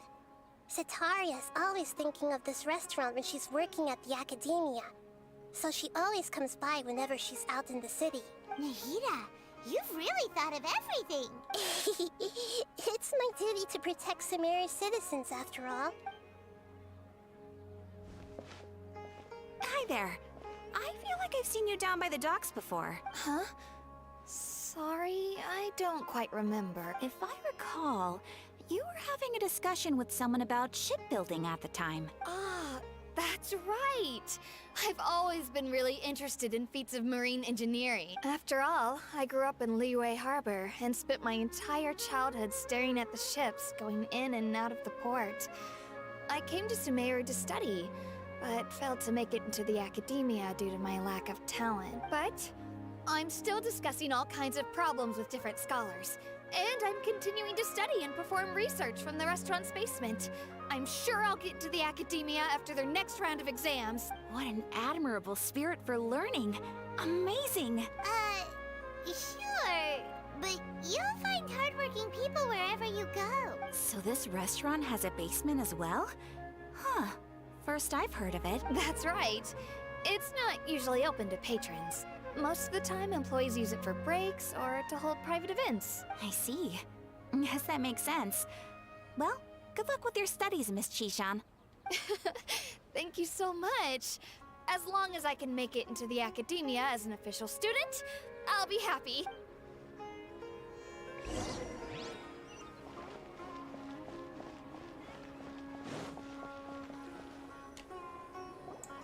So, was that everybody? Mm-hmm. 3 familiar faces should be enough for Sitaria. What's the point of all the information we've collected? Nahida, you still haven't told us how you're planning to make Sitaria face her problems. Sitaria is already used to avoiding her problems, so we must find a way to break through her usual sensibilities. I remember you mentioned that the Eremites in Port Ormuz are all making a fuss about the upcoming resurrection of King Deshret. Although it's all just a boatload of nonsense, the fate of her homeland may turn out to be Sitaria's soft spot. Why is she so mean? Oh, Paimon gets it now! You want to take advantage of the guilt Sitaria feels about her homeland. Although she knows she should return home to help the people of the desert, all she's done is conspire with the sages. So, how do we set that up?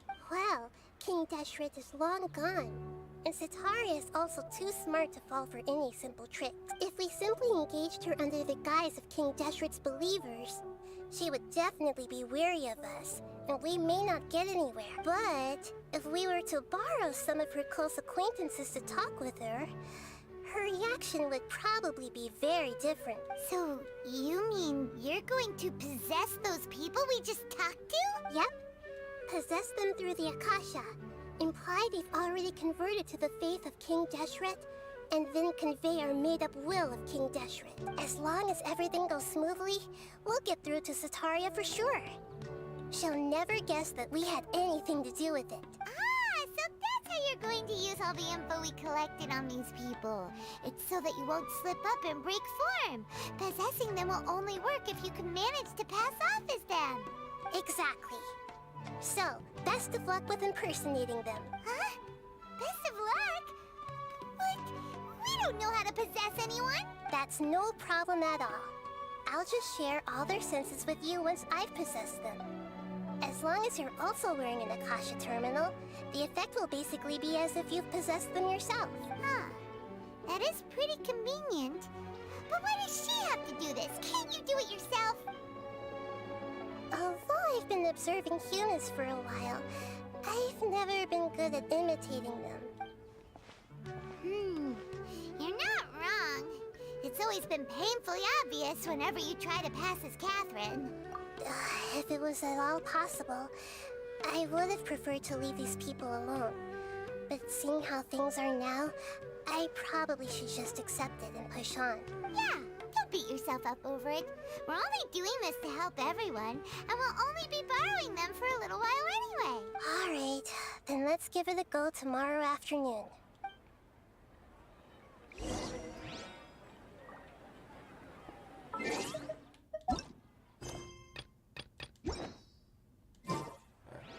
I'm gonna go something really quick. Be right back.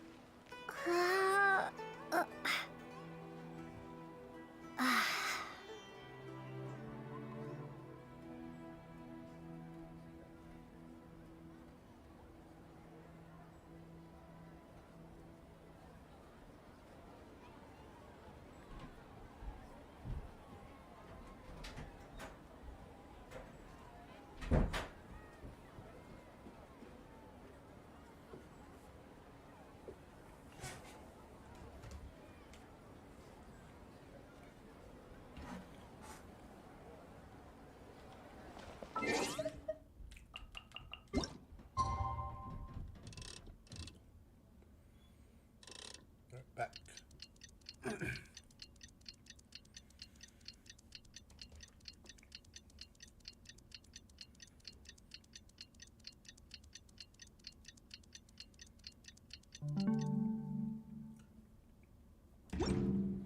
I put the wrong time. Oops.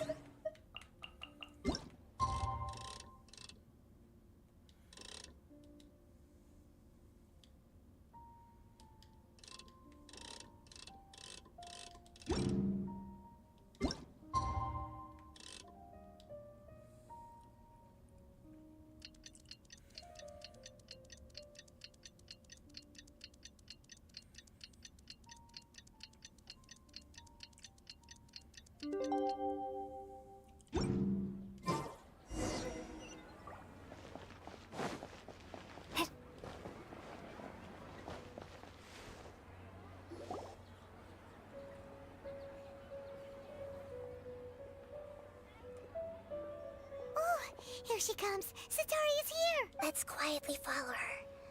Once she starts talking to her acquaintances, we'll find a safe spot to begin possessing them.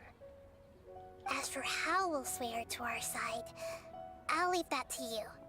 I trust you'll know what to say. Paimon's starting to feel kind of nervous. Okay, let's go. Looks like they've already started talking. Let's find a hiding spot and get started.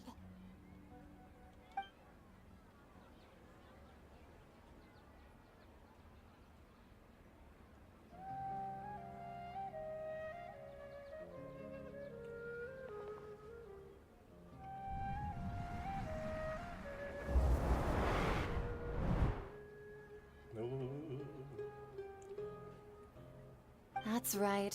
You really can't force anything when it comes to love. And besides, everyone around me has a very different background and outlook.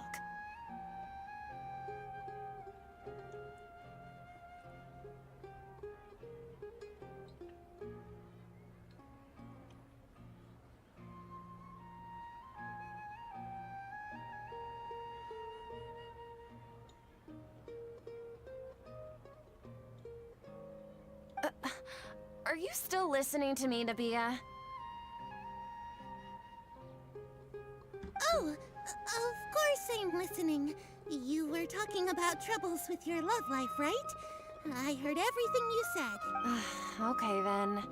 You just seemed a little distracted for a moment there. Strange. Your cats seem pretty worked up. Is something wrong? I always thought they were quiet, happy kitties. Oh, what are their names again? Ah, that's right. They are just little darlings, aren't they? Harut and Marut. So, which fortune do you want me to read for you today? You must have come for another echo of the divine voice of wisdom. I'd like to get another reading on my love prospects, but to be perfectly honest with you, I feel like I've been a real mess recently. A mess? Well, could you do a reading on how long it'll take me to finish my current project at work? I really just want to get it over with. I enjoy Paimon's peeking out there. Anyway, where's my body? What the heck? I hear you. No problem at all. The gods will reveal the truth.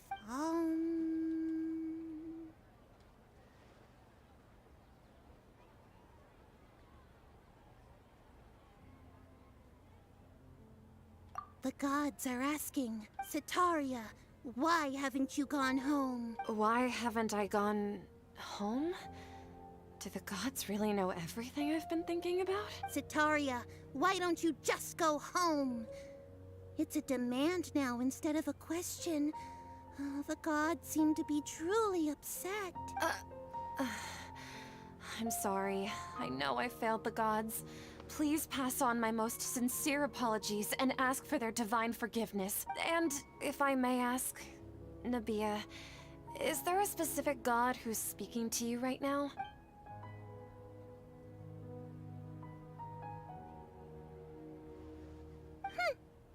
What an inconsiderate and naive question. The god who is speaking to me is, of course, the wisest and mightiest of all, King Deshret. King Deshret? No wonder he would make such demand of me. Wait a second. King Deshret passed away a long time ago.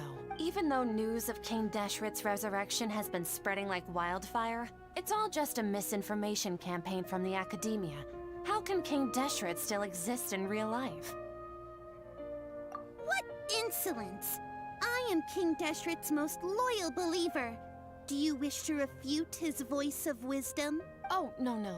As a child of the desert, I am only reveling in his power upon learning that his divine glory has touched even this city. I will think very carefully about his demand of me. I'm sorry. I must go now. Wait!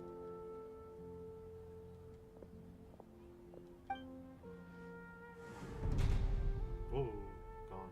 Spooky. Whoa!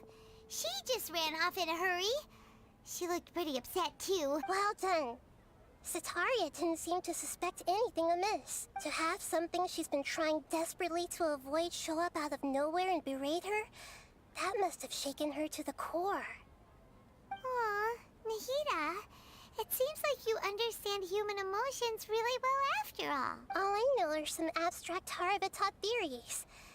And in any case, my time with you has shown a lot of them to be utterly useless. I'm still trying to make sense of everything. Anyway, enough of that. Let's hurry and catch up to Sataria. She's out of Keem's now, right on cue. Let's get ready to possess him right away.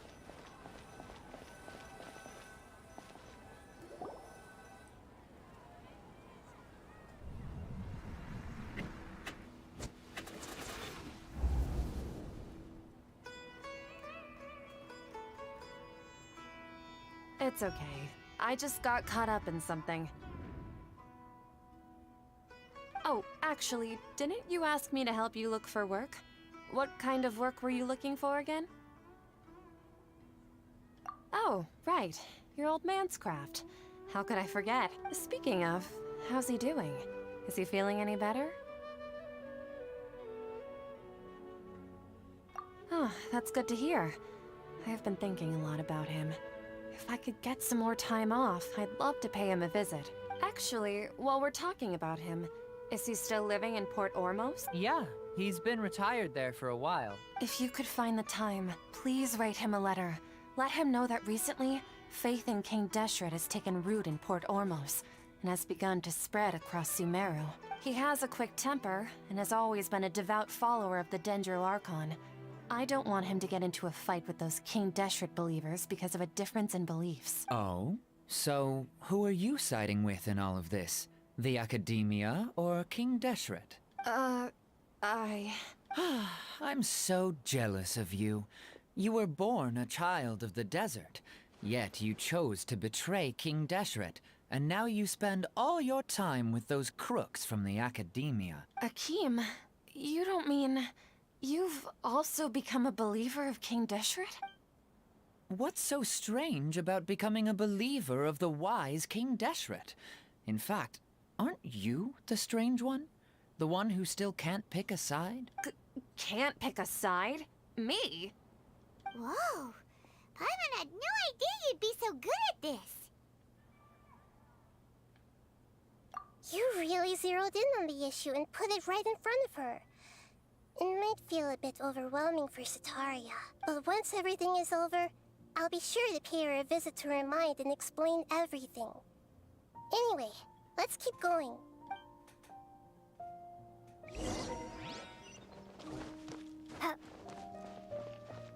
Come on! Sataria's already started talking with Shishan!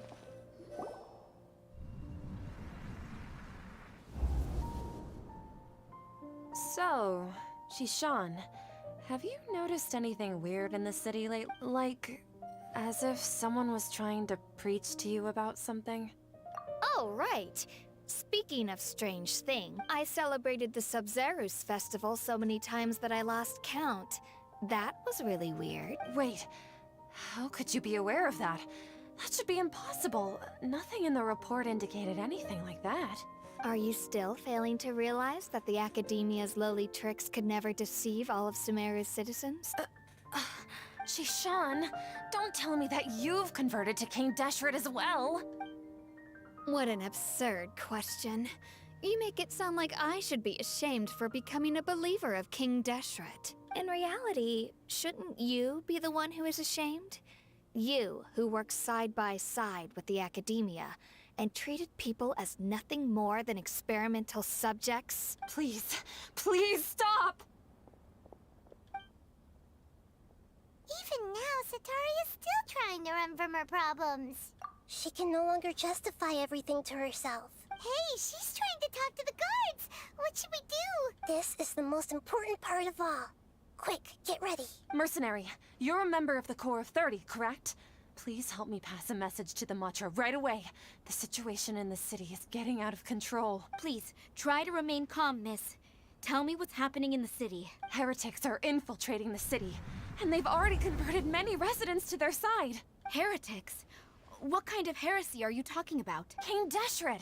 Many people I know have suddenly started believing in him, but he's long dead. It's impossible. Miss Sataria, nothing is impossible. You know my name?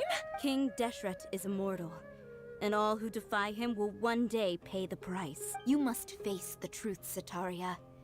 You tread a treacherous path, and the longer you ignore it, the tighter the Academia's grasp on you will become, and the deeper you will be ensnared. Child of King Deshret, never forget that the desert that belongs to you lies elsewhere.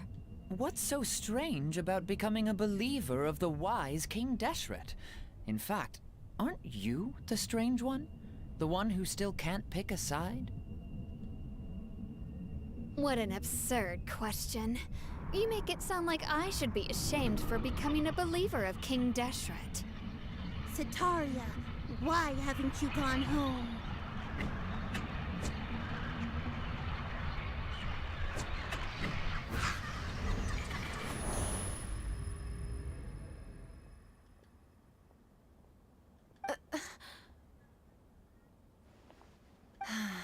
It seems that no matter where I run, I only keep finding more believers of King Deshret. I have to say, this is a familiar feeling. I've also been running from my guilt this whole time. Guilt over my part in the Sage's plans, and from ignoring the letters from the children of my homeland. But no matter how much I may try to ignore or get rid of it, my guilt always comes back. You won't necessarily lose your research opportunities by facing the truth. Besides, did you really want to conduct your research while carrying such heavy feelings of guilt? How do you know me so well? Are you truly just a believer of King Deshret?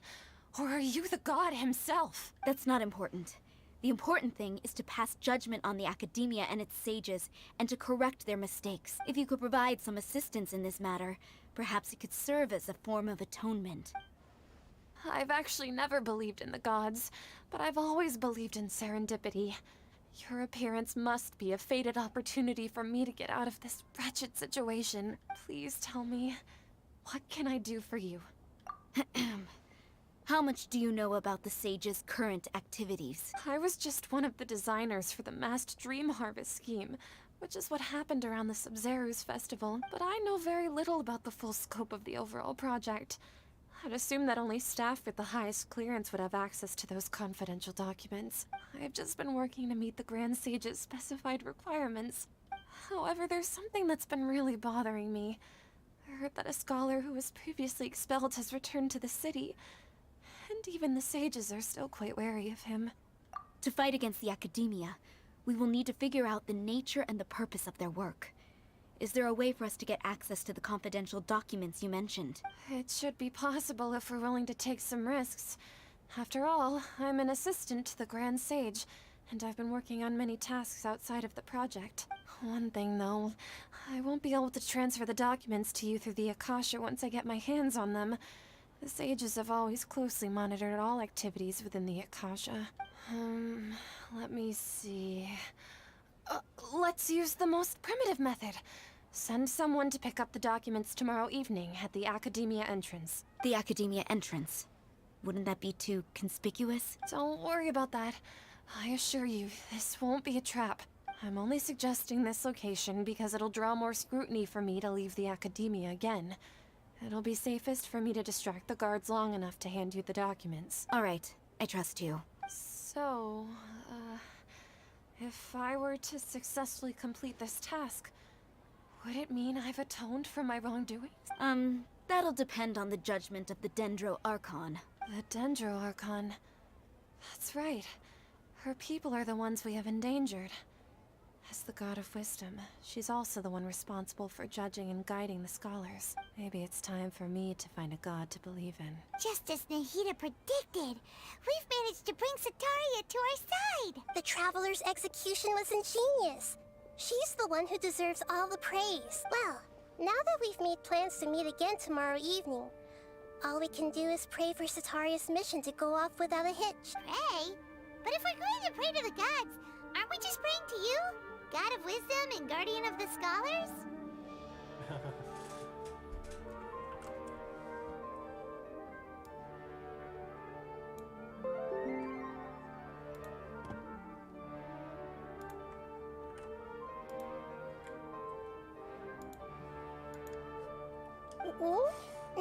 No. The truth is the true Guardian of Scholars. I've always believed that. Anyway, let's meet again tomorrow evening at the Adventurers Guild. The truth? The gate from Full Metal Alchemist?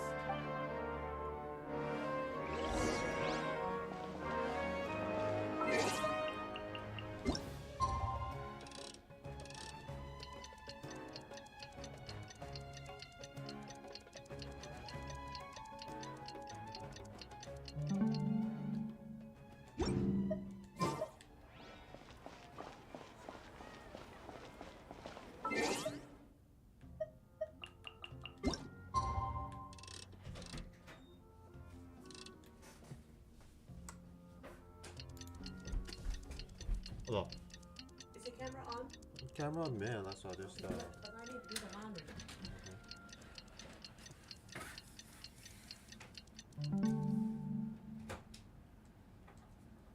Have you noticed the laundry room is very clean? No. Or no? No.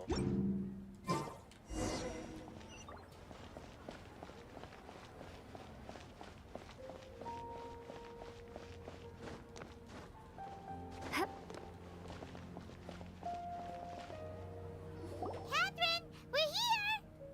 Oh, you are the other Catherine, right? That's right. I suppose I'm the other Catherine in your mind. Shh! We're on a secret mission tonight, so we need to protect Catherine's identity. Yep, Paimon's right. We cannot fully rule out the chance that the meetup tonight is just a trap. If something were to happen, my existence may be the only trump card we'll be able to play. After all, the Academia should still be unable to confirm the existence of my consciousness in the outside world. Yep, exactly. Just what Paimon was thinking. Anyway, enough about that. Let's just make sure to be on our guard. Off? What do you feel is off? It's the middle of the night. Of course it's quiet. You're not getting paranoid, are you? No, I think she's right. It really is a lot quieter than usual. If you look around, there seems to be fewer people on the streets. I'm not sure if this is the case for the entire city, though. Huh. Maybe it's just a coincidence. Maybe Sataria figured out a way to not only distract the guards, but also to get everyone to go to sleep early, just so we can exchange the documents in peace. I also can't quite figure out why things feel a little off. But now that we're here, let's go ahead and meet her as we planned. Well, regardless, as long as you're here with us, Paimon feels a little safer.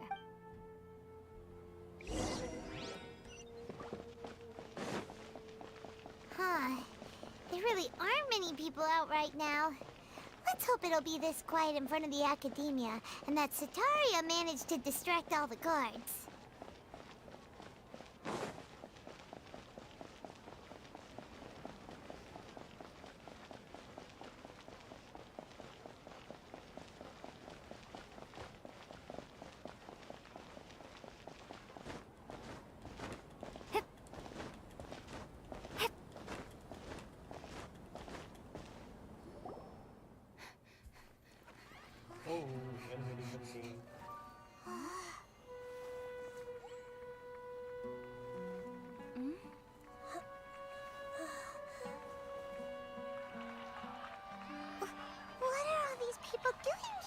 hour of the night.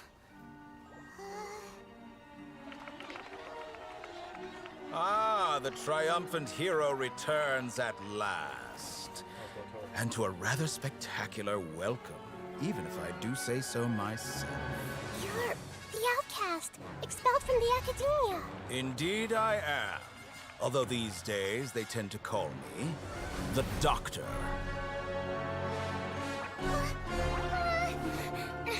If you're looking for your researcher friend, she has already been taken into confinement. With some basic caution, she could have discovered the listening device on her person. Clearly, she lacks the degree of rigor expected of a true scholar.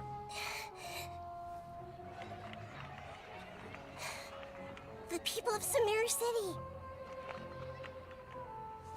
What have you done to them? I simply made some minor adjustments to their Akasha terminals. Now they can deposit information directly into the subconscious. As you can see, all these lovely people now believe this traveler is a hero who has just saved the world. My experiment is a success. And now it seems they can no longer hold back their sheer adoration. No, what should we do? These are all just regular people. Leave now. You need to get out of here. What? That guy's a Fatui Harbinger! We can't just leave you here! Nor can I abandon the people of Sumeru! What was that?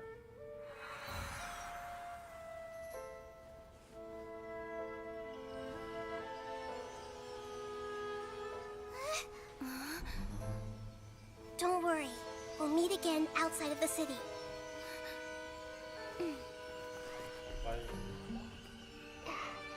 I see. You appear to have overridden their mental faculties with your own consciousness. To possess such a powerful mind, you must be the god of wisdom.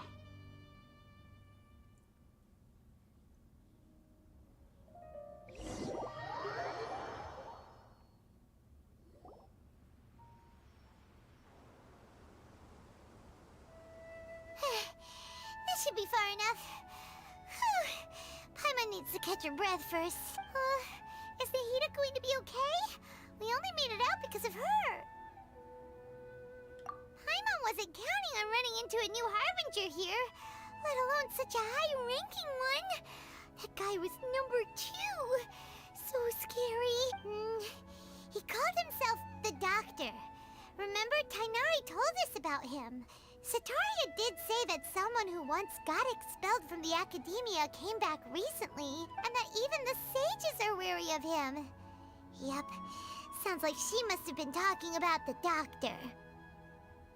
Yeah, now that the Doctor's in the picture, we're no longer just dealing with the Academia, they're in cahoots with the Fatui. But what are the Fatui after this time? Another Gnosis? Yeah, things would be a lot easier with Nahida's help. Nahida said we'll meet again outside of the city. But we can't just keep waiting around, right? You mean... Oh, right! Wasn't he invited by the sages to work on some project when we were staying with him in the Vidia Forest? That has to be the same project. Even though he turned it down at the time, he might still know something. There's no time to lose. Let's go to Gandharvaville.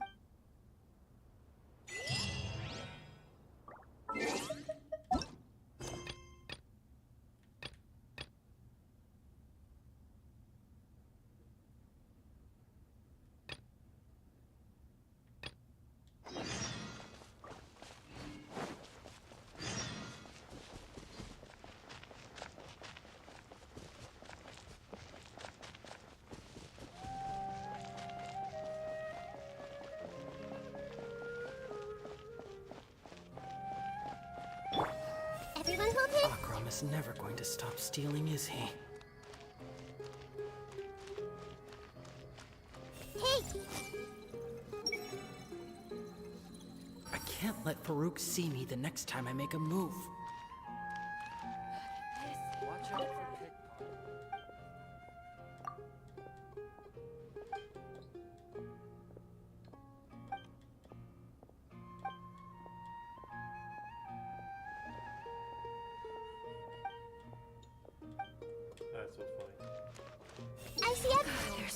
such mundane work. Thankfully, my job only involves recording things.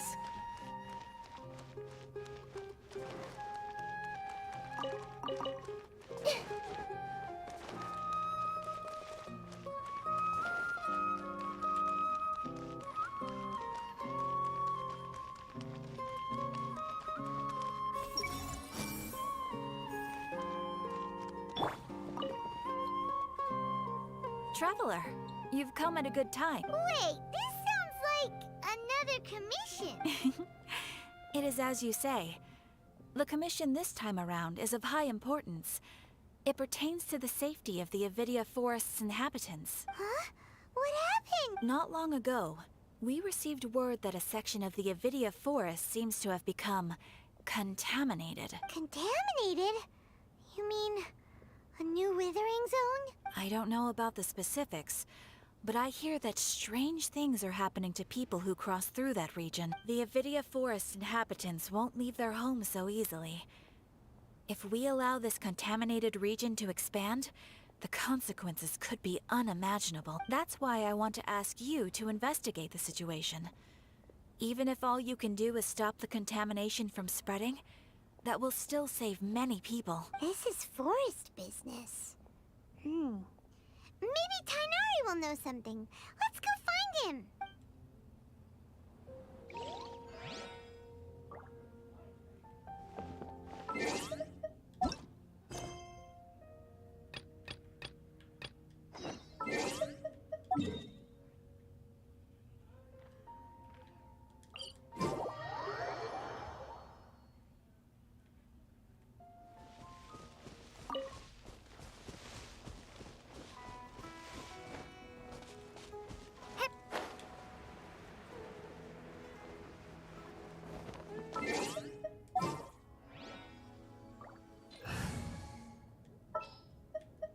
Leave it to me.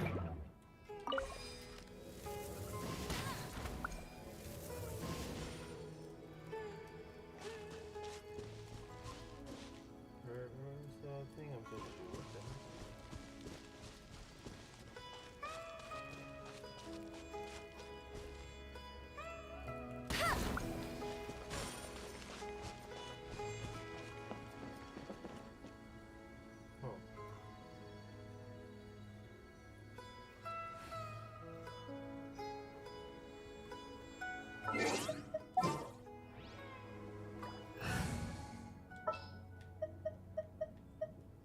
Just what will we...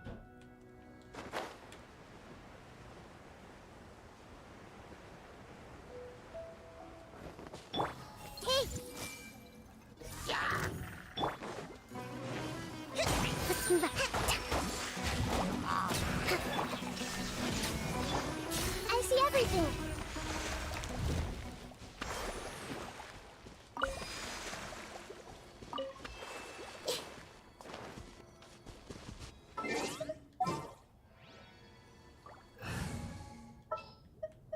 Outrider Amber!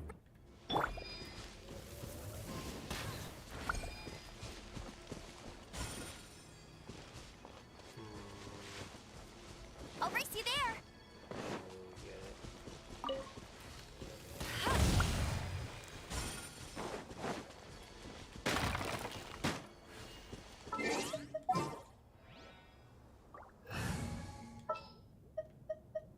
This world...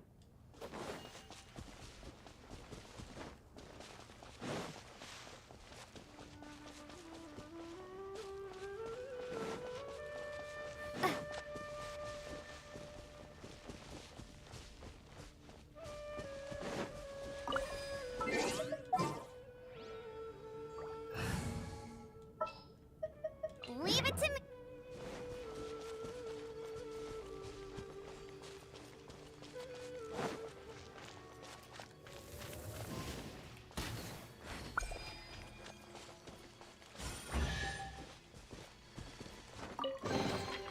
Wow! These will come in handy!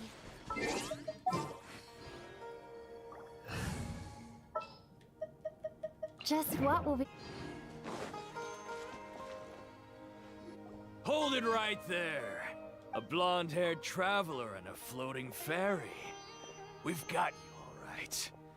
Take a look around. You've fallen right into our trap. Are you mercenaries from the Corps of 30? Did you come here to arrest us? Corps of 30? We're nothing like those government lapdogs who don't even get scraps for their work. We are an elite brigade that commands the highest commission rate in all of Sumeru. We're here on the orders of a client known only as the Outcast. The Outcast? An outcast from the Academia? But why wouldn't the doctor just send the Fatui after us?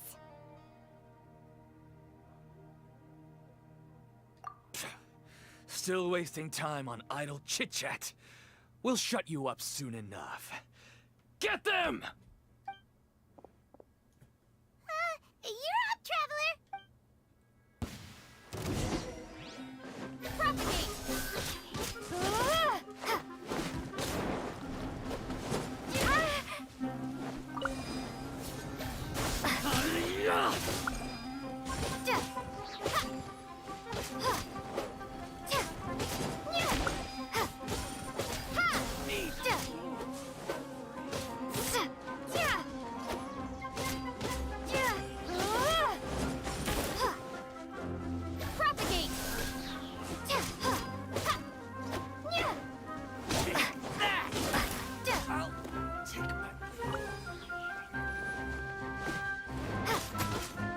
Scatter!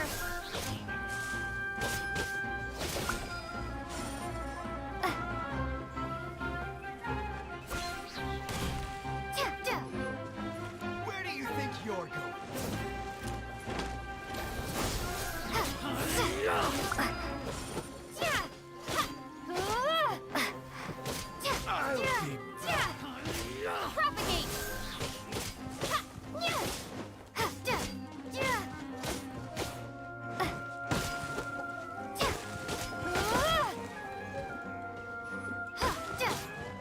Scatter!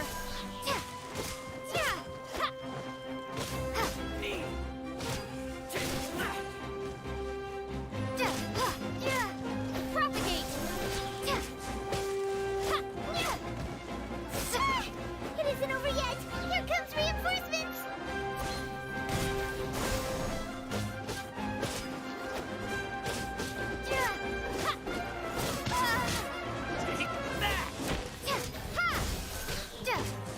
No more tricks up your sleeve.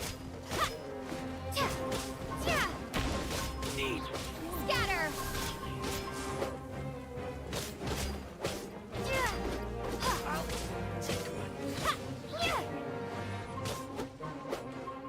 Propagate!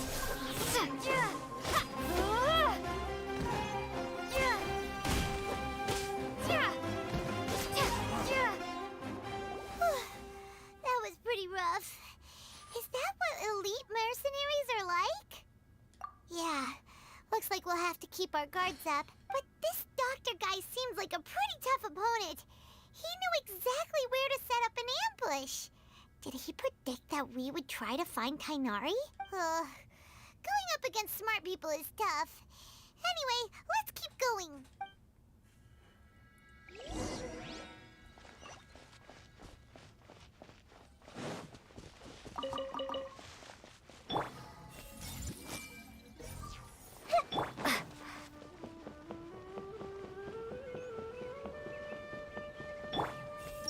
Hopefully I'll meet a loaded scholar who will at least pay me enough for a drink. I need to get results to apply for research funding, but I can't get results without funding. What am I supposed to do? The Evaluation Council always deals with such bothersome issues. I'll just pretend I've never heard of it. I need to keep an eye on those meditating scholars in the forest. What's the color of the Sumeru rose again? The Forest Watcher told me once. As long as I get to eat meat every meal, I'm happy.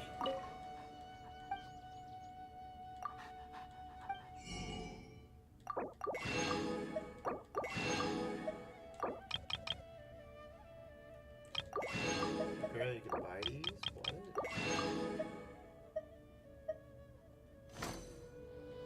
What?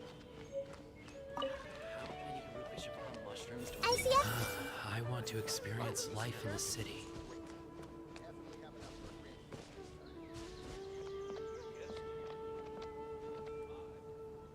Oh, it's the Traveler and Paimon. What are you two doing back here? Kale! It's nice to see you again. Are you doing alright? To be honest, I'm not doing too well. My Elazar has been progressing at a faster rate lately. I'm finding it harder to complete more intricate tasks. As a result, Master Tainari is taking me off the patrol schedule. He will only allow me to stay here and coordinate other people's tasks. Oh, Kale! Speaking of Tainari, did he go off on patrol? We're here to talk to him. Oh, Master Tainari? He just left the Avidia Forest a little while ago. He was headed to Party's DI.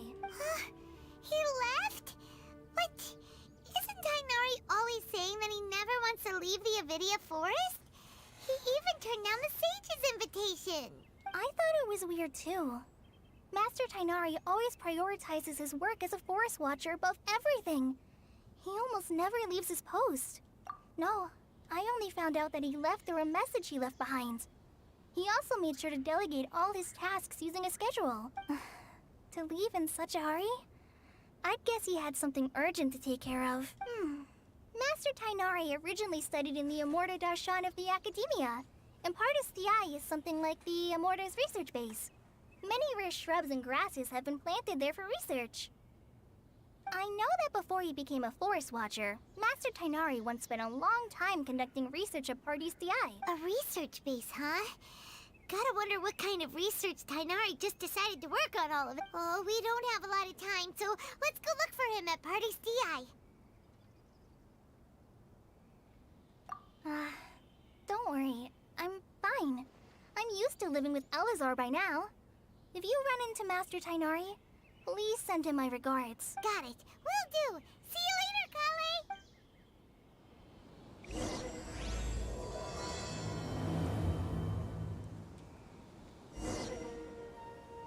Everyone hold hands!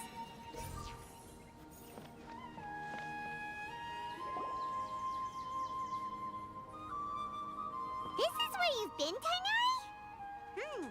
That's... Shh! Keep your voice down. Tainari, everything's spinning. Am I going to die? Tell Mom that I should have listened to her, and tell Suna that I'm sorry for breaking her toy. I didn't tell her because I was scared that she wouldn't play with me anymore. Tainari, I heard that people turn into birds after they die. Is that true? I feel like I'm getting lighter. What happened? Tainari, is he? Okay, enough nonsense. You just have a small fever. Take your medication and rest. You'll be bouncing off the walls in no time. Really? Then, can you keep the thing about the toy a secret for now? No can do. You're a big kid now. Once you've recovered, go and apologize. Keeping secrets to yourself won't solve anything. Oh. Hey, let me ask you something. I recall that you're usually pretty healthy. How did you get this sick all of a sudden? I don't know either. Mom's been telling me not to play in the forest. I just wanted to look inside. It's different from before. I got lost and went around in a huge circle. After I got out, I started feeling dizzy. Could it be? So that's how this whole mess happened. Anyway, go rest. No running around until I say so, got it? Traveler, Paimon, let's step out for now. Mr. Forest Watcher, how is my son? I gave him some antipyretics. Let him rest here for a while. I told him that he would feel better after some medicine and rest, but I only said that to comfort him. His symptoms resemble a fever, but something else is causing them. They seem more akin to a disruption in his psyche. Antipyretics won't be of much use. What do we do? Mr. Forest Watcher, you have to help him. If memory serves, a plant called Vasanti grass can help soothe the mind. A small number grow in arid deserts. They usually look like shriveled weeds, but can be revitalized with a splash of water. They're expensive and unable to grow in the Avidya forest's climate, so I don't have any on hand. I'll ask the caravans. Go find Kale, have her prepare medicinal tools and a set of traveling gear for me. All right. Thank you. Contaminated region, huh? Is that why you two are also here? Yep. Is it a new withering zone? Doesn't seem like one. Whether you look at scale, internal conditions, or resultant effects, they're completely different. The only thing they have in common is that they aren't welcome. This nuisance made itself home in the Avidya forest, so I can't turn a blind eye. We feel the same way. All right. Let's contact the caravans first and purchase some Vasanti grass. We can also ask about the contaminated region. There's no time to waste. We have to move quickly. Let's go.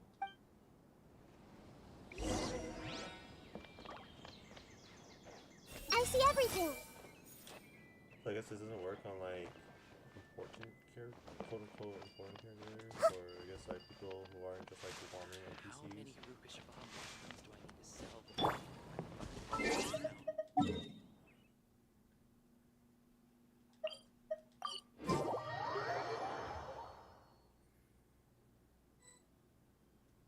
Might be the wrong one. Oops, might be.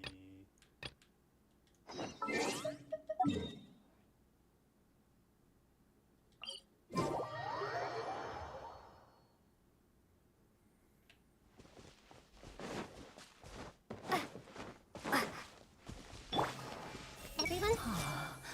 The children are a lot tougher than us old geezers.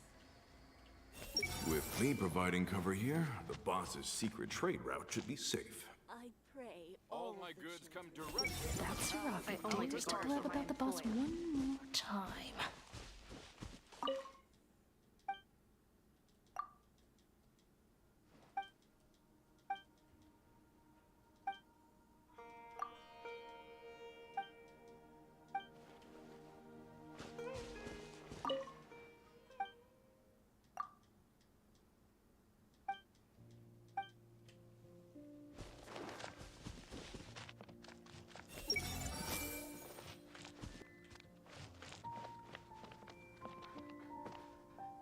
I see it. If only people understood how useful rosewater really is.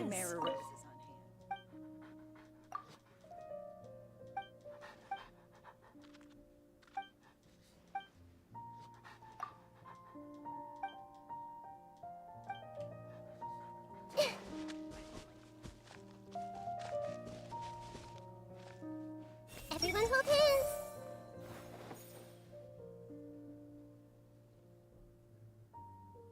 I see everything. When can I finally retire?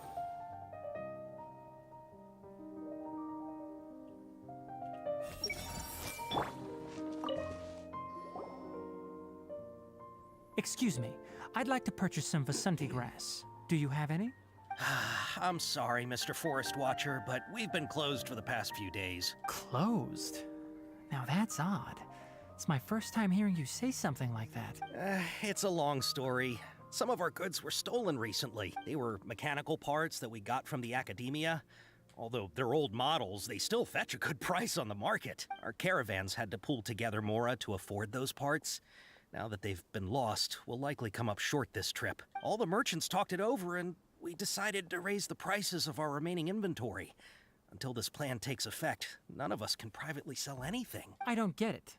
If these goods are so important, then why not think of a way to get them back? Raising prices won't solve anything. At best, you're shoving the consequences of the robbery onto your customers. Mr. Forest Watcher, it's not that we don't want to. It's just the thief disappeared into the deepest parts of the forest. We asked around, and apparently the forest has been very unusual as of late.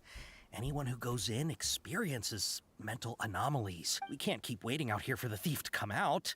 All we could do is come up with another solution. So the bandit hid in the contaminated region after stealing those mechanical parts. How many people were there in total? Were they not affected by the contaminated region? That crook came from the contaminated region. As for how many, there weren't any people. No Even if I tell you, you might not believe me. Fine. The thief that stole our parts was a huge mechanical crab. What the heck? The Avidia Forest has creatures like that? To be honest, I'd rather not think about it. It moved too skillfully to be new at this. It came out of nowhere. Before we could react, it swiped our goods and ran away. We were all shocked. By the time we came to our senses, the thief was already long gone. I see. If we help you retrieve your stolen goods, then business will return to normal? Oh, but of course! Not only that, but you'll become one of our caravan's VIPs on all future purchases of any... Enough. Tell me something that's actually useful. Any leads on that mechanical crab? Maybe one. After our goods were stolen, we specifically got someone to assess the situation. If you're interested, you can go and talk to them. All right. We'll go and have a word.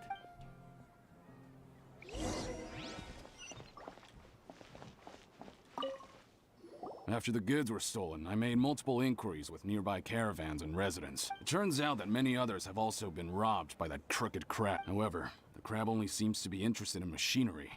It doesn't even bat an eye at other valuable. A caravan carrying a large amount of more had an uneventful trip, but another caravan had a child whose metal toy was taken. Whatever the case, that thing is a scourge. We'll eventually think of a way to get rid of it.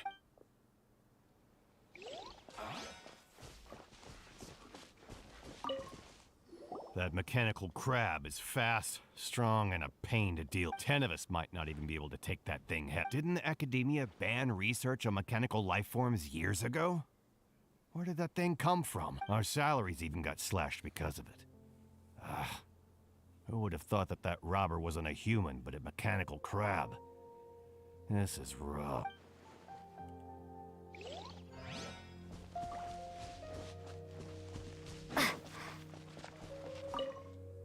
I heard from the caravanners that there have been a lot of robberies lately, but we haven't been affected. We don't normally see the mechanical crab, and it doesn't disturb our daily life. It only shows up when the caravans are here, and it runs back to the contaminated region after it's done making a mess. You haven't tried capturing it?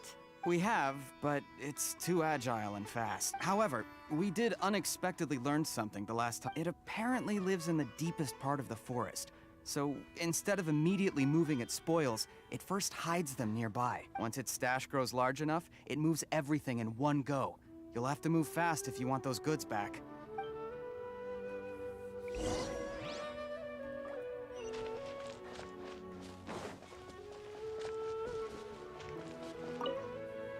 How are things? Did you make... We learned of its behaviors, but much still remains unclear. Assuming normal operational status, mechanical constructs generally act according to their given commands. If I were its owner, I'd command it to steal more valuable things. Or the Mora you made. That would be the most efficient method. But it only goes after mechanical components. This doesn't make any sense. Right. It's really weird. So, you all found a way to retrieve our goods? Do you have any more mechanical parts with you? Yes, I still have a small bag of samples. They weren't taken since I keep them on me at all times. Oh. Under constant external conditions, organisms rarely initiate changes in their habits. Here's what we know so far. It has a mechanical composition, it lives in the contaminated region, and it comes out to steal mechanical components. If we have said components, we can lure it out, capture it, and then make observations for further conclusions. Well, chatting like this won't get us anywhere. We're only wasting time. You're right. We don't have any other options right now. This bag of samples is all yours, Mr. Forest Watcher. If you can get our goods back, the caravans will reward you generously. We don't need anything in return, but I'll be keeping this bag. I may have other uses for it later. We'll also need to borrow a sumpter beast. Our act has to be convincing if we want the crab to fall for it. Oh, yeah. No problem at all. If it means getting our things back, you can even borrow me to do whatever you need. I'll have to decline that offer.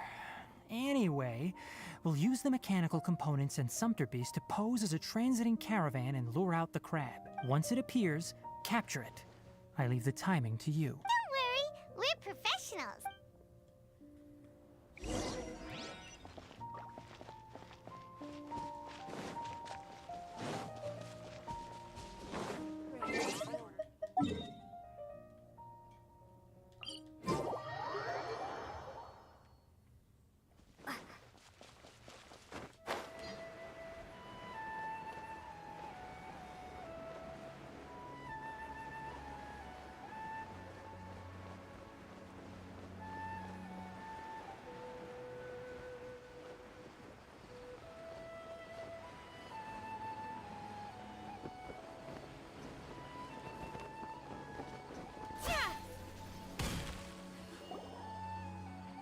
Looking at the trade routes and the contaminated region's current perimeter, the goods were likely stolen somewhere around here. Then let's get to it. We'll definitely capture that criminal crab.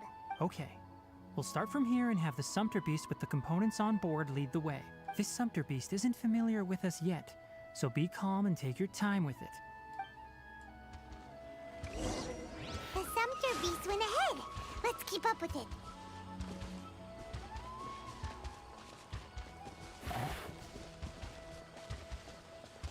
Huh? Why did it stop? Looks like it's loafing around. Or maybe it's hungry. The caravaners... All right, it's moving again.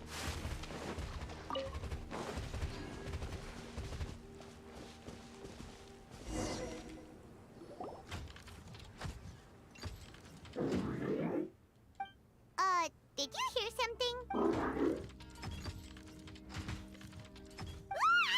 Is that the mechanical crab the caravan was talking about? It's charging straight at us! It looks strong. Be careful. There is no escape. Trust and reap.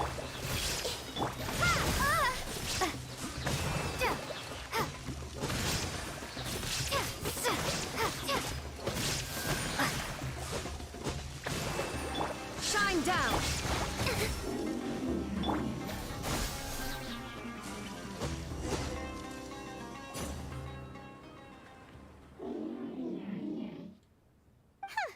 Just try to escape this time, you naughty caravan robbing crab!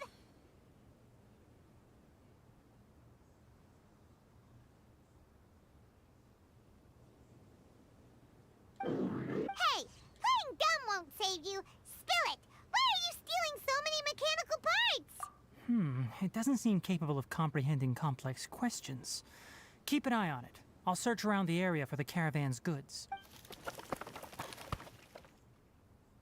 I don't know why you're stealing mechanical parts, but they don't belong to you. Stolen items must be returned to their rightful owners. Any objections? You came from the depths of the contaminated region, right? How about you help us with something? If you take us there, I'll give you some mechanical parts as a reward. It reacted! We can't be certain yet. Its excitement may be a simple programmed response upon seeing mechanical components.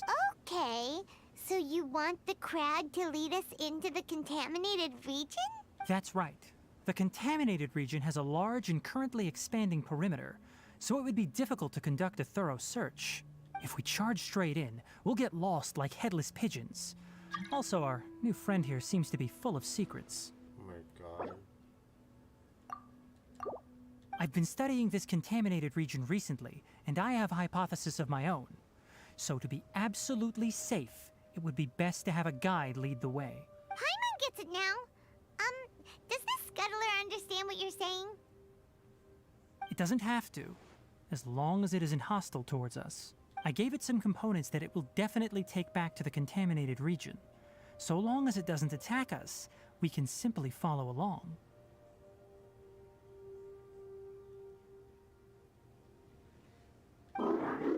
It seems to be really happy. Listen to me.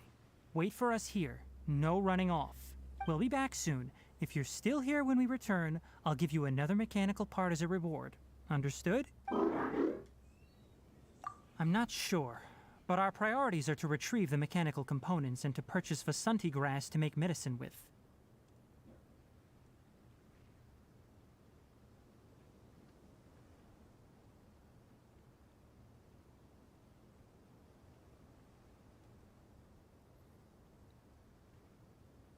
We should return, but before we do, we need to set up a few traps. Can't have that crab escaping.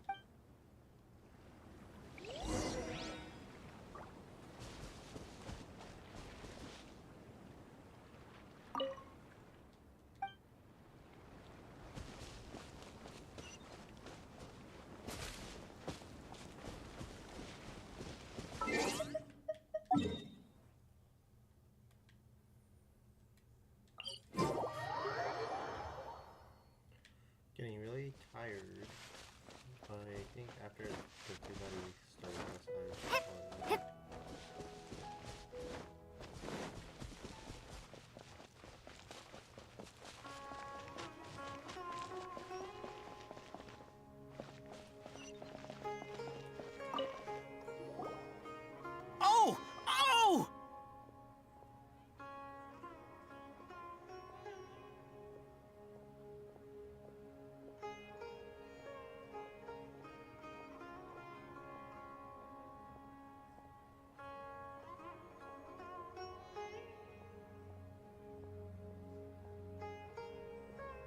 are the mechanical parts that were stolen! You really got them back for us!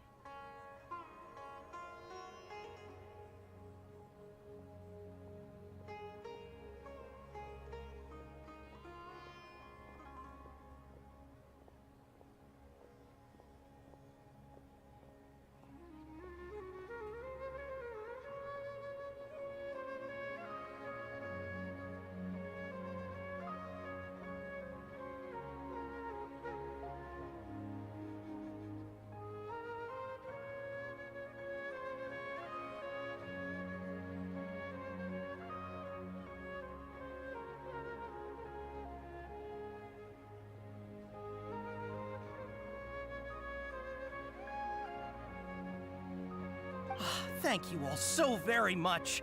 I don't know how I can repay you. Wait, didn't you want to purchase Vasanti grass? Don't worry about the price. They're on the house. How many do you need?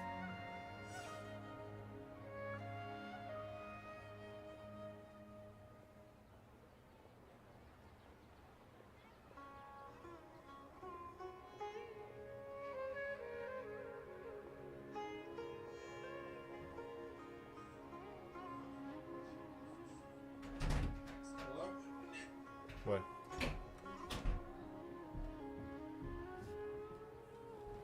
Two is enough. No, that won't do. Here, I'll throw in some more. No need. I've already received a reward from you. Reward? You mean that bag of mechanical parts? They aren't worth much compared to this merchandise. But those parts are very useful to me. Just like the Vasanti grass, I retrieved the things you needed, and you gave me what I needed in return. We're even. Oh, and before we go, just a reminder, the forest has an intricate and biodiverse ecosystem. Even if there were no mechanical crabs, other dangers are still present. Take caution on this route. Noted. Thank you all ever so much. Let's return to the village. The earlier we can give the child medicine, the sooner he'll start feeling better.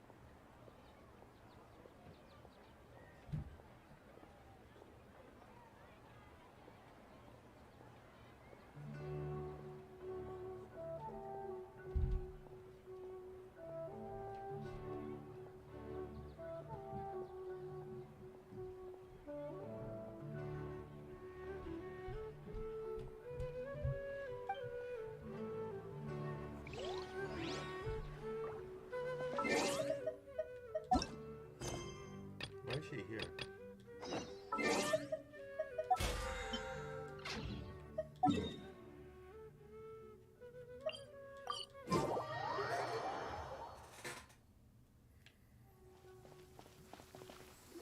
Wait! Look who it is!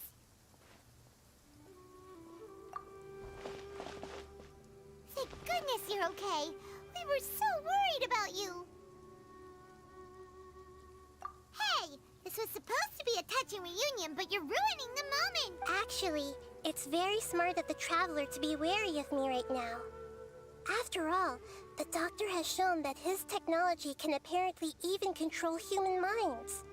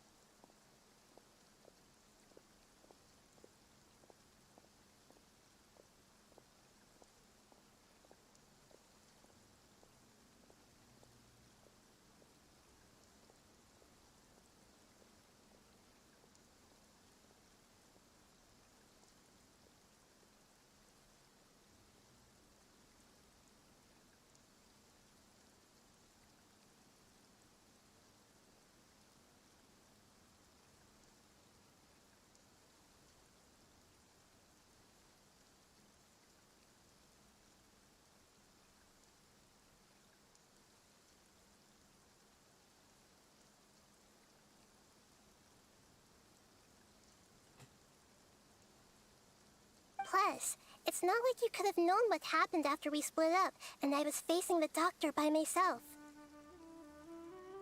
Even a pool of stagnant water after a torrential storm can occasionally pass as a patch of sky.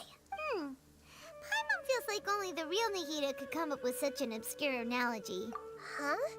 But I wasn't trying to win your trust or anything. All I wanted was to clarify my point. Well, we understand that point now. Please, Nahida, tell us more about what happened. Are those poor people all right? When you left, I was still in the middle of restoring everyone's minds. Thankfully, when the doctor mentioned depositing information into the subconscious, he didn't mean engraving information into their minds. Instead, he did something closer to creating hallucinations.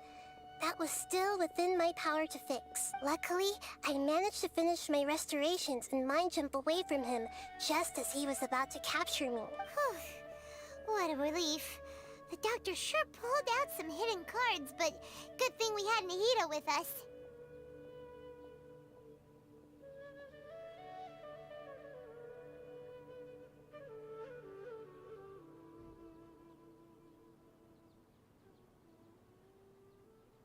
I wouldn't be relieved just yet. I gave away my true identity when I restored everyone's minds, which means we've lost another one of our trump cards.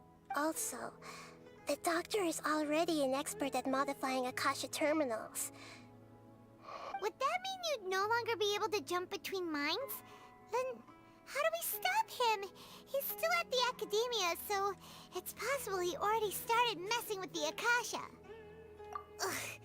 It feels like he's toying with us. What a nasty piece of work. Plus, the doctor's combat ability alone is apparently enough to make him worthy of being number 2 of the Fatui. We shouldn't give up hope just yet.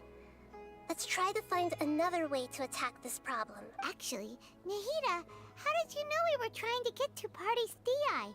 Have you been waiting for us? Yes, I have. I can see the Traveler's elemental energy, so I deduced your destination by looking at the direction you were moving in.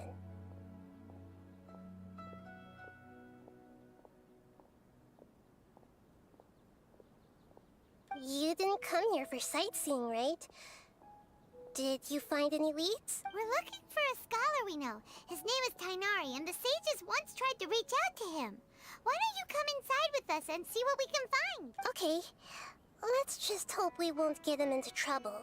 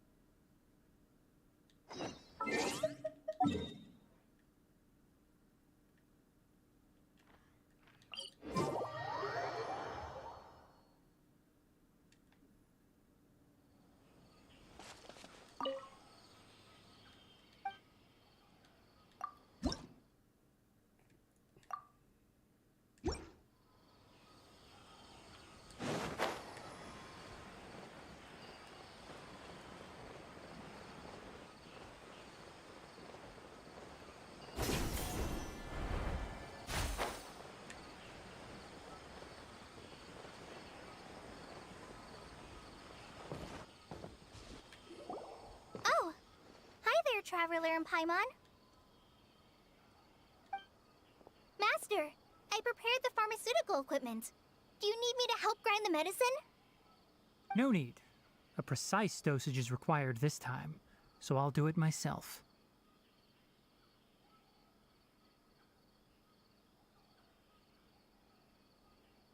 Oh, okay. But once I'm done, you can deliver the medication to the child. He gets a little nervous when I'm around for too long. I don't think he finds me very approachable. I'll go prepare the medication. Traveler, give me a hand.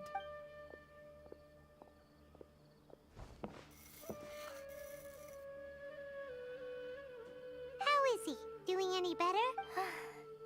I feel like he's doing a lot better, and his temperature is returning to normal.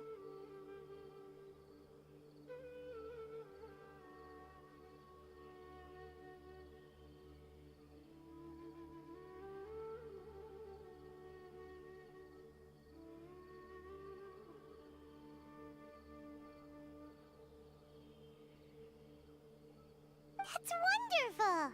Oh yeah, he asked me to tell you that Suna came by earlier, and he told her everything about the toy. Suna didn't get mad, so he wanted to thank you. Can I ask what happened? It's nothing. Did you prepare the traveling gear I asked you to? Of course I did! Are you going somewhere far away? Yes, we're going to the contaminated region. Judging by its size, we will likely have to stay overnight. I'm leaving everything to you while I'm gone.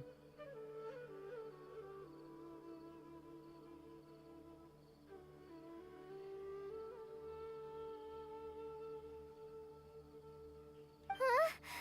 But I can't even begin to compare to you. Many things are learned by doing.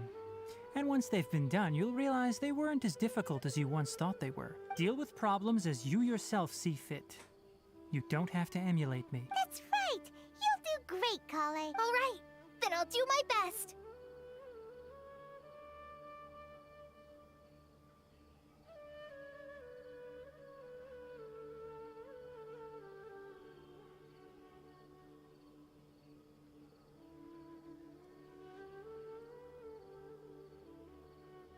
Master, Traveler, Paimon, take care of yourselves. You put too much confidence in me. Anyway, like you said, things will likely be uneventful. Let's return and find that crab.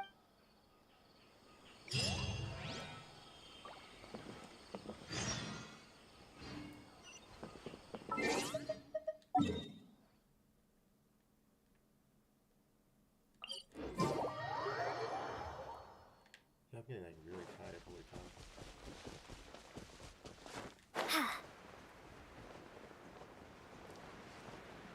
It's fair. I've been playing for like almost 10 hours now.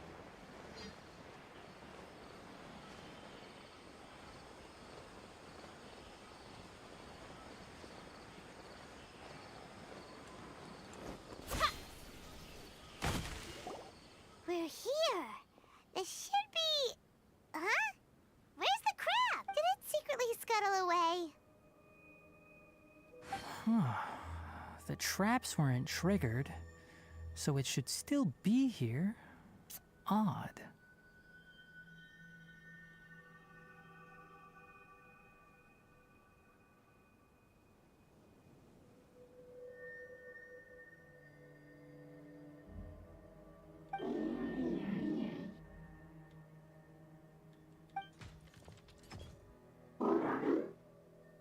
You honored our agreement and waited here until we returned. As such, I'll hold up my end and give you another mechanical part. Keep it safe. I'm not giving you another one if you lose it. Glad you're satisfied. If you want more mechanical parts, take us deeper into the contaminated region. I want to see what happened there. What caused the Avidya forest to become like this?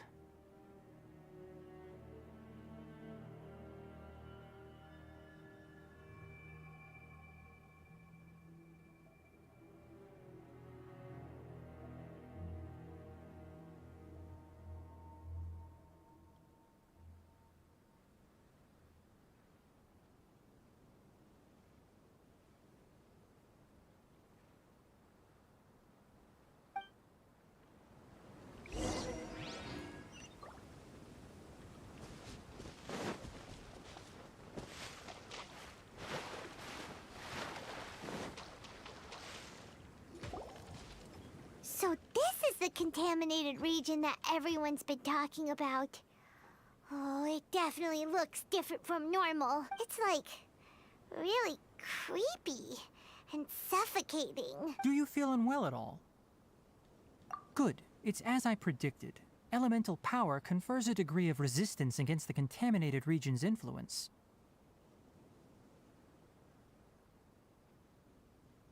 How do you know that?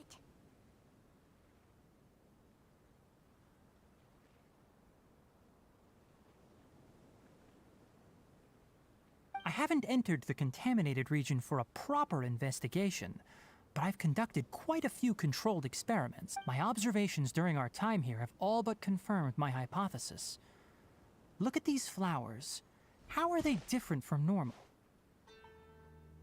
This flower species is formally known as the Sumeru rose. but it is also known as the ley line lodestar. They're sensitive to ley lines and emit varying amounts of light in response. Excessive brightness indicates a dangerous level of ley line activity in the surrounding area. From the looks of things, the ley lines around here are already out of control.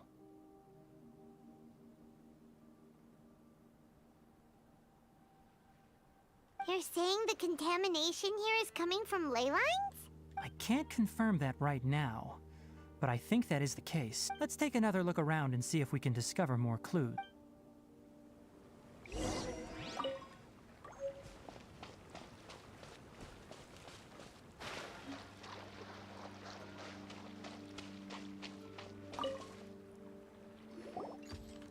You know, we haven't seen any animals this entire time.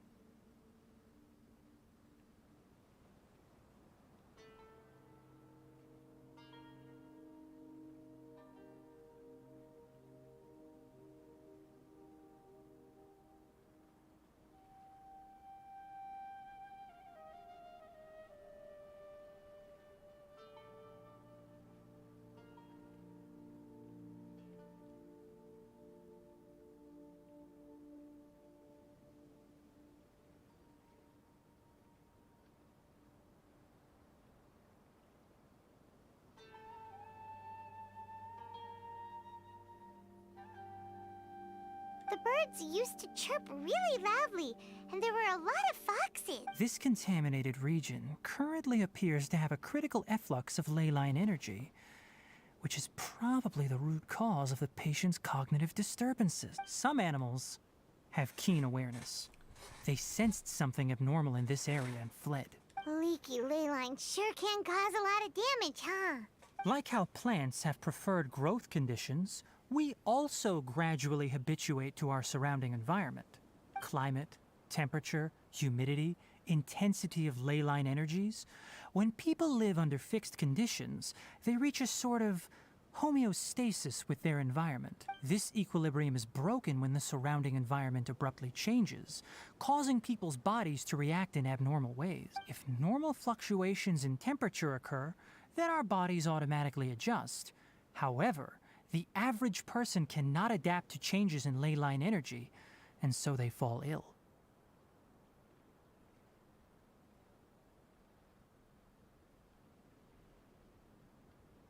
Then why are we okay? I'm not sure why you are, but she and I are fine because our elemental capabilities allow us to adapt to this kind of change. Of course, it's not a good idea to spend too much time in areas with concentrated ley line energy. The only one who can freely traverse this place is probably the mechanical crab.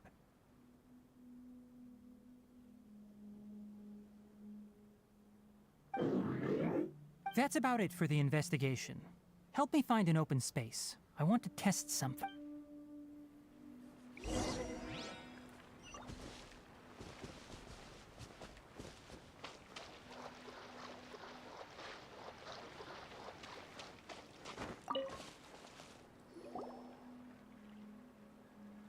Environment, no wind.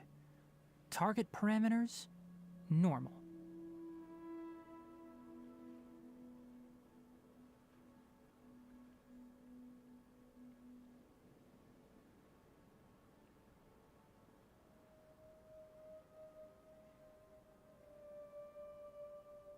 Setup complete.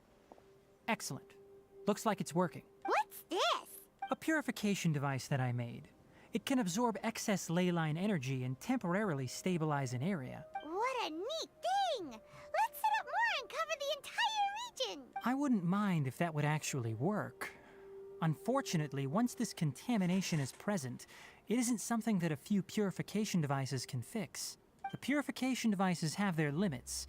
At best, they can only prevent the contaminated region from expanding temporarily. If we want to permanently eradicate the contamination from the ley line effluents, we'll need to tackle the source. That's right. Huh? The mechanical crab is acting a little strange. Something's approaching. So that's it. Now that the ley line energy has stabilized, the monsters that had left are starting to return. Get rid of them quickly. Don't let them get...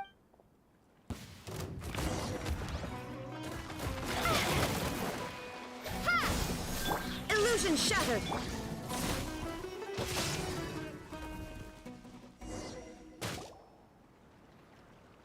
Whew. That's all of them.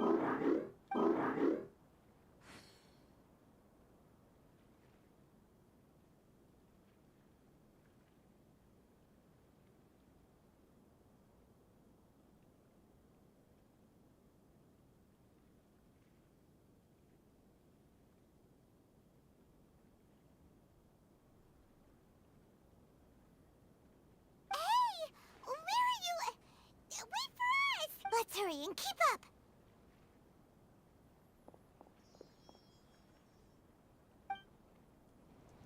The mechanical crab went that way! Let's keep up! Help! Help!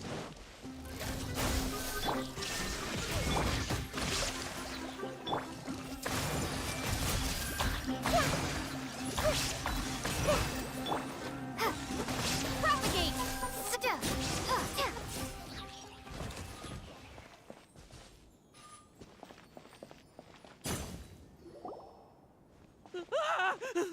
Spare me!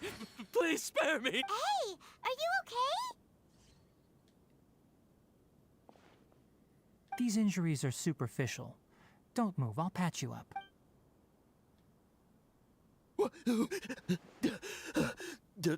Who are you all? What happened to those mechanical monsters?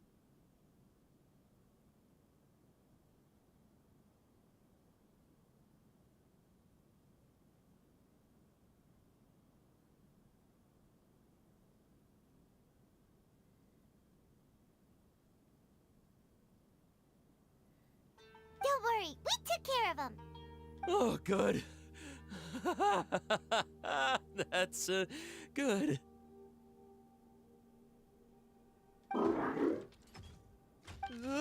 It's a monster! Hurry, attack it! How do we explain this? Krabby here isn't a bad guy. It heard you shouting for help and brought us here to rescue you. It's faking it. It has to be! Maybe it's gonna partner up with the other mechanical monsters and kill me! Do you know what's inside the forest? It's all crawling with mechanical freaks! I just came here to pick herbs, but I accidentally went into the contaminated region and almost died.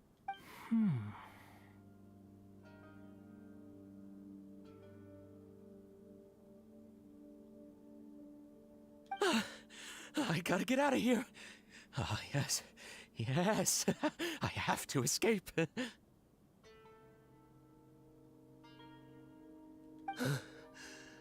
Be careful. These mechanical life forms are up to no good. It'd be best if you stayed far, far away from them. No wonder the Academia wanted to completely ban the existence of mechanical life forms.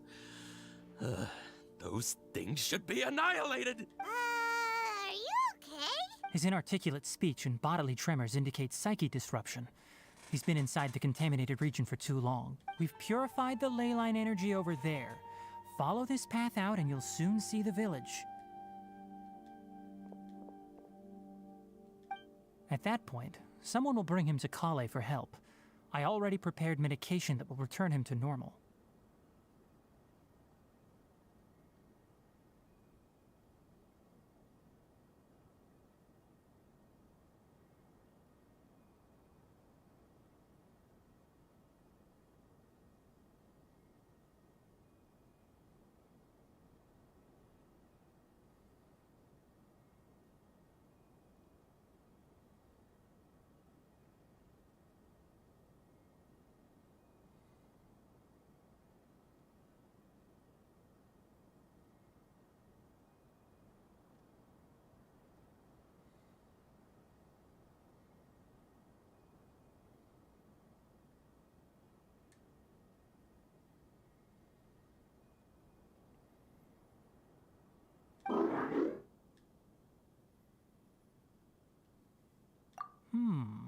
So you think you did a good job and want a part as your reward? It's so hard to understand. Alright, regardless of what you're thinking, you did some real good this time. That's why I'll give you another mechanical part. Need any help with it?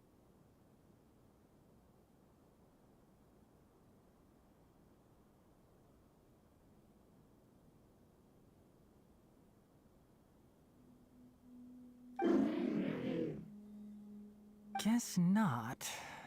Well, make sure to hang on to it. What was going through your owner's mind when he made you, I wonder?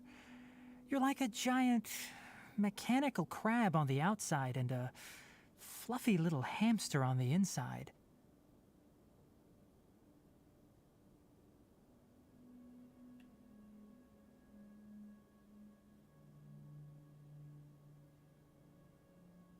And also, how do you feel about that person saying that you're as evil as the other mechanical life forms?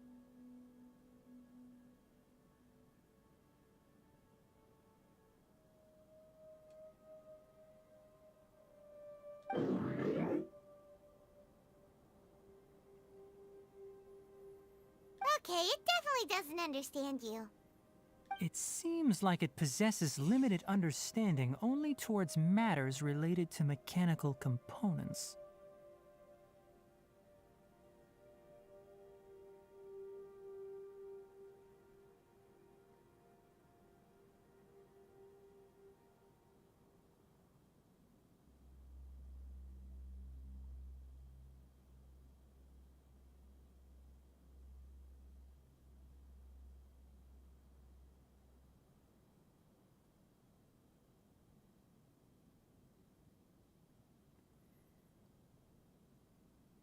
Help others to get parts. That's probably its thought process. As for why it, or rather its owner, is collecting so many components, I'm not sure.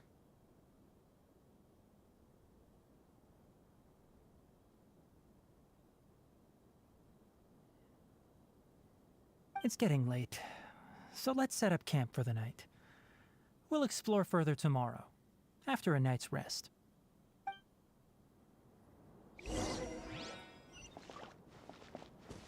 Hey, over here! Come on, you big lummox, raise your head and look up!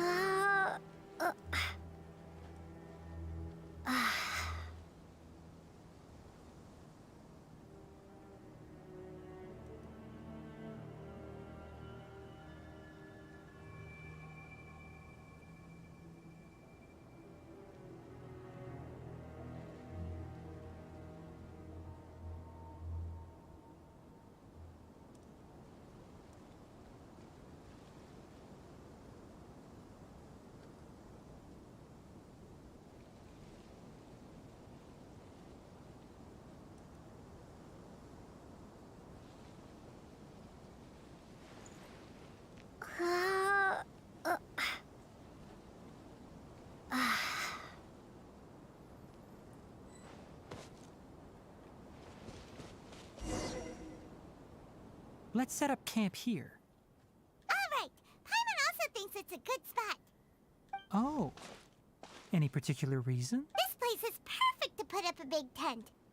We can also set up a cooking pot and cook tons of delicious food. You're not wrong, but the primary reason for choosing this place is because its higher elevation keeps us away from the water vapor below. Rainforests are very wet. You should always be careful when spending the night in damp places. For the next tasks at hand, let's divide and conquer. I'll set up the tent, you'll be in charge of making the fire, and Paimon will forage for edibles nearby. Leave it to Paimon. Paimon's a pro.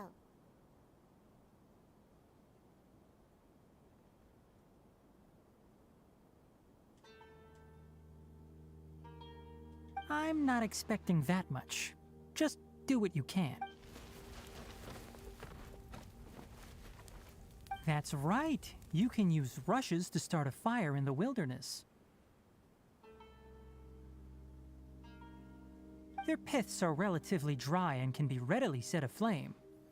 The downside is that they produce a lot of smoke. Traveler, Tainari, Paimon couldn't find any food. Paimon didn't know that rainforest had so many interesting plants until we came here. There were all sort of weird-looking mushrooms, but Paimon didn't know which ones were edible. Paimon also saw wild berries on the ground, and Paimon was gonna fly over and pick them up, but the dead leaves on top suddenly started moving. It freaked Paimon out. Those were probably dead leaf butterflies. They camouflage as dead leaves to evade predators. My guess is that they mistook you for a bird when you flew over, so they fled. Little did they know that you were more scared than they were.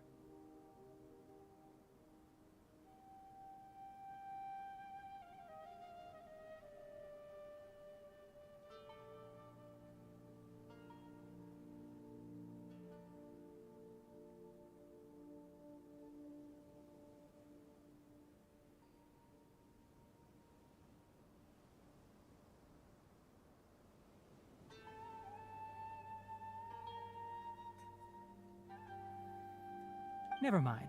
The tent's up, so you two go rest. I'll forage for food. Oh, you found some already. Paimon understands it this time. It wants mechanical parts again. Sorry, no part this time. Oh my god. That task wasn't important enough. If every little thing resulted in a reward, then it might start to take advantage of the system. I'll note little things like this and give a cumulative reward at a later time. That is one reason. It looks really sad. After some further thought, it might come up with some weird misunderstanding if I don't give it something. All right, here's another for you. I'm off to prepare dinner. We'll take shifts on lookout duty tonight. You two can sleep first. I'll wake you up later. We need lookouts? Yes. Even though most animals fled because of the ley lines, we can't completely let down our guard. It's settled then. I'll set up some pest-repelling devices so poisonous insects don't come crawling into the tent. Have a good night. Not too good, though. Not too good, though. Yeah, okay.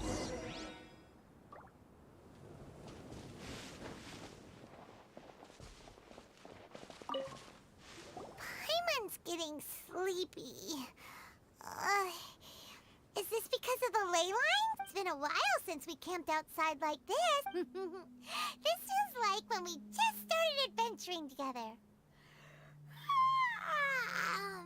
Nighty-night.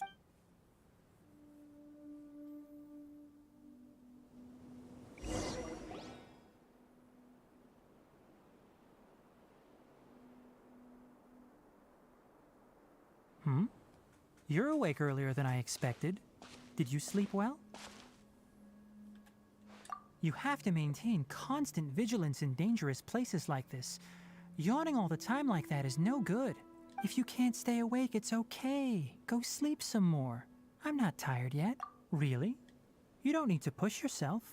I'm used to staying up all night because many plant and animal species can only be observed during nighttime. Speaking of which, have you seen the crab? It was scampering around over there just now, but I don't know where it went. So you can tell.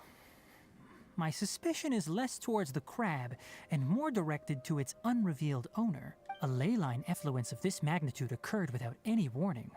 Someone probably disrupted the natural flow of the ley lines. Until we fully understand the situation, take extra caution.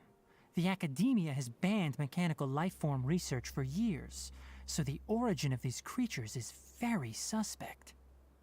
Topics related to mechanical lifeforms were popular in the Spontama for a time. Some of my juniors had also thrown themselves into such research. They proposed an intriguing idea.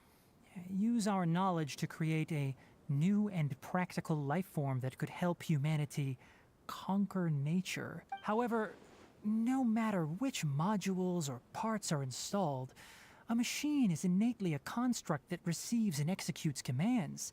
They can never possess self-awareness like us or other living organisms. In their pursuit to discover the differences between mechanical and biological life forms, zealous researchers performed unregulated vivisections and other absurdly cruel experiments on animals. Research on mechanical life forms was thus banned. The irony is that the researchers became even more impetuous afterward. Who knows? Maybe this subject will be unbanned in a few years. That's a difficult question to answer. I'm interested in the topic of mechanical life, but I don't like the researchers' attitudes. It's just my personal opinion. My ancestors and the Valuka Shuna of the desert coexisted together and supported one another. The bloodline of my people was born from this symbiotic relationship. So to me, all life is important. To understand life, you must first respect it. Life is not an expendable commodity, and knowledge should not be wielded like a scepter. These are the points of contention I have with some researchers, and why I left the academia. By placing yourself above other life forms, what kind of results do you expect to get from researching pure life with impure intentions? Really? Well, I'm glad to hear it. Coffee? Did you prepare this for us? All right. Seeing that you're working so hard to help out, I'll give you another part. You're not planning on using it. Many of your own parts are critically degraded, and you're running low on power. All right, suit yourself. Oh, and thanks for the coffee, but I'm about to go to sleep. Leave it with her. The night watch is yours. Stay safe.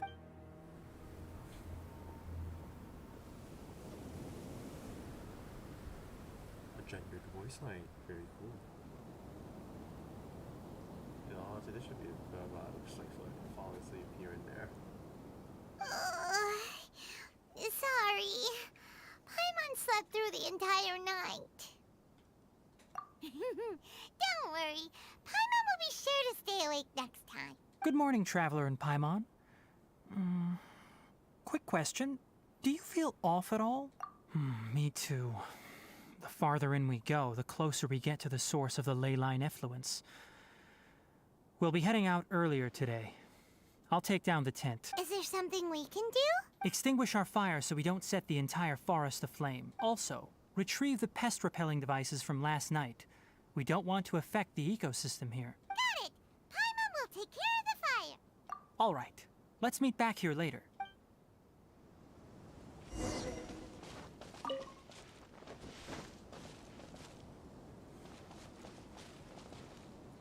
How do you put out a fire?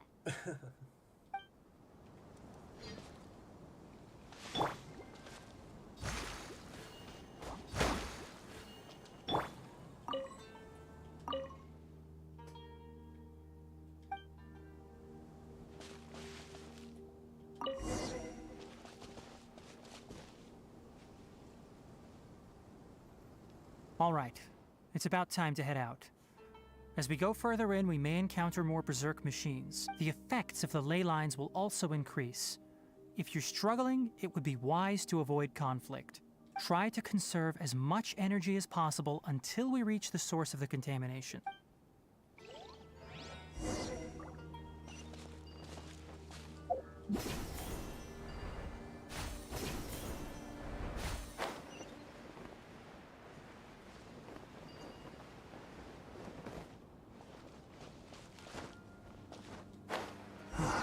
as I thought. The closer we get to the contamination source, the more mechanical monsters that appear. Illusion shattered! Allow me! Everyone hold hands!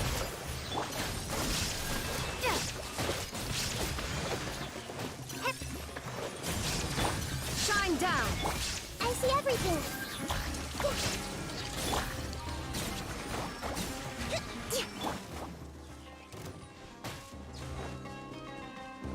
Ha! Illusion shattered! Hold the line!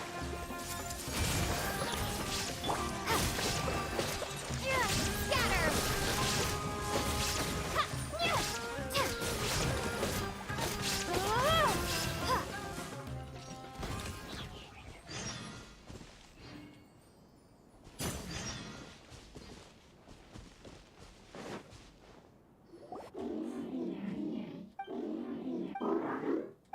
It stopped here!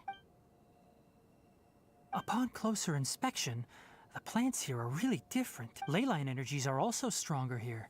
This may be the place we've been looking for. Ready yourselves. We're going in. What the overlay? Oh, the domain.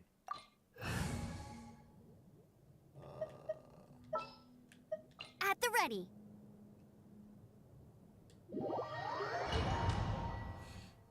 Pyro.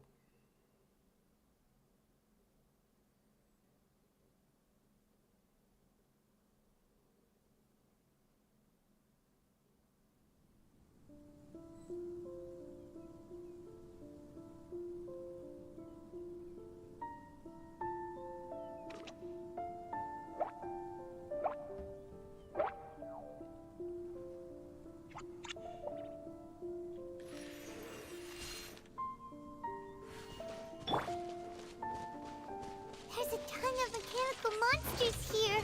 They made this place their lair. Looks like there's no way to sneak by. Let's take care of them quickly.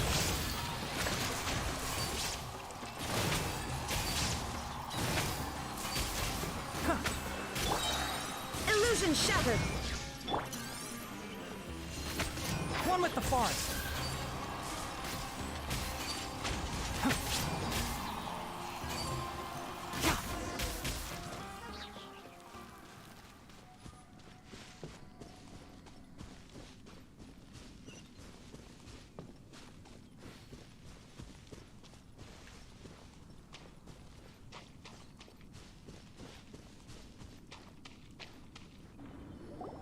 What is this?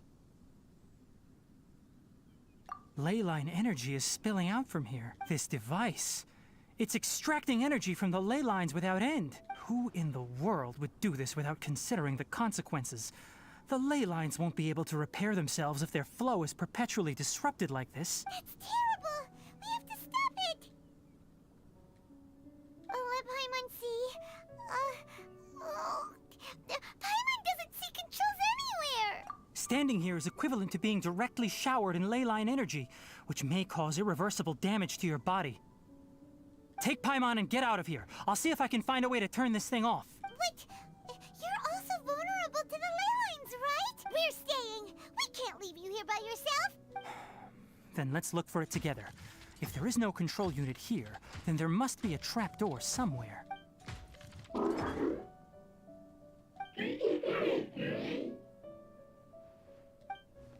You know where it is? Hey! Wait for us!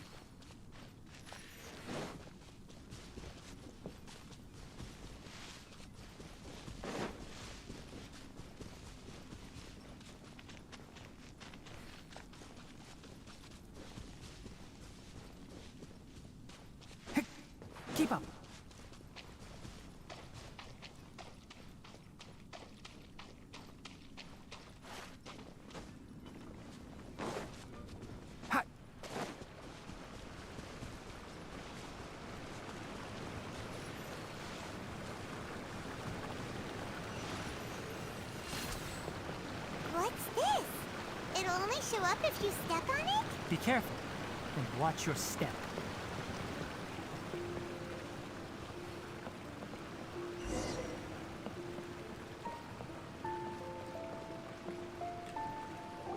Look! Someone's here! Are you the one that's taking the ley line's energy? Turn off that machine now! Why aren't you saying anything? Too ashamed?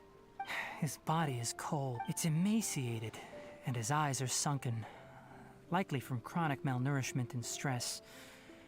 He collapsed and never got back up. What exactly happened here? Almost forgot about you. Here, this is the last one. What is it doing? I'm not sure. Judging by this room's layout, this place was a laboratory. We should find a repository of research documents if we keep going. The file room will definitely give us some clues, so let's go take a look. Maybe we can piece together what happened.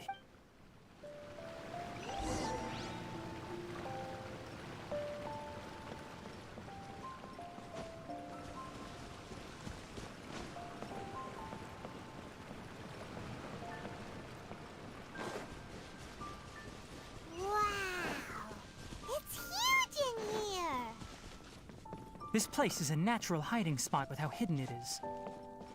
The pipes continue further. Let's head in. Did you two find anything? There are a lot of lab notes, but it would take way too long to read through them all. I found a tape recording used for an experiment, and based on its serial number, it's from 2 years ago. Tape recording? Yes, the Spontama created a device that visually records experiments and consolidates the final production into a tape. However, these devices are expensive to make and aren't entirely stable. That's why they are only used in some laboratories and do not see wider usage. Come on, let's watch it. Hold on, let me figure out how to play the tape.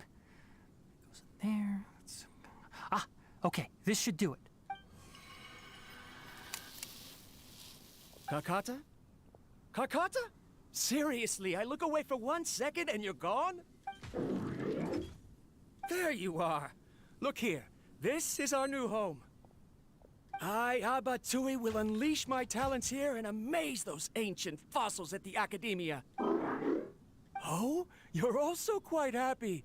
Kakata, do you know what we're about to do? Yes, I thought not. Listen up, Kakata. I'm going to make a mechanical life form that can be mass-produced. The technology will be unlike anything else that exists. I'll use mechanical organs, and electric currents will course through them like blood. A steel-cast heart that will beat forever, and a brain of myriad components that can think like mine. Inspiration from the ruins, and the research that the Academia had banned. I hope everything can start anew from this place. When you can understand our language and live among us, you will no longer be a boring machine, but a truly living being. It's fine. You will understand. One day, you will understand me. Karkata is the mechanical crab, right? And that researcher named Abatui said he wanted to prove something to the Academia? I remember now. I had a junior researcher named Abatui. He was expelled from the Academia for researching mechanical life forms. Junior researcher? Yeah? What's wrong? Nothing. Paimon was just wondering, doesn't Abatui look older than you? He is, but academic progression isn't tied to age. I finished my studies a while ago, so subsequent students generally considered me as their senior. Oh. Of course, age can be an issue. For a while, people always dragged me into pictures. I felt like some kind of animal on display. That isn't important. Let's go and see if we can find other tape recordings. Look!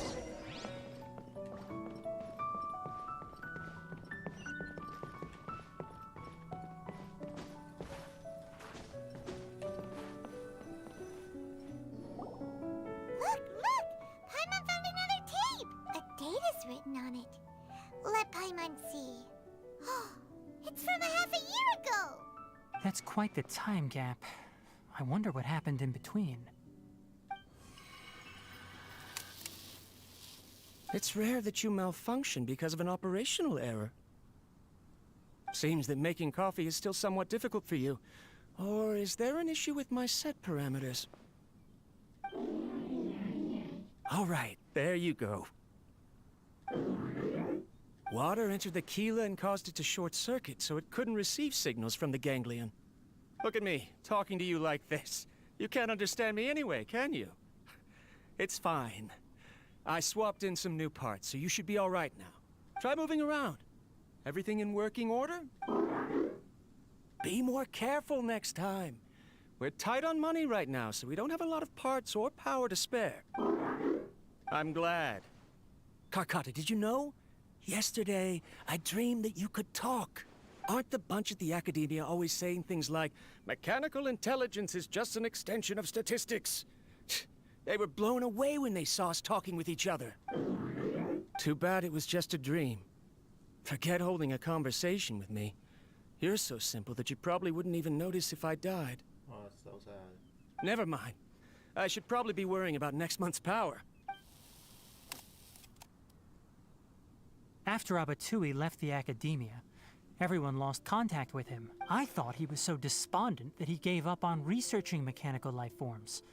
Instead, he had holed up here and continued his experiments. Paimon doesn't feel like he's a bad person. He even changed out Karkata's broken parts. Why would he mess with ley lines? Let's keep looking around.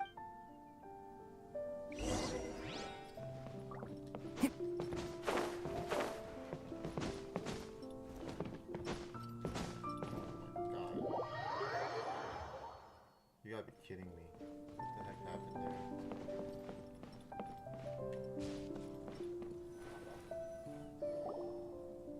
Following the serial numbers, the next recording should be here. The writing is sloppy. Perhaps his state of mind had changed. There's also an undated tape in the wrong spot.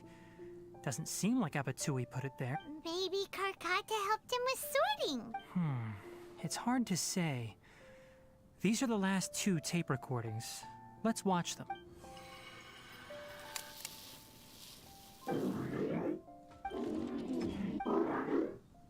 Sorry, Karkata. I was just thinking about something. Today might become a special day. In my recent experiments, I successfully gave you a living being's instinct. When you're low on power, or if one of your parts is damaged, you will prioritize your survival command and proactively recharge or replace your parts. That is a very dangerous thing. And today, I did something even more dangerous. I've officially activated the 3rd generation ley line extractor. The ley lines will serve as our power source from now on. Conducting research on mechanical life forms requires a large amount of power. Even if I scrimped and saved, the more I have wouldn't last for long. I'm also getting tired, Karkata. I don't know what's driving me to continue with this research anymore. They say that even if it simulates the operation of a living creature's organs, a machine is still an ice-cold tool. I want to prove them wrong. I want to turn you into a living, breathing, and talking being. I'm not talking about anything cheerful, Karkata. Modules for language, emotion, and movement. I've been working my absolute hardest to augment and refine your functionalities, but I've never seen an effective response. You are my finest success, but even you can't understand me. All you can do is execute limited responses based on preset commands or keywords. Karkata, I wish you could speak to me, even just once. Yes, you cannot understand me, so you cannot answer me either. It is what it is. In a few days, I'll sell the failed ley line extractor for some more and continue my experiments. Life goes on, and I have to as well. I don't have any other choice. This is new. If I place another 2 control modules here to simulate the brain's thalamus... of course my heart decides to act up now. Why did I cut medication from our expenses? Karkata, come help me. Strange. I feel weak. Oh no, I have to shut down the extractor. Shut it off. If we let them recharge indefinitely, they'll go out of control. Right. I never input a command to shut down the extractor, so you don't understand what I'm saying. In the end, it's just like the Academia said. Mechanical life forms only bring danger. My research... Was there any point to it at all? I'm sorry, Kakata. In the end, I still wasn't able to turn you into a true mechanical life form.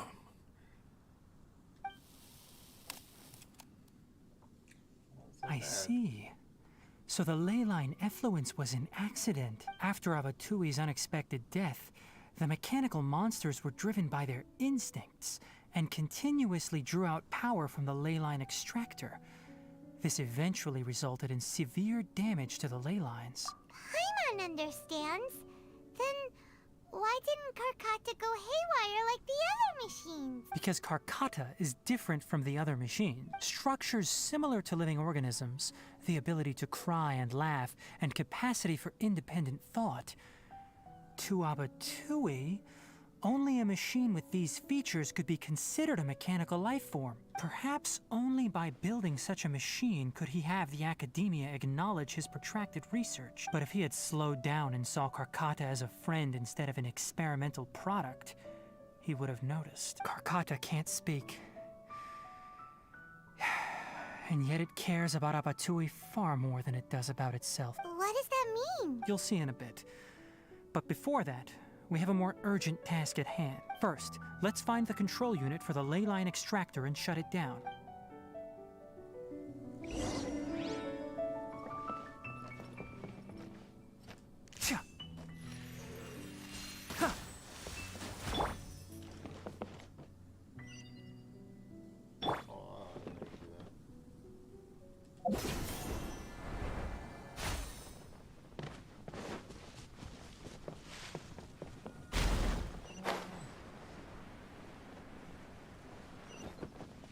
More of this transparent flooring. It feels like a maze.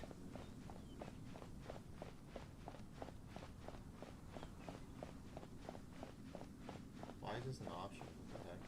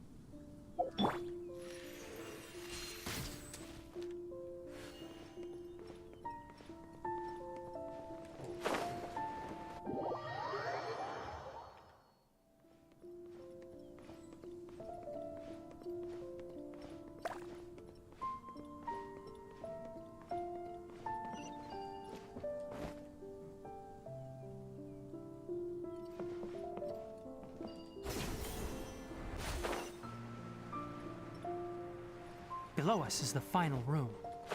The control unit is likely in there. The way ends here.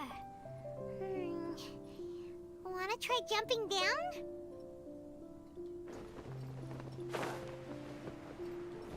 Ha! There is no escape! Bet you can't go bear scatter! Who do you think can't see?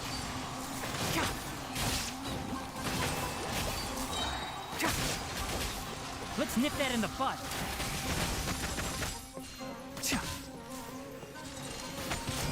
Illusion shattered!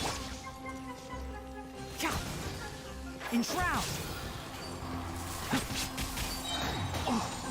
I'll uproot you!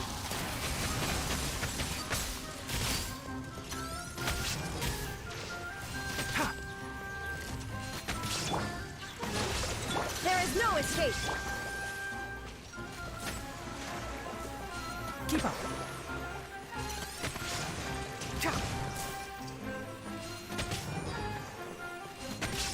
One with the forest!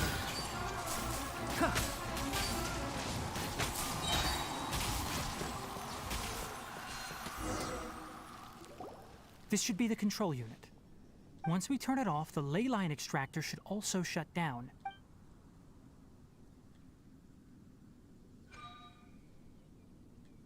Without an external force damaging the ley lines, they should start to slowly repair themselves.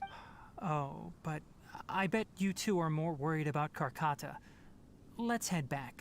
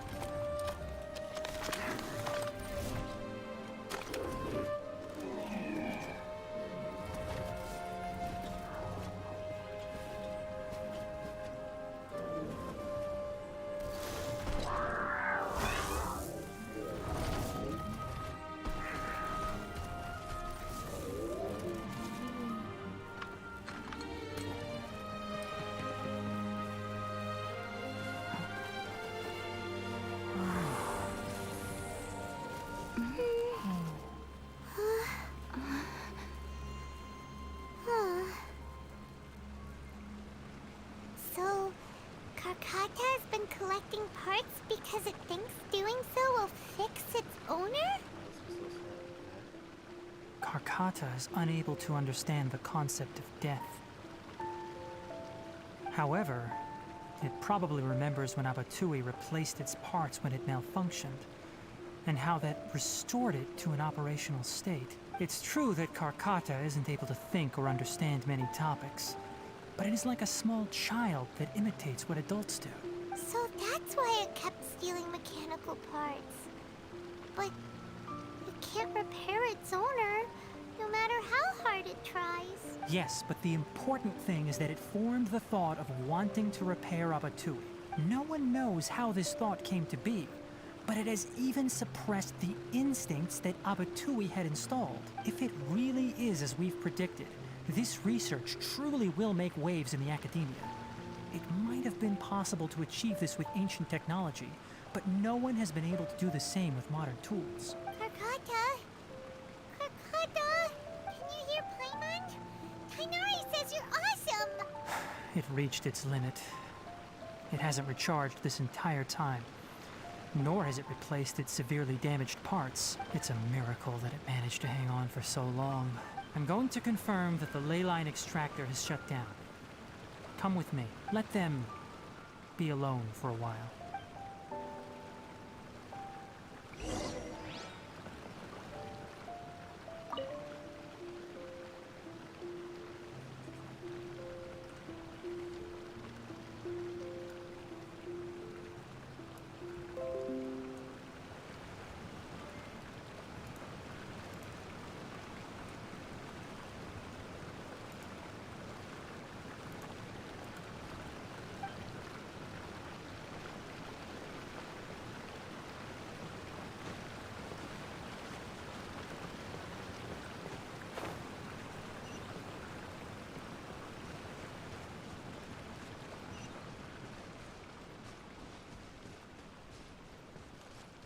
Whoa, what the hell?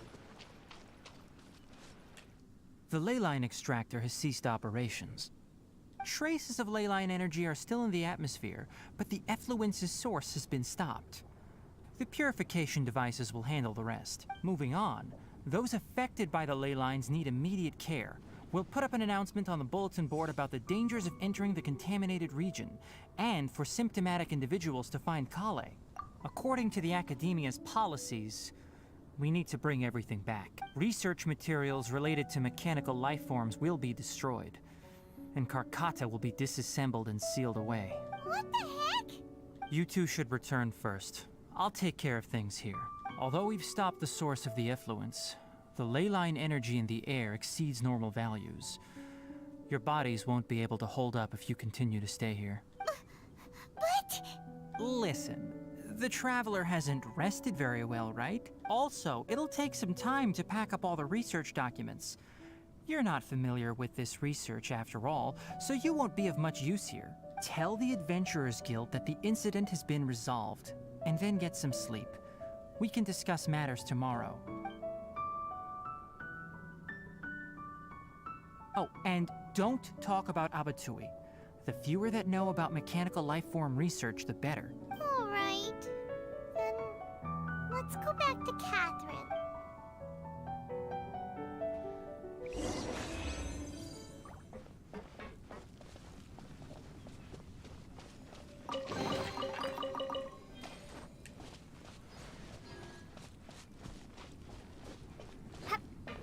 Why are you still here?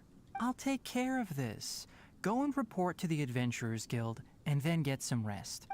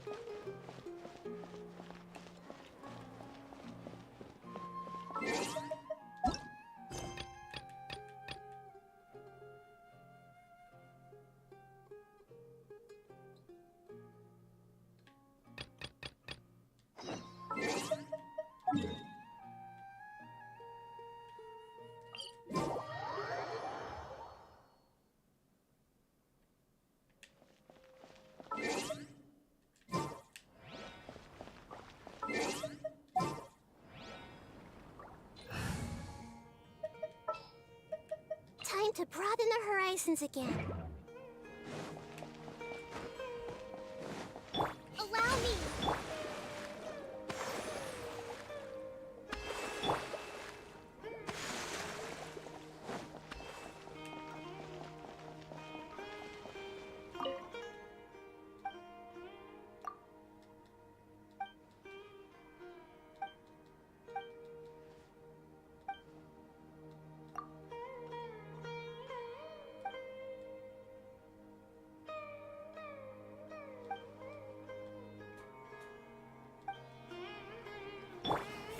Surely everyone knows quantity cannot make up for quality.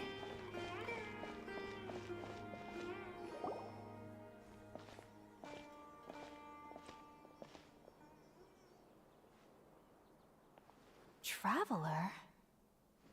It is you! It's Hypatia! Ah, what a pleasant surprise! It's so nice to see the two of you again. Who's this? She's a scholar we met in the Avidia Forest. When we last saw each other, she was still training in the, what's it called? Satyavada life? Oh, I see. That's right, we're old friends. You've come at just the right time. Ever since I've come here, hardly anyone has even talked to me. Hypatia, you're way too excited about this. Actually, for you to leave the Avidia Forest means... you're not in training anymore? Wait, no. Did you already finish your training and reach Pariporna life? What do you think? My consciousness has already managed to make contact with the divine. You did it! Congratulations! It's so exhilarating to share this sublime joy with others at long last! When my consciousness made contact with the gods, what a supreme and unparalleled experience that was! That sounds incredible!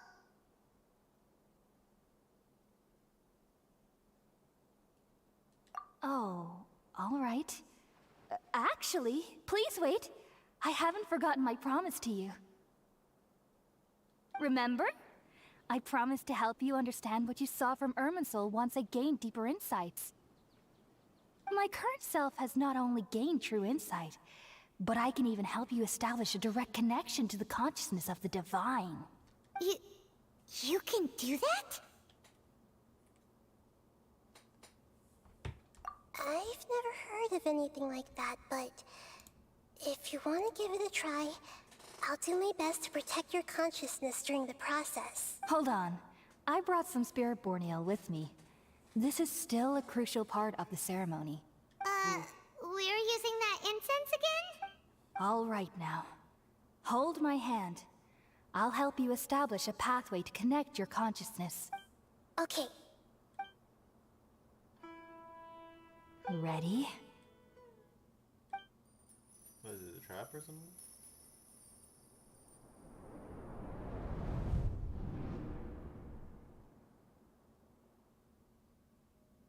It took 3 betrayals for me to finally understand. The world is just an elaborate tapestry of lies. My fury will never be quelled. The first to betray me was a god. My creator. My mother. Valuing strength above all, she saw no worth in me and I was discarded. The second was a human. My family. My friend. Consumed by fear, he saw me as an abomination. The third was one exactly like me. A hope for the future. A fledgling barely out of the nest. Powerless before his mortality, he broke his promise to me. Humans, they can't be trusted. And the gods fill me with pure loathing. So I said good riddance. I denounced the world and laugh in its face. My chest will never again be defiled by worldly filth. I will scrub away every last trace of human emotion. Then it will be empty, a blank slate, and ready to receive a supreme gnosis, brimming with pure divinity.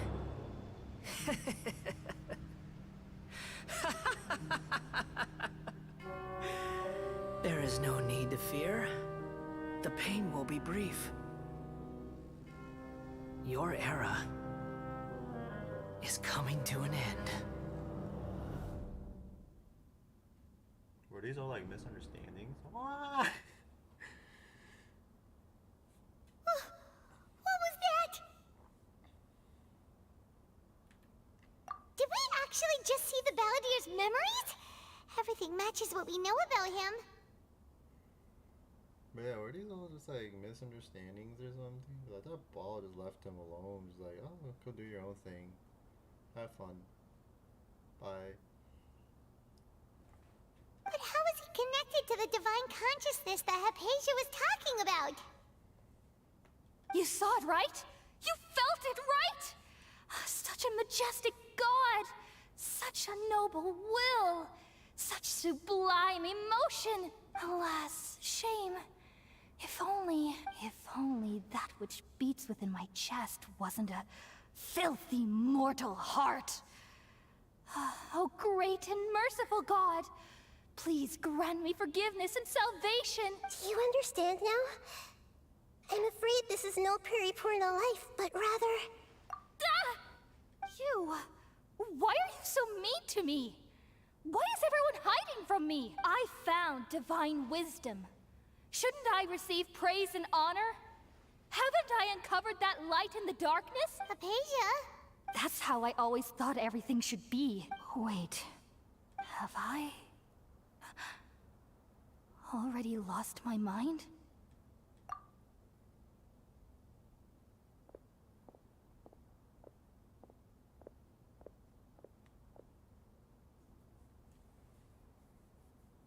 Wait, something isn't right.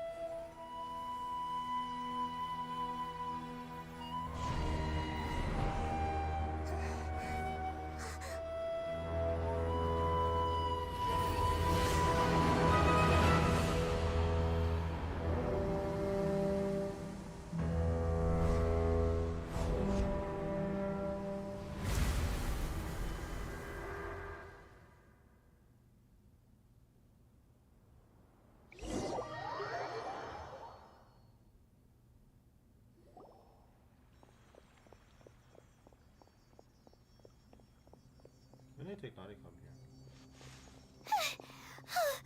Okay, we finally lost him. Are you okay, Nahida? Wait, no. Something feels different. You're back! Oh, the Traveler's back? Oh, I got possessed. Oh, okay. Cool.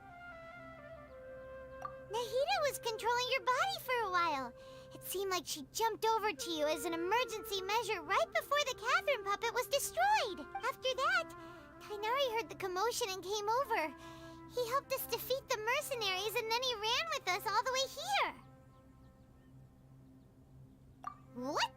You swapped places? You mean your consciousness also went into Nahida's body? Wait, then where is Nahida's consciousness? Where is she now? I never imagined that an individual's consciousness could be transferred around like this. Had I not seen it with my own eyes, I would have never believed it. I don't think this can be achieved with current human technology. Also, while we were running, the consciousness in your body told me to pass on a message. She said, "The doctor has found a way to trap my consciousness, so I can't journey with you anymore. But even in a moonless night, a shower of starlight can still drown out illusions and lies." Oh no! Nahida's trapped in the sanctuary of Surasthana for good this time. Was that message all she left for us? It's pretty vague. Oh, that makes sense. Since the doctor captured her, she won't be able to say anything without him knowing. She's being extra careful. Even in a moonless night, a shower of starlight can still drown out illusions and lies. Huh. Paimon knows the moon illusions and lies are from the alchemical divination at the Sub-Zero's festival. Didn't Nahida use a starlight analogy before? It had something to do with Sataria. Oh, that makes a lot of sense. Huh. Do you think Nahida was telling us to go find help in the desert? But she isn't with us anymore. Think we'll be okay? Paimon, you said Sanctuary of Surasthana. Does this mean that this Nahida you're talking about, the consciousness who was occupying the traveler's body, is the Dendro Archon?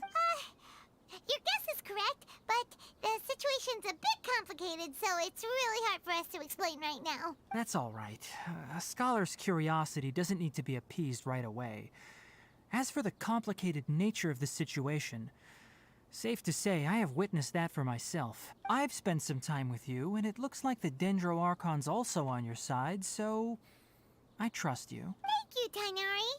Oh, actually, we came here to ask you a question. What do you know about the project that the sages have been working on? Ah, that. While I was indeed invited to join that project, the sages were always secretive about its scope and goals, so I eventually declined. All I know is that that project has something to do with the restoration of Irminsul. Huh? Did you see something when you were in Nahida's body? What? Do you have any evidence?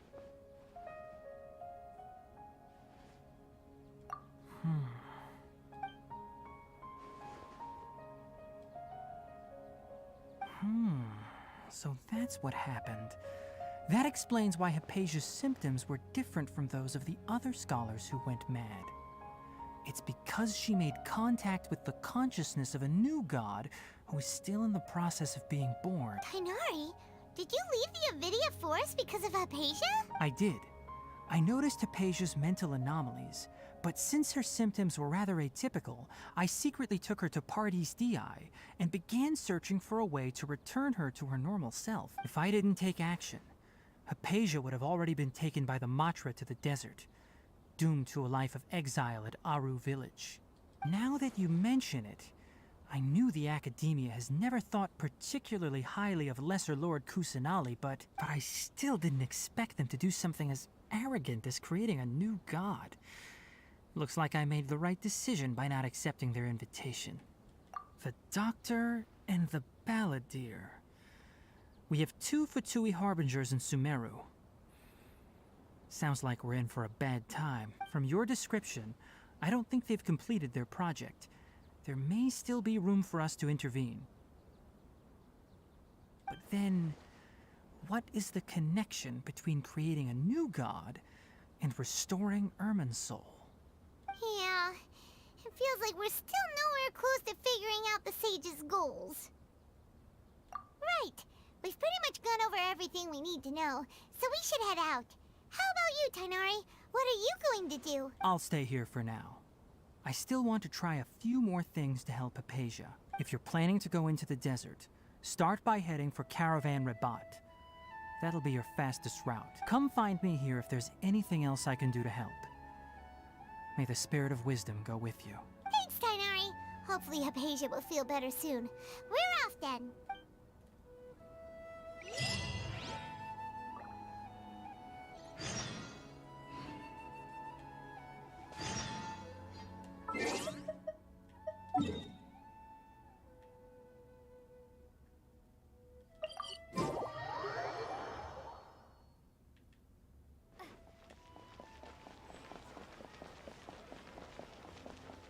She just got stabbed and she's already back. That's crazy. Anyway, so the contaminated region turned out to be a ley line effluence deep in the forest. Things are already getting back to normal. I see. Thank you for your hard work. Once the excess ley line energy dissipates from the air, we should be able to make an announcement for residents to resume their normal activities. This is the stipulated reward. Please accept it. Is Karkata going to be sent back to the Academia? It's already damaged, but Paimon feels sad thinking about it getting disassembled. Oh, then how about we find Tainari tomorrow and ask him not to do that? Paimon really wants to go right now, but Tainari said that we would discuss matters tomorrow. We'll probably make him mad if we go now, huh? Alright then, we'll find Tainari tomorrow and tell him not to disassemble Karkata.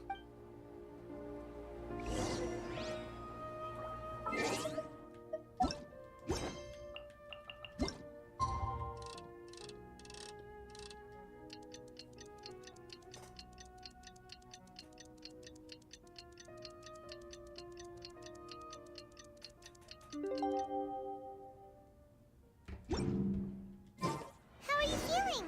Sleep well? We should go find Tainari. How do you think we should ask him? The lady's adventure plans are probably on hold for good. I'm just gonna shop around for one more day.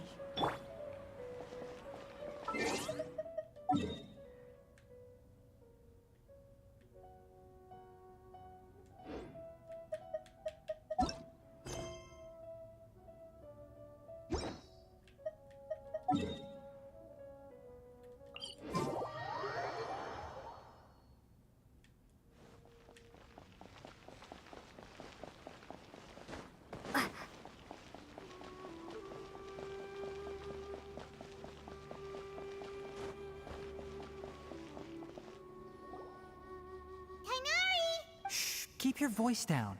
The lilac daphne, a daphne of the genus Thameliaceae, has a strong anticonvulsant effect, can be made into an anesthetic powder. Extrapolating from these two datasets, it would be particularly potent against Piscine species.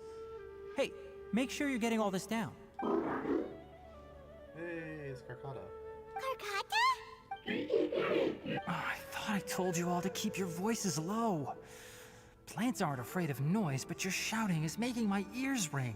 You didn't disassemble Karkata? Why would I do that? But Paimon thought you said, according to the Academia's policies... So that's why you two barged in like barbarians at this hour. Fine. I suppose I wasn't clear enough about this yesterday. What I meant was, according to the Academia's policies, all products of research must be destroyed. That's why we can't let the Academia discover that place. Anyway, the first thing I did was repair Karkata. During my time at the Academia, I took an elective course at the Spontama. Who knew it would prove useful one day? We then buried Abatui together. After organizing the research materials, I kept some as a souvenir. Most of it was burned to hide the evidence. I'm not with the Academia, so what do their policies have to do with me? On the other hand, I am the Forest Watcher of the Avidya Forest. I have a duty to protect all life in the forest. All life brought forth in this world has meaning. And Karkata is no exception.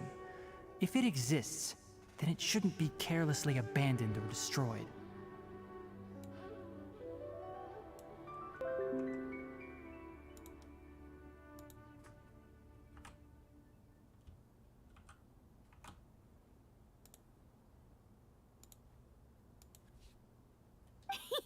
That's great! Wait, you just said life form. You recognize Karkata as a true living being now? The possibility exists, is all. It's hard to explain Karkata's efforts to repair Abatui. Abatui only left behind a small portion of his research.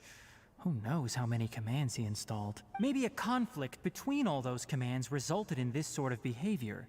From a more rigorous perspective, it is impossible to conclude that Karkata is a real life form. But the possibility exists. I am willing to believe in that. By the way, I'm not interested in continuing research on this subject. I'm just letting it hang out here because this place is relatively secluded. Is he its Dairy? But as things stand now, it wouldn't be a bad idea to make it my research assistant. At the very least, it can record my experiments. What do you think?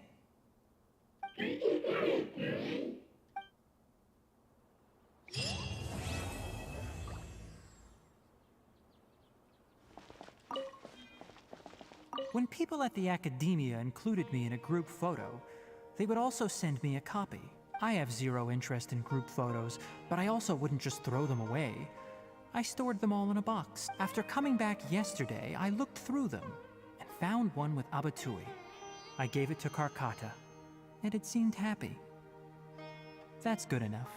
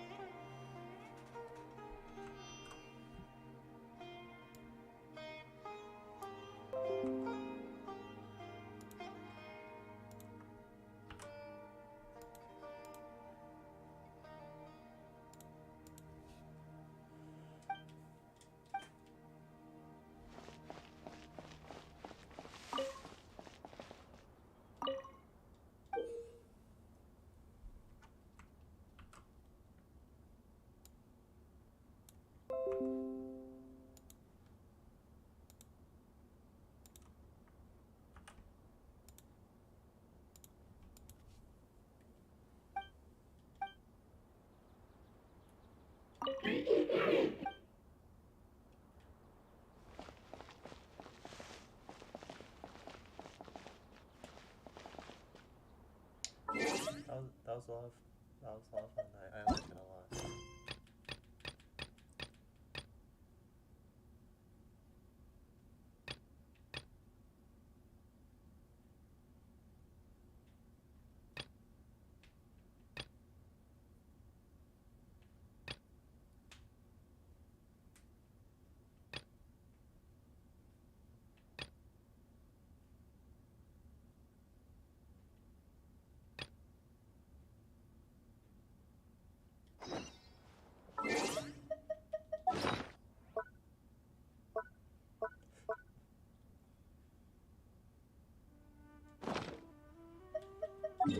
Alright, to the desert we go.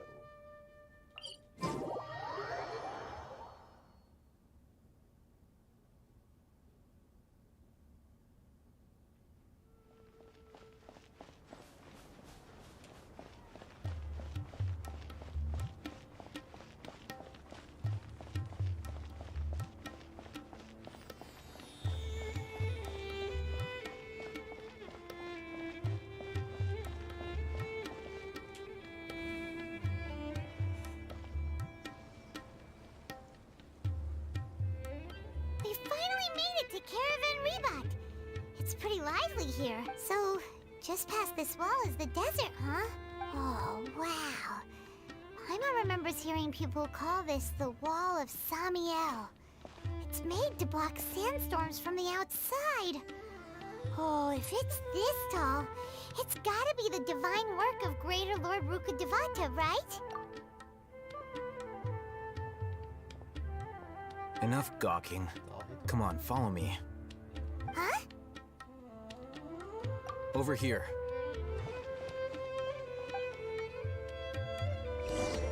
Oh, Hatham went that way! Let's hurry up and follow him. Wonder what he's up to.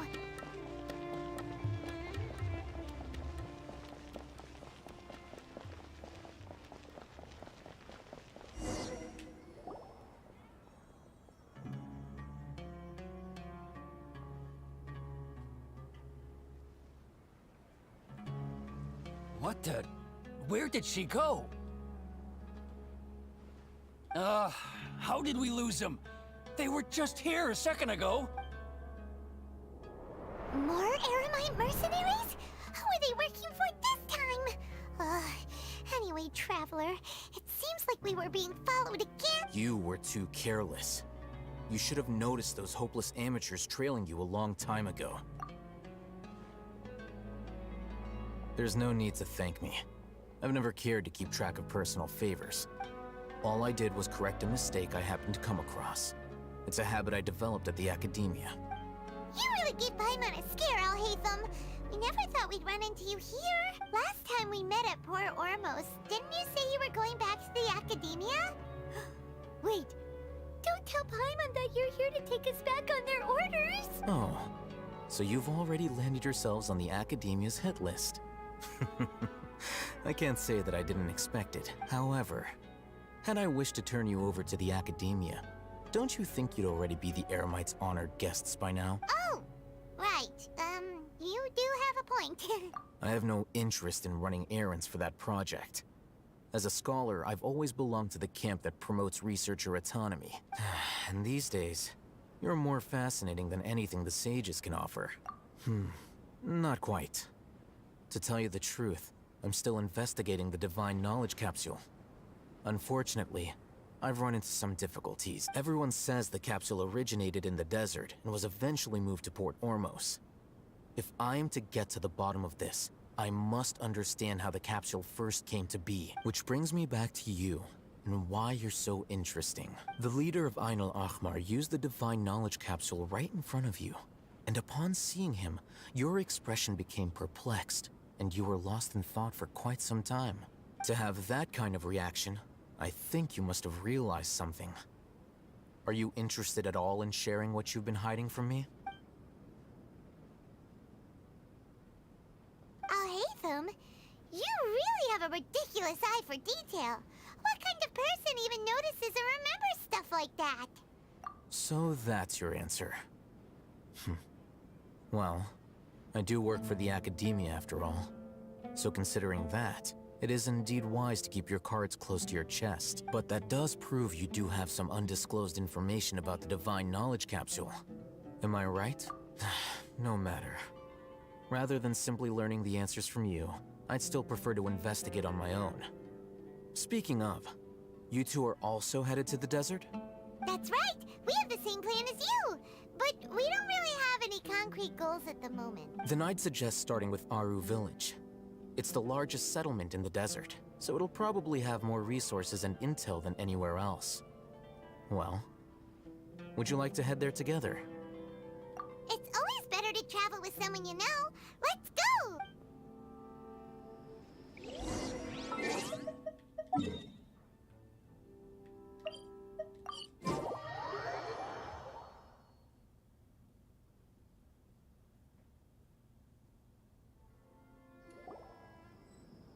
Before us lies Aru Village, the safe haven of the desert folk. Whoa, this landscape is really something else.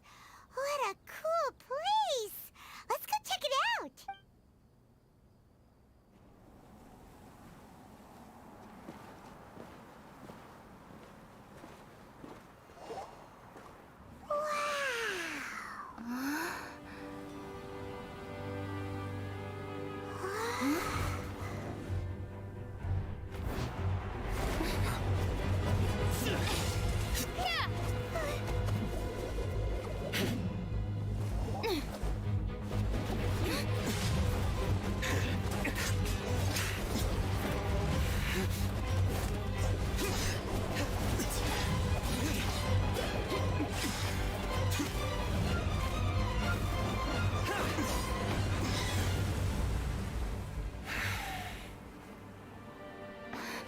Sino.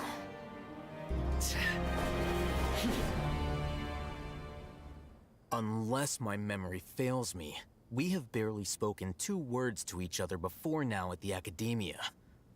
Would you care to enlighten me as to when and how I invited the General Mahamatra's wrath? Oh, Hatham. Do not think you can escape my judgment just because you managed to escape my attack. Judgment? So that's how you'd characterize your actions here, is it? Or would elimination perhaps be a more accurate description? Had I used my full strength, not even this traveler would have been able to stop me. Though styled like an assassination, I sought only to ensure that my target would be unable to flee or resist. Standard practice for the Matra, as well you know. Seemed to me more like your own personal touch. Who is that, Al-Hatham? Did you call him General Mahamatra? Yes. General Mahamatra Sino, head of all the Matra at the Academia. He's a formidable hunter, and the ultimate nightmare for any who have committed academic crimes. He's voiced by Alejandro Saab, who has a YouTube channel called Kagi Films. He does a lot of covers and stuff. I think he also does like VTubing as well. You seem to have placed a lot of trust in Al-Hatham, to the point of blocking an attack for him. If I were you, I'd never choose to side with him. I wouldn't believe a single word that comes out of his mouth. I have been pursuing this scribe for a long time. I urge you, stand back and do not seek to defend him any longer. Otherwise, there will be consequences. Has Al-Hatham done something wrong? Hyman doesn't think he's as bad as you've made him out to be. I won't waste my breath explaining things. Al-Hatham, I saw it during our fight. Take it out. The Divine Knowledge Capsule you're hiding on your person. Unless you want me to retrieve it for myself. Very perceptive of you. Nothing escapes a Matra's senses.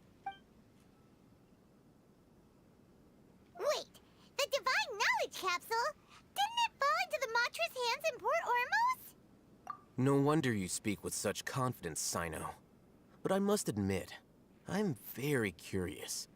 What does this capsule mean to you? And why, as General Mahamatra of the Academia, are you all alone in the desert? As far as I'm aware, the other Matra have been speculating about your disappearance. Have you been given a mission that's, let's say, Morally dubious? If I was the real target of your mission, what was stopping you from simply using your authority and resources to judge me within the walls of the academia? I should have known you'd be difficult to deal with. You two? Ugh! What should we do, Traveler? Paimon feels like we can't trust either of them. Ahem. Well, look at you two, acting all tough and self-righteous over there. Wait, Dia?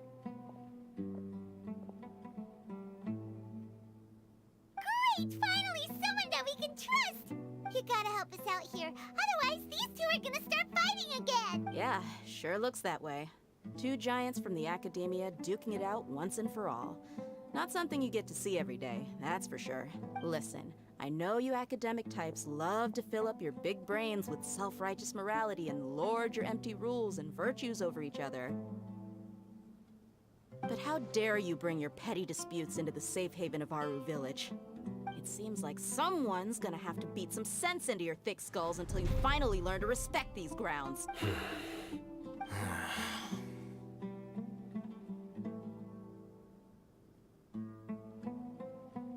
Hey, did either of you hear a word I just said?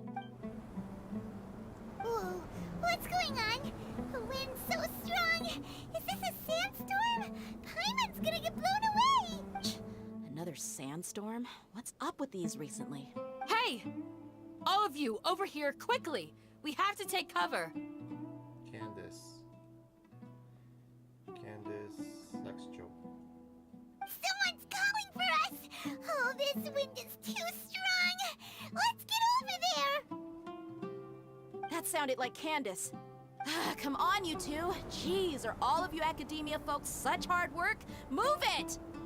All right, stop yelling.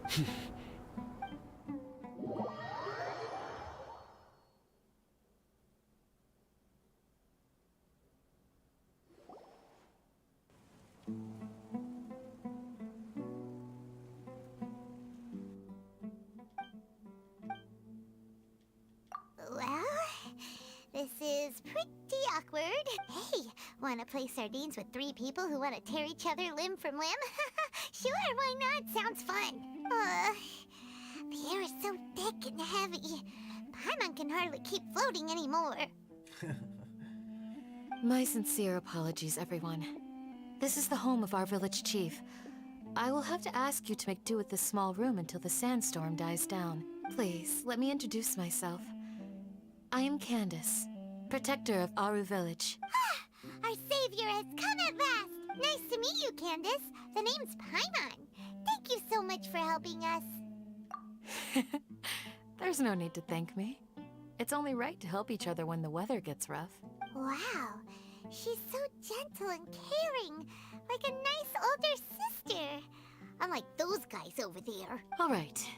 Now that we're all better acquainted, we should return to the topic at hand. As a guardian charged with the responsibility to protect my fellow villagers from harm, I was observing your conflict from afar, even before the sandstorm started.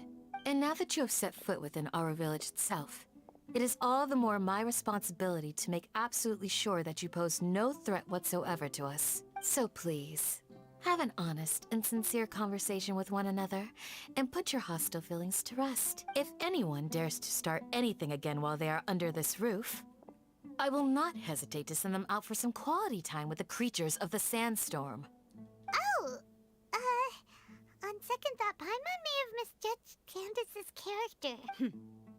And that goes for you too, Miss Dia. Do I make myself clear? All right, we got it, Candace. That's what I like to hear. So, which of you will begin? I was supposed to be a mediator, but I might have gotten a little too involved just now. Anyway, one of those two should probably start talking. Wait, that was you trying to be a mediator? I have nothing to hide, so there's no shame in explaining myself. While All Hatham wasn't wrong about the other Matra not knowing my whereabouts, it's not because I've been assigned a morally dubious mission. Rather, I've chosen to exile myself. Huh? Exile yourself? A little while ago, I discovered that there was data missing in the Academia's project planning and development files. What little they did report clearly did not match the project's actual progress. As General Mahamatra, I had the responsibility and authority to request an audit. However, to my surprise, the person responsible for the erroneous data was none other than Grand Sage Azar himself. I tried to investigate the issue myself before submitting a formal audit request, but I soon found that all leads and potential pieces of incriminating evidence were carefully concealed from me. I began to realize that they were cautious of me from the very beginning. Unsurprisingly, the Grand Sage rejected my audit request as soon as the submission reached his desk. He even said to me, "The power of the General Mahamatra is granted by the sages. You have no right to judge us." So they really are up to no good. I realized then that to the Grand Sage, the Matra are nothing more than tools for the sages to assert and maintain their control over knowledge. The vows that we took, the principles that we strive to uphold, they are meaningless to the academia of today. I believed it would be wise to flee the academia before the sages had a chance to take action against me. This way, they can no longer see nor predict my actions. I will never give up on this investigation. There's no need for someone else to give me power or authority. Once I find the truth, I will administer judgment by my own name. Sino seems to have the same goal as us. We're all investigating the sages. Plus, now that he's no longer the General Mahamatra, he somehow feels a lot less scary. Well, Sino, if that's your story, then why did you see Alhaitham as a target? When I was investigating the matter in the academia, I overheard a conversation between Alhaitham and a sage. The sages asked you to investigate a blonde-haired traveler. Do you dispute this, Alhaitham? What? Like many parts of the project, this assignment was undocumented. Now throw in your suspicious behavior with the Divine Knowledge Capsule, and I think we deserve an explanation. Yes. I was indeed tasked with investigating the Traveler. Alhaitham! After all, the promised reward was so great that hardly any scholar could have refused. The sage told me, once you've completed this assignment, I can give you a glimpse of divine knowledge. A most enticing offer. Unfortunately, those academics don't know me at all. Their words contained one key piece of information. Namely, that divine knowledge indeed exists. That gave me all I needed to know. From my perspective, the sages are far from trustworthy. Think about it. Isn't it a little strange they're so willing to share divine knowledge with anyone, even as a reward? So, I began my own investigation following the lead of the Divine Knowledge Capsule. In the end, I realized my wisdom in committing to this rather than collaborating with the sages. Had I been less guarded, I probably would have ended up like that Ain al-Ahmar mercenary, incapable of remaining sane for long enough to hold a conversation. You mean that the sages originally planned to dispose of you, using one of those capsules that drive people insane? I'd already given up on the assignment by then. I only told the academia I was waiting in Port Ormos for you to appear so they wouldn't suspect anything. So it came as quite a surprise when I encountered my erstwhile target while investigating the Divine Knowledge Capsule. Criminals do love to talk about coincidences. Even though I ran into the Traveler by chance, I had no intention of providing assistance to the academia. Also, you should remember, you were the ones who decided to follow me and strike up a conversation after I left that tavern. That's true. Alhaitham helped us out at Caravan Rebat as well. Maybe he's telling the truth. I'm willing to apologize, if that's worth anything to you. I took the Divine Knowledge Capsule behind your back because I judged its existence to be a significant risk. I felt that it would be best for no one to interact with it before it had been properly After all, curiosity often proves to be the most dangerous thing in this land. It's amazing how Naida says curiosity should be rewarded. You should be well aware, Scribe Alhaitham, that curiosity can also lead you to danger and suspicion. Answer me this. Did the sages share any information about their project with you? Have I not made myself clear? You and I are both distrusted by the academia. Do you really think they would tell me anything? Fine. Although you haven't completely proven your innocence, I won't regard you as an enemy. As you wish. Good. I'm glad to see you two clearing up your misunderstandings. And now you, Dia. I believe it's your turn. Oh, sorry. Whatever the boys were talking about must have been so boring that I spaced out. My situation is pretty straightforward. My employer, Dunyarzad of the Homayani family, is friends with the Traveler and is currently recovering from her illness at home. I had nothing going on, so I decided to return to Aru village for a visit. I was actually looking forward to a pretty exciting time getting back together with everyone here, but then I saw these two random guys in the middle of a pointless argument. It ticked me off, and things went downhill from there. Is that all?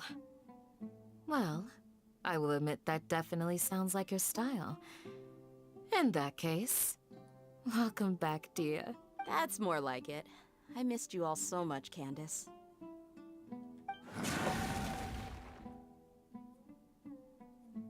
Whoa! What was that sound? No need to worry. Now that you're no longer at each other's throats, please make yourselves at home. I'll take... Creatures? In the sandstorm? Are you sure you don't want some backup? Fighting in a sandstorm is not for the faint-hearted. Anyone without extensive training in these conditions is at a disadvantage. You needn't worry. Yeah, just leave him to Candace. Don't worry, she's as tough as they come.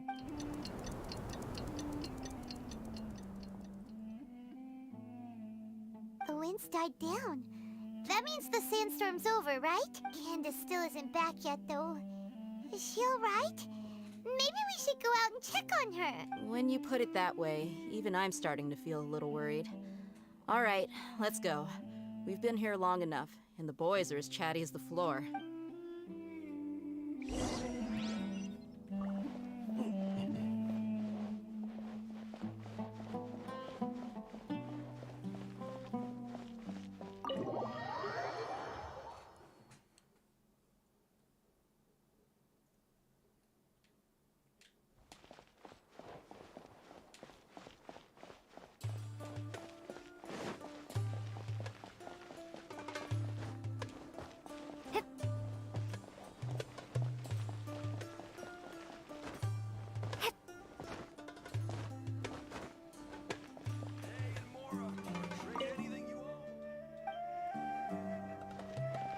I suppose wisdom...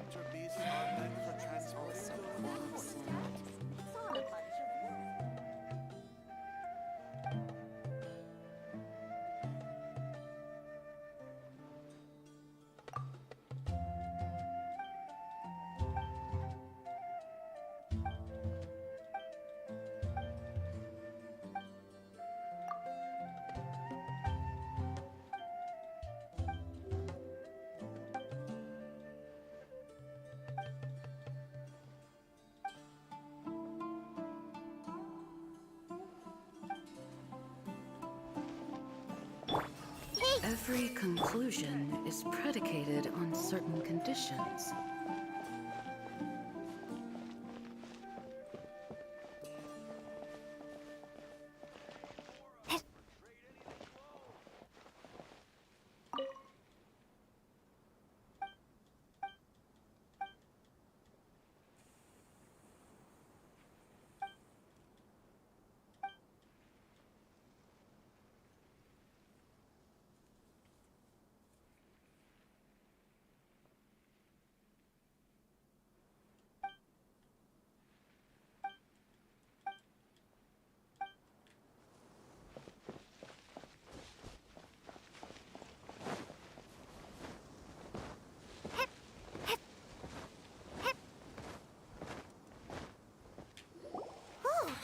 Candace, you're still fighting?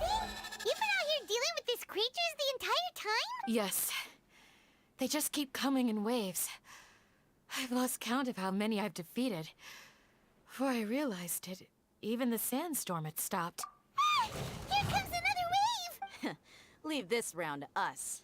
I got interrupted earlier, but now I have something to take my anger out on. It's been quite a while since I've seen the Flame Mane in action. I'll leave these to you then. I'll be sure to put on a good show. Let's go! Illusion shattered! Hold the line! Torn to oblivion! Ha!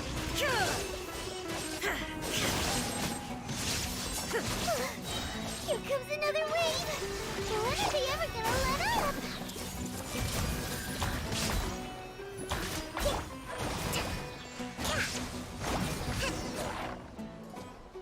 The creature stopped appearing.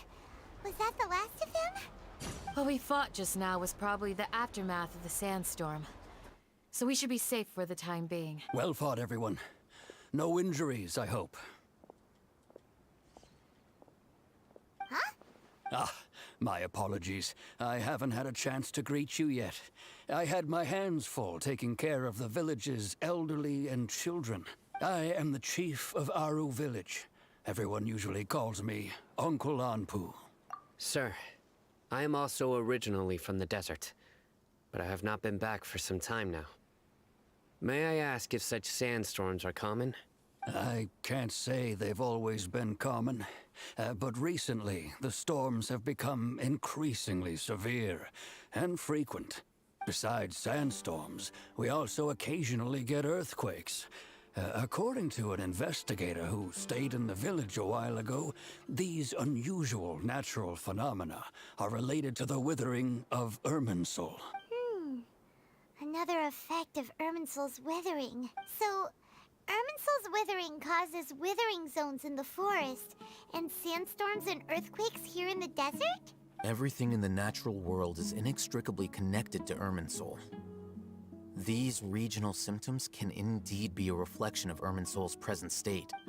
Everyone in Aru Village needs to take good care of themselves. Speaking of which, why haven't I seen a single village keeper since I got here? Village keeper? Who are they? Village guards like Candy? Does your curiosity know no bounds? Village Keeper is how Aru Village refers to mad scholars, exiled here by the Academia. Most of them are scholars who lost their sanity after a period of training in the Avidia Forest. The Academia believes that their crazed mutterings may have a negative effect on the psyches of other scholars. So, they're forcibly exiled to the desert. Though if you ask me, it's all a boatload of nonsense. Alas, that's exactly what we've been trying to investigate. One by one, the village keepers have been mysteriously disappearing without a trace. But no one in the village has ever seen them leave. If you're planning to stay around the village for the next few days, I'd appreciate it if you could keep an eye out for them. I've had encounters with those people in the past. I'll see what I can do to help. The Matra are the ones responsible for their exile. Now that you're no longer with them, are you trying to alleviate your guilt and atone for your past sins? I'm fascinated by how you think. Mock me if you will, but if you are guilty, I will eliminate you, regardless of my position or identity. Oh, you're the former General Mahamatra. You must be an expert in these kinds of investigations. Thank you for your help. Is it because you're reminded of Hypatia? Oh, these poor scholars.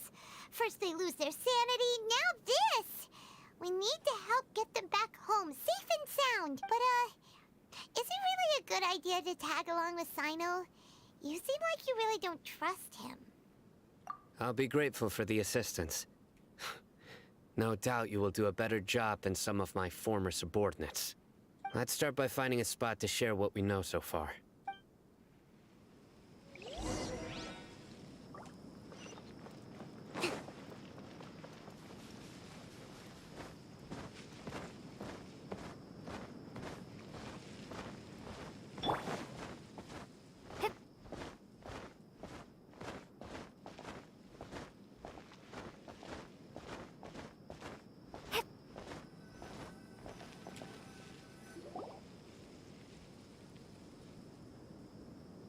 Although I've sent myself into exile, I'm still doing essentially the same things as before.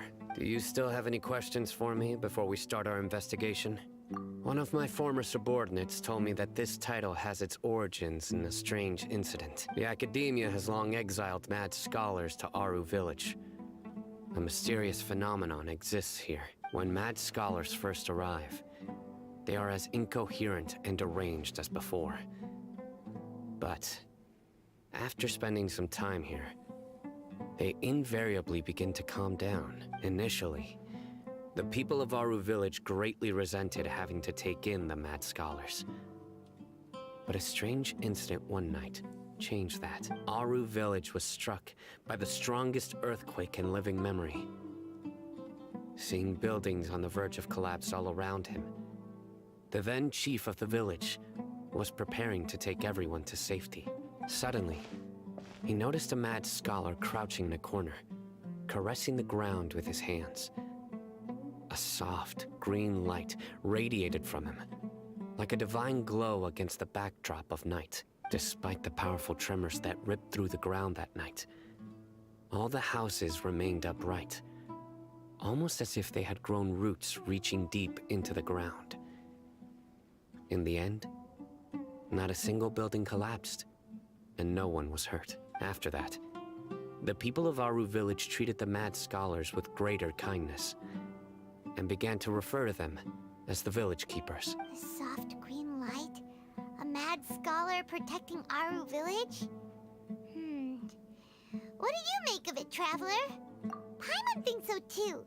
Actually, Sino, do you know if any of the mad scholars continued to wear their Akasha terminals at Aru Village? In theory, they would continue wearing them so the Academia could still monitor their activities. With that said, the main Akasha system would no longer have any interaction with them. Oh, no wonder! Everything makes sense then! Add in the fact that they calmed down, it was probably Nahida who calmed them. If you are able to draw a conclusion from this one story alone, then it appears you possess much more information than I do. So, what do you make of the story? Really? Lesser Lord Kusanali. What? You don't believe us? Lesser Lord Kusanali was definitely using the Akasha to give her power to the mad scholar! No, it's not so much that I don't believe you. I'm just struck by your reasoning. Lesser Lord Kusanali, the current Dendro Archon. Is she really active in Sumeru? The Academia has always placed far greater importance on the late Greater Lord Rukkhadevata. They've more or less ignored Lesser Lord Kusanali, and I've never had any reason to doubt their views. In addition, I've never heard any stories about Lesser Lord Kusanali and her deeds. To me, she might as well have been a god that never existed. No way! Nahida definitely exists! She's a... how should Paimon put it? She's a good Archon who's kind and wise, even if she says weird stuff sometimes. I've spent many years interrogating criminals, so I can easily tell when someone is lying. Good! Then you should know that we're telling the truth! Who's this? That look in your eyes. I've never seen that from a liar. You two really must have met Lesser Lord Kusanali. How can this be? To think, our Archon has been amongst us this entire time. What? He wouldn't say it. What?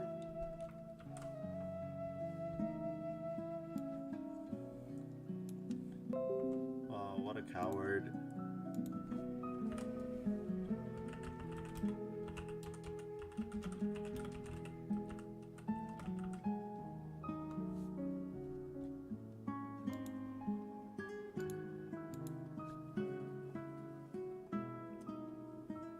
He would not say Amogus. Come on. Alright, now it's our turn to put our skills to good use for this investigation. But easier said than done, especially since we don't have any leads. Maybe we can start by knocking on some doors. Excuse me, are you here to help me find my grandpa? Huh? Who are you? By the sounds of it, a resident of this village. My name is Isak. You'll help me find my grandpa, right? Is your grandpa a mad scholar?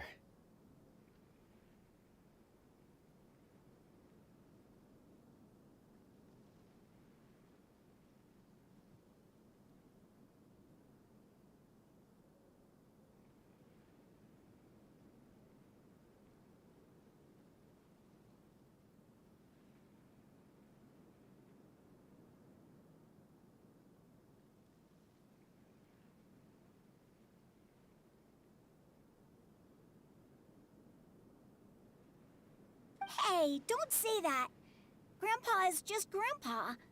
Why do you have to call him that? It's not like he's a bad person or anything. The person you're referring to is not a local. Yet you are. Why do you call him Grandpa? Grandpa is just Grandpa. He's my family. I heard everything you said to the village chief. Please, you gotta take me with you. I want to find my grandpa. I swear I'll help. I won't be a nuisance. Ah, so you're the one who was eavesdropping on us around the village chief's house. I was planning to go out and take care of whoever it was. But I had a vague feeling that they didn't harbor any ill intent. Whoa. Hazen wasn't kidding about Matra having sharp senses. Sino, he's just a kid. All he wants is to find his grandpa. Let's find a way to help him. Sorry. I was only listening in because I wanted to know where Grandpa went. Honest. If you don't believe me, you can ask Miss Candace. All right. But first, let's confirm the facts with Candace.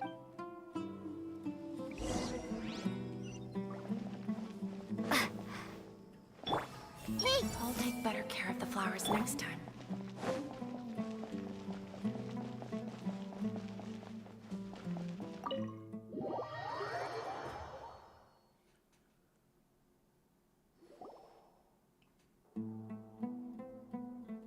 Sino is super vigilant. Is this what all the Matra are like? Ah, you're back already.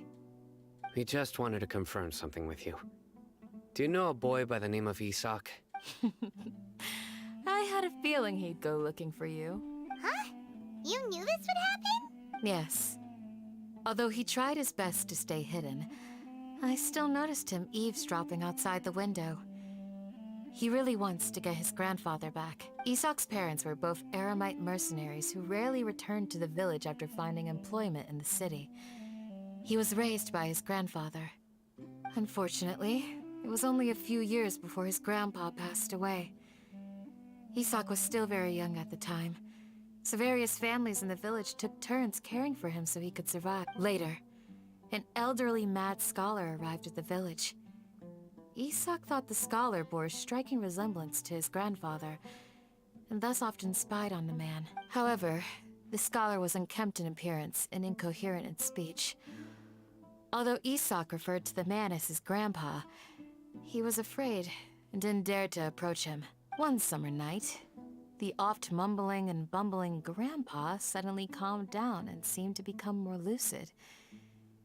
He even noticed Isak hiding in the distance, so Grandpa walked up to Isak and patted him on the head. He even took Isak to the entrance of the village, where he patiently taught the boy the names of the stars, and accompanied Isak until he fell asleep. The next morning, Isak woke up and wanted to go find his grandpa again, only to realize his grandpa no longer recognized him. However, even so, Grandpa retained his calm expression. It's said that those who saw the scholar claimed he no longer appeared to be crazy, but appeared to be living in his own world, almost as if he were sleepwalking. Isak was thrilled that his grandpa was able to find peace, and would follow him all the time, asking him things like, "Grandpa, want me to take you somewhere fun?" Or, "Grandpa, could you tell me stories about the stars again?" All this somehow just makes Paimon feel really sad. It seems like they both deserve so much better. Perhaps. Nearly everyone who lives in the desert has some form of hardship or regret. But even so, we must still continue on with our lives. It's also my reason for fighting. I must continue to protect this land.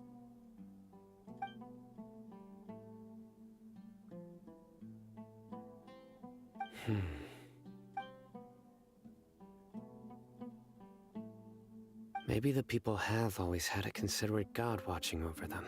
Huh? What did you say, Sino? No, nothing. As long as Esau keeps his word and doesn't get in our way, we can take him along. Perhaps you are more compassionate than I gave you credit for. Please accept my thanks on Isak's behalf, What? Hey, Isak! Oh, it's you guys! We've cleared everything up. Let's go find your grandpa. Really? Wow! Thank you so much! Yeah! Alright. Let's ask the local residents some questions first.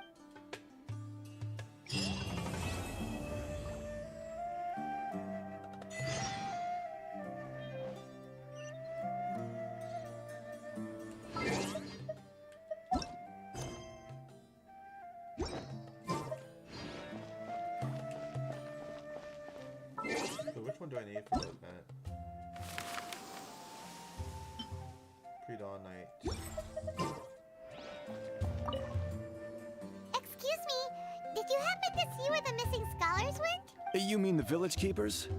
Oh, let me think. When I was eating dinner the other day, I saw one of them by the side of the road, muttering away and eating mushrooms and tree roots. They shouldn't go around eating that kind of stuff. Okay. Did you notice anything else? Anything else? No, I think that's all I have to tell you. Sorry. Oh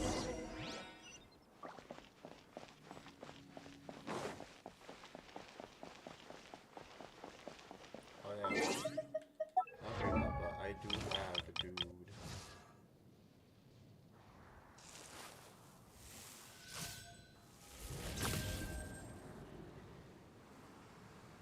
Look at all these scares, I mean, it freaking sucks.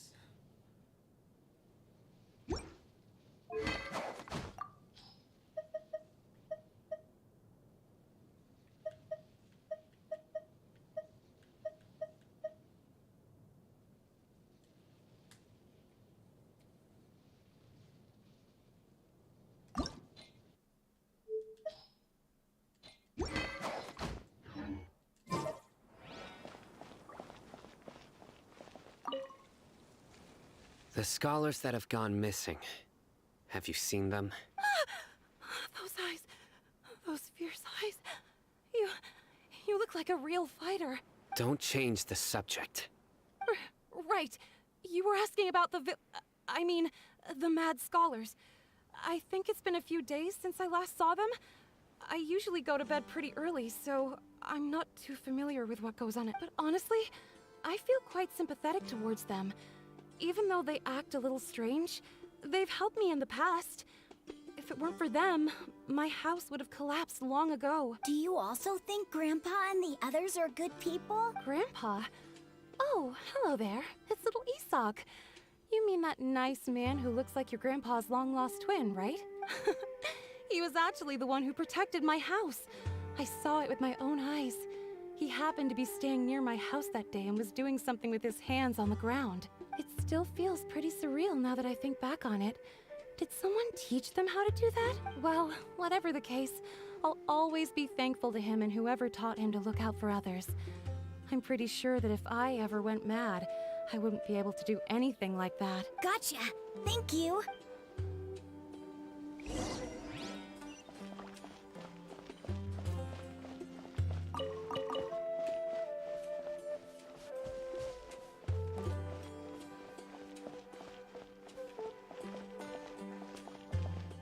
Stay safe. Don't get hurt.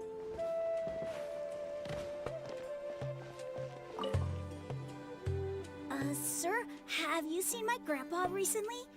You know, the one who likes to sit and space out near the village entrance. Oh, well, if it isn't Isak. Oh, your grandpa, huh? It's been a while. The last time I saw him, he was spacing out by the road as usual. I went and asked him if he'd like any of the food I had prepared, despite my wife's protests. Like many people, she's really quite terrified of them. And speaking of my wife, she's still always complaining about how I don't make enough Mora. That might explain why she's always mad at me. Oh, thank you. Thank you for taking care of him. It was nothing. You're looking for him, right? Did he go for a walk and get lost? Yeah. That's no good. Well, once you found him, come by my place again and I'll cook a little something for the both of you. I've known you since you were very young, so as far as I'm concerned, you're family. Please feel free to come by anytime. Wow, what a nice guy! Okay. Thank you, sir. Huh? Don't say anything for now. Isak, stay here. Let's head over there. Stay quiet as you move.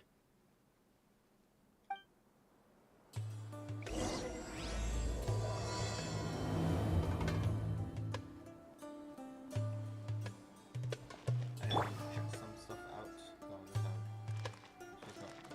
Join the Aramites and embrace a wonderful new life.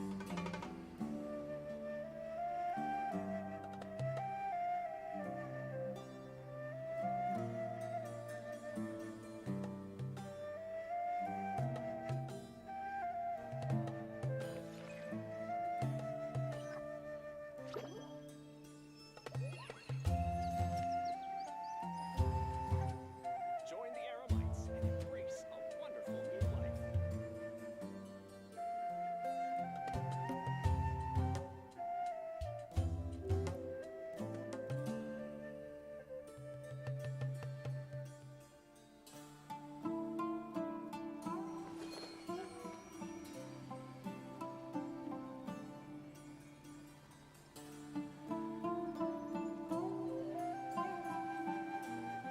Join the Aramites and embrace a wonderful new life.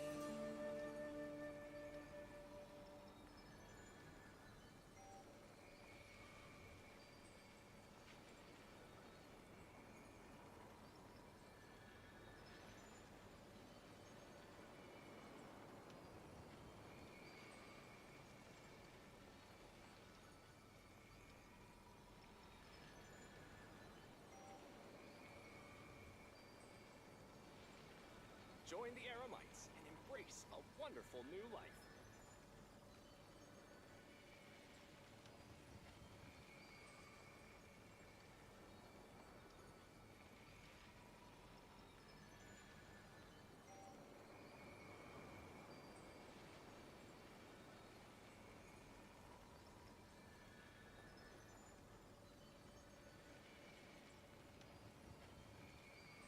Join the Aramites and embrace a wonderful new life.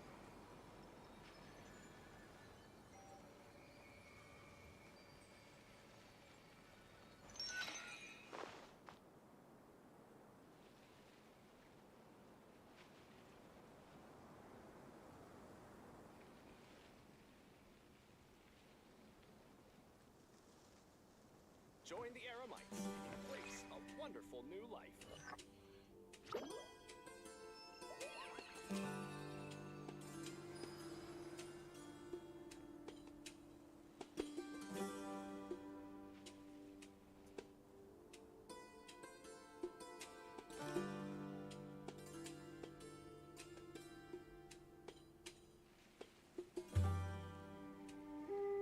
Join the Aramites and embrace a wonderful new life. If you're not sure what to do next, how about I take you on a walk?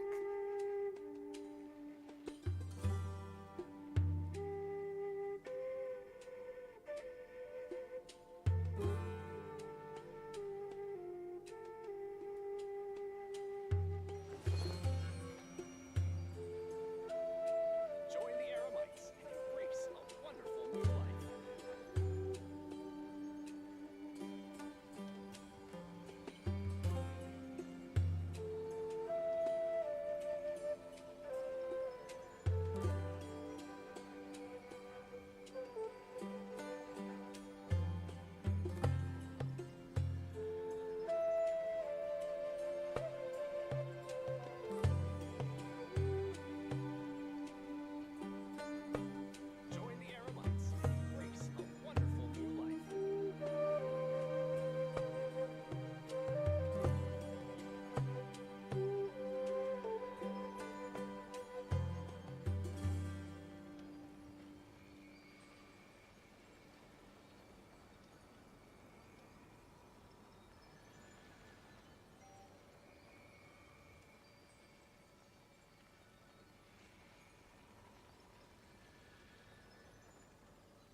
Join the Eremites and embrace a wonderful new life.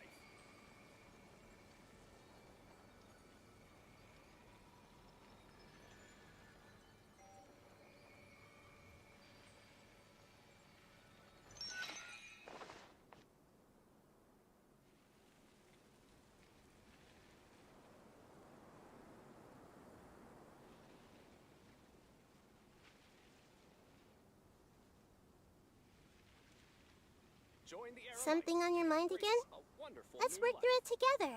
2 heads are better than 1.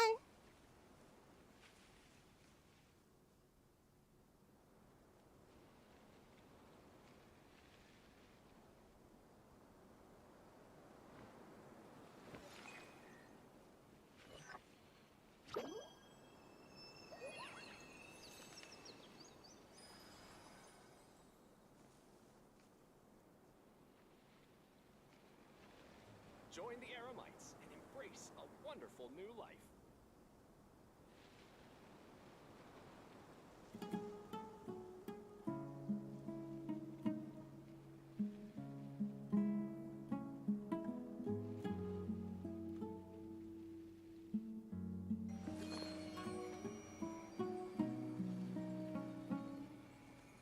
Join the Eremites and embrace a wonderful new life.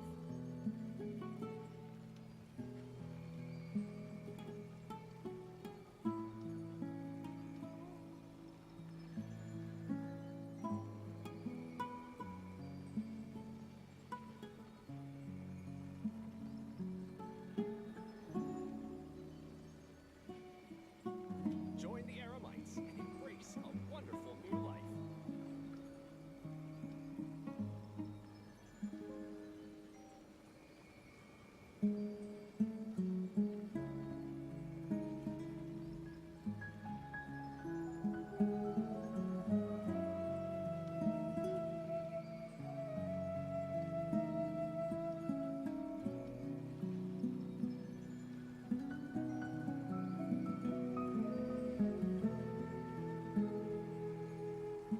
Join the Eremites and embrace a wonderful new life.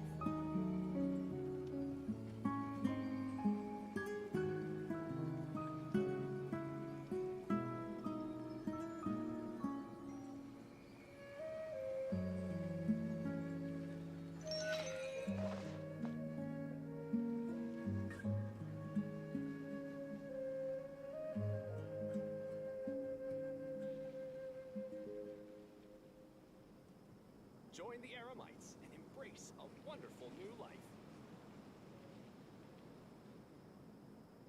What they say is true. You have to see the world for yourself to appreciate how beautiful it is.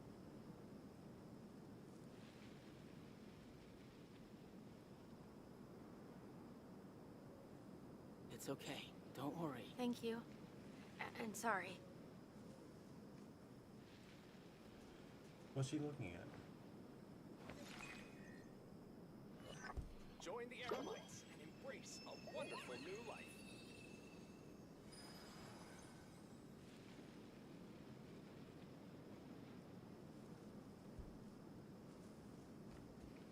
Thank you.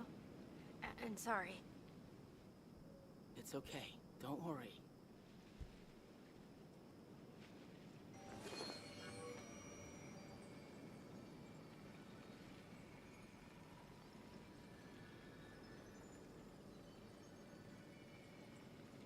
Join the Eremites and embrace a wonderful new life.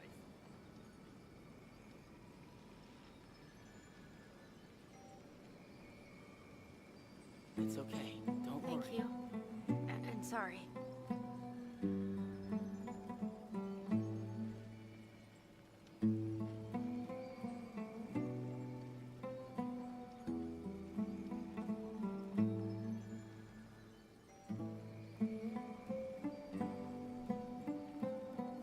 Join the Eremites and embrace a wonderful new life. It's okay. Don't worry. Thank you. And sorry.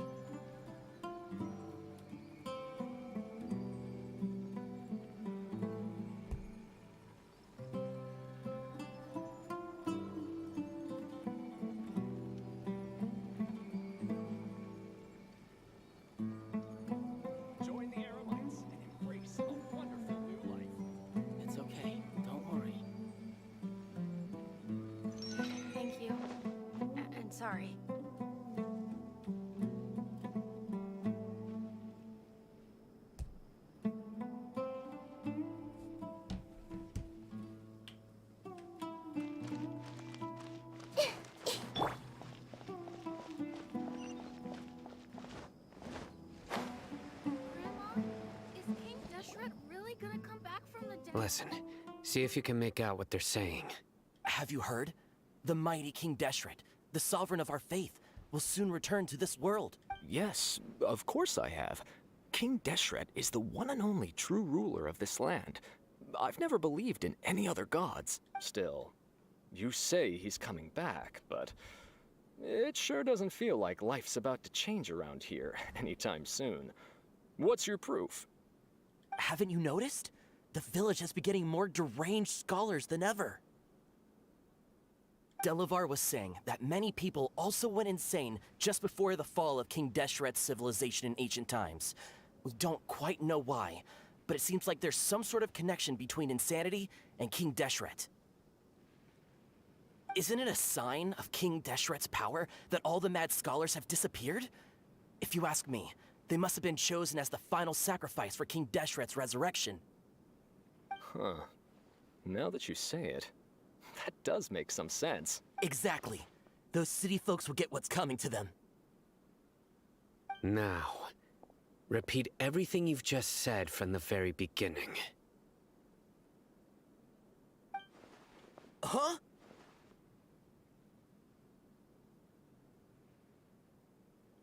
Who are you? Where did you come from? My patience is running thin. You heard what I asked.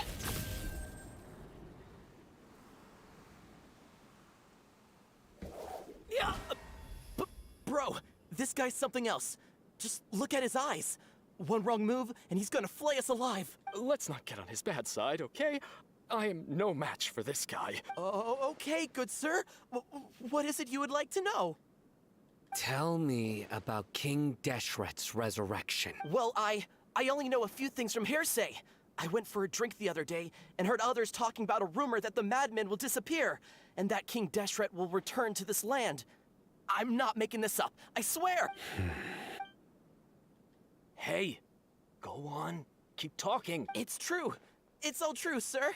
We desert folk have had more than enough of those people at the academia.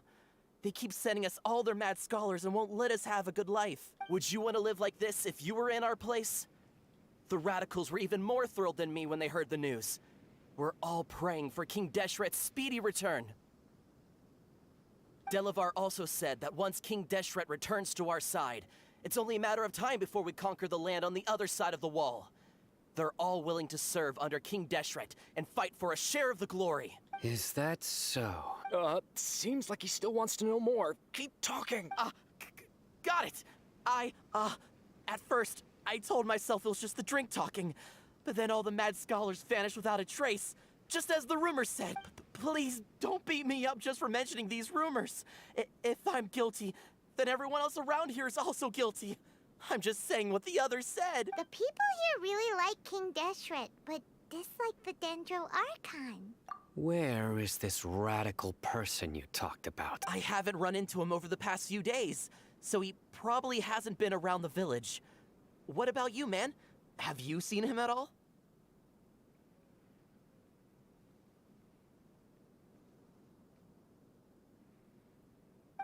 No, not at all.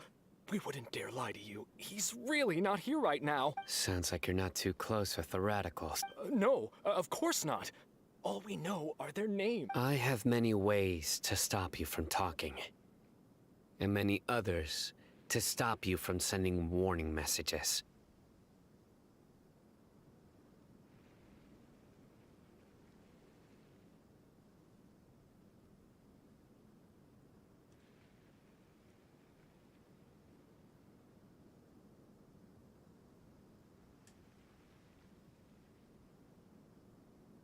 So you'd best just stay home and hope I don't hear of you trying to contact anybody. Don't do anything until I've gotten to the bottom of this.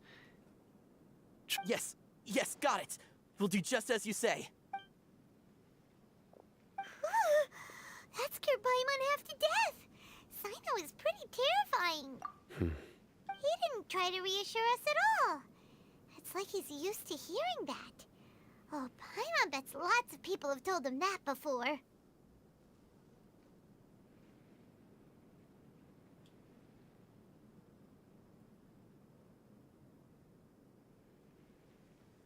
I heard that. Sorry. It's part of being a Matra. The rumor we heard just now seems like a strong lead. But we need to check a few more places. Very well. Isak!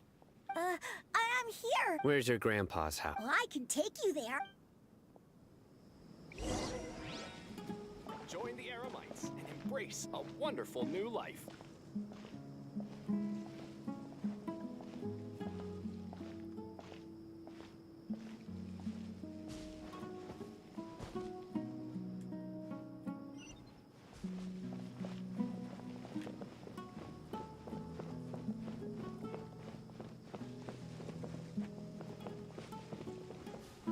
Grandpa?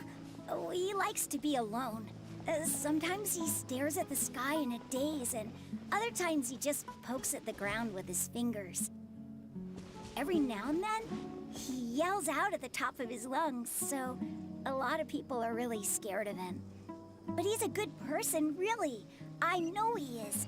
I swear, he's just like my real grandpa.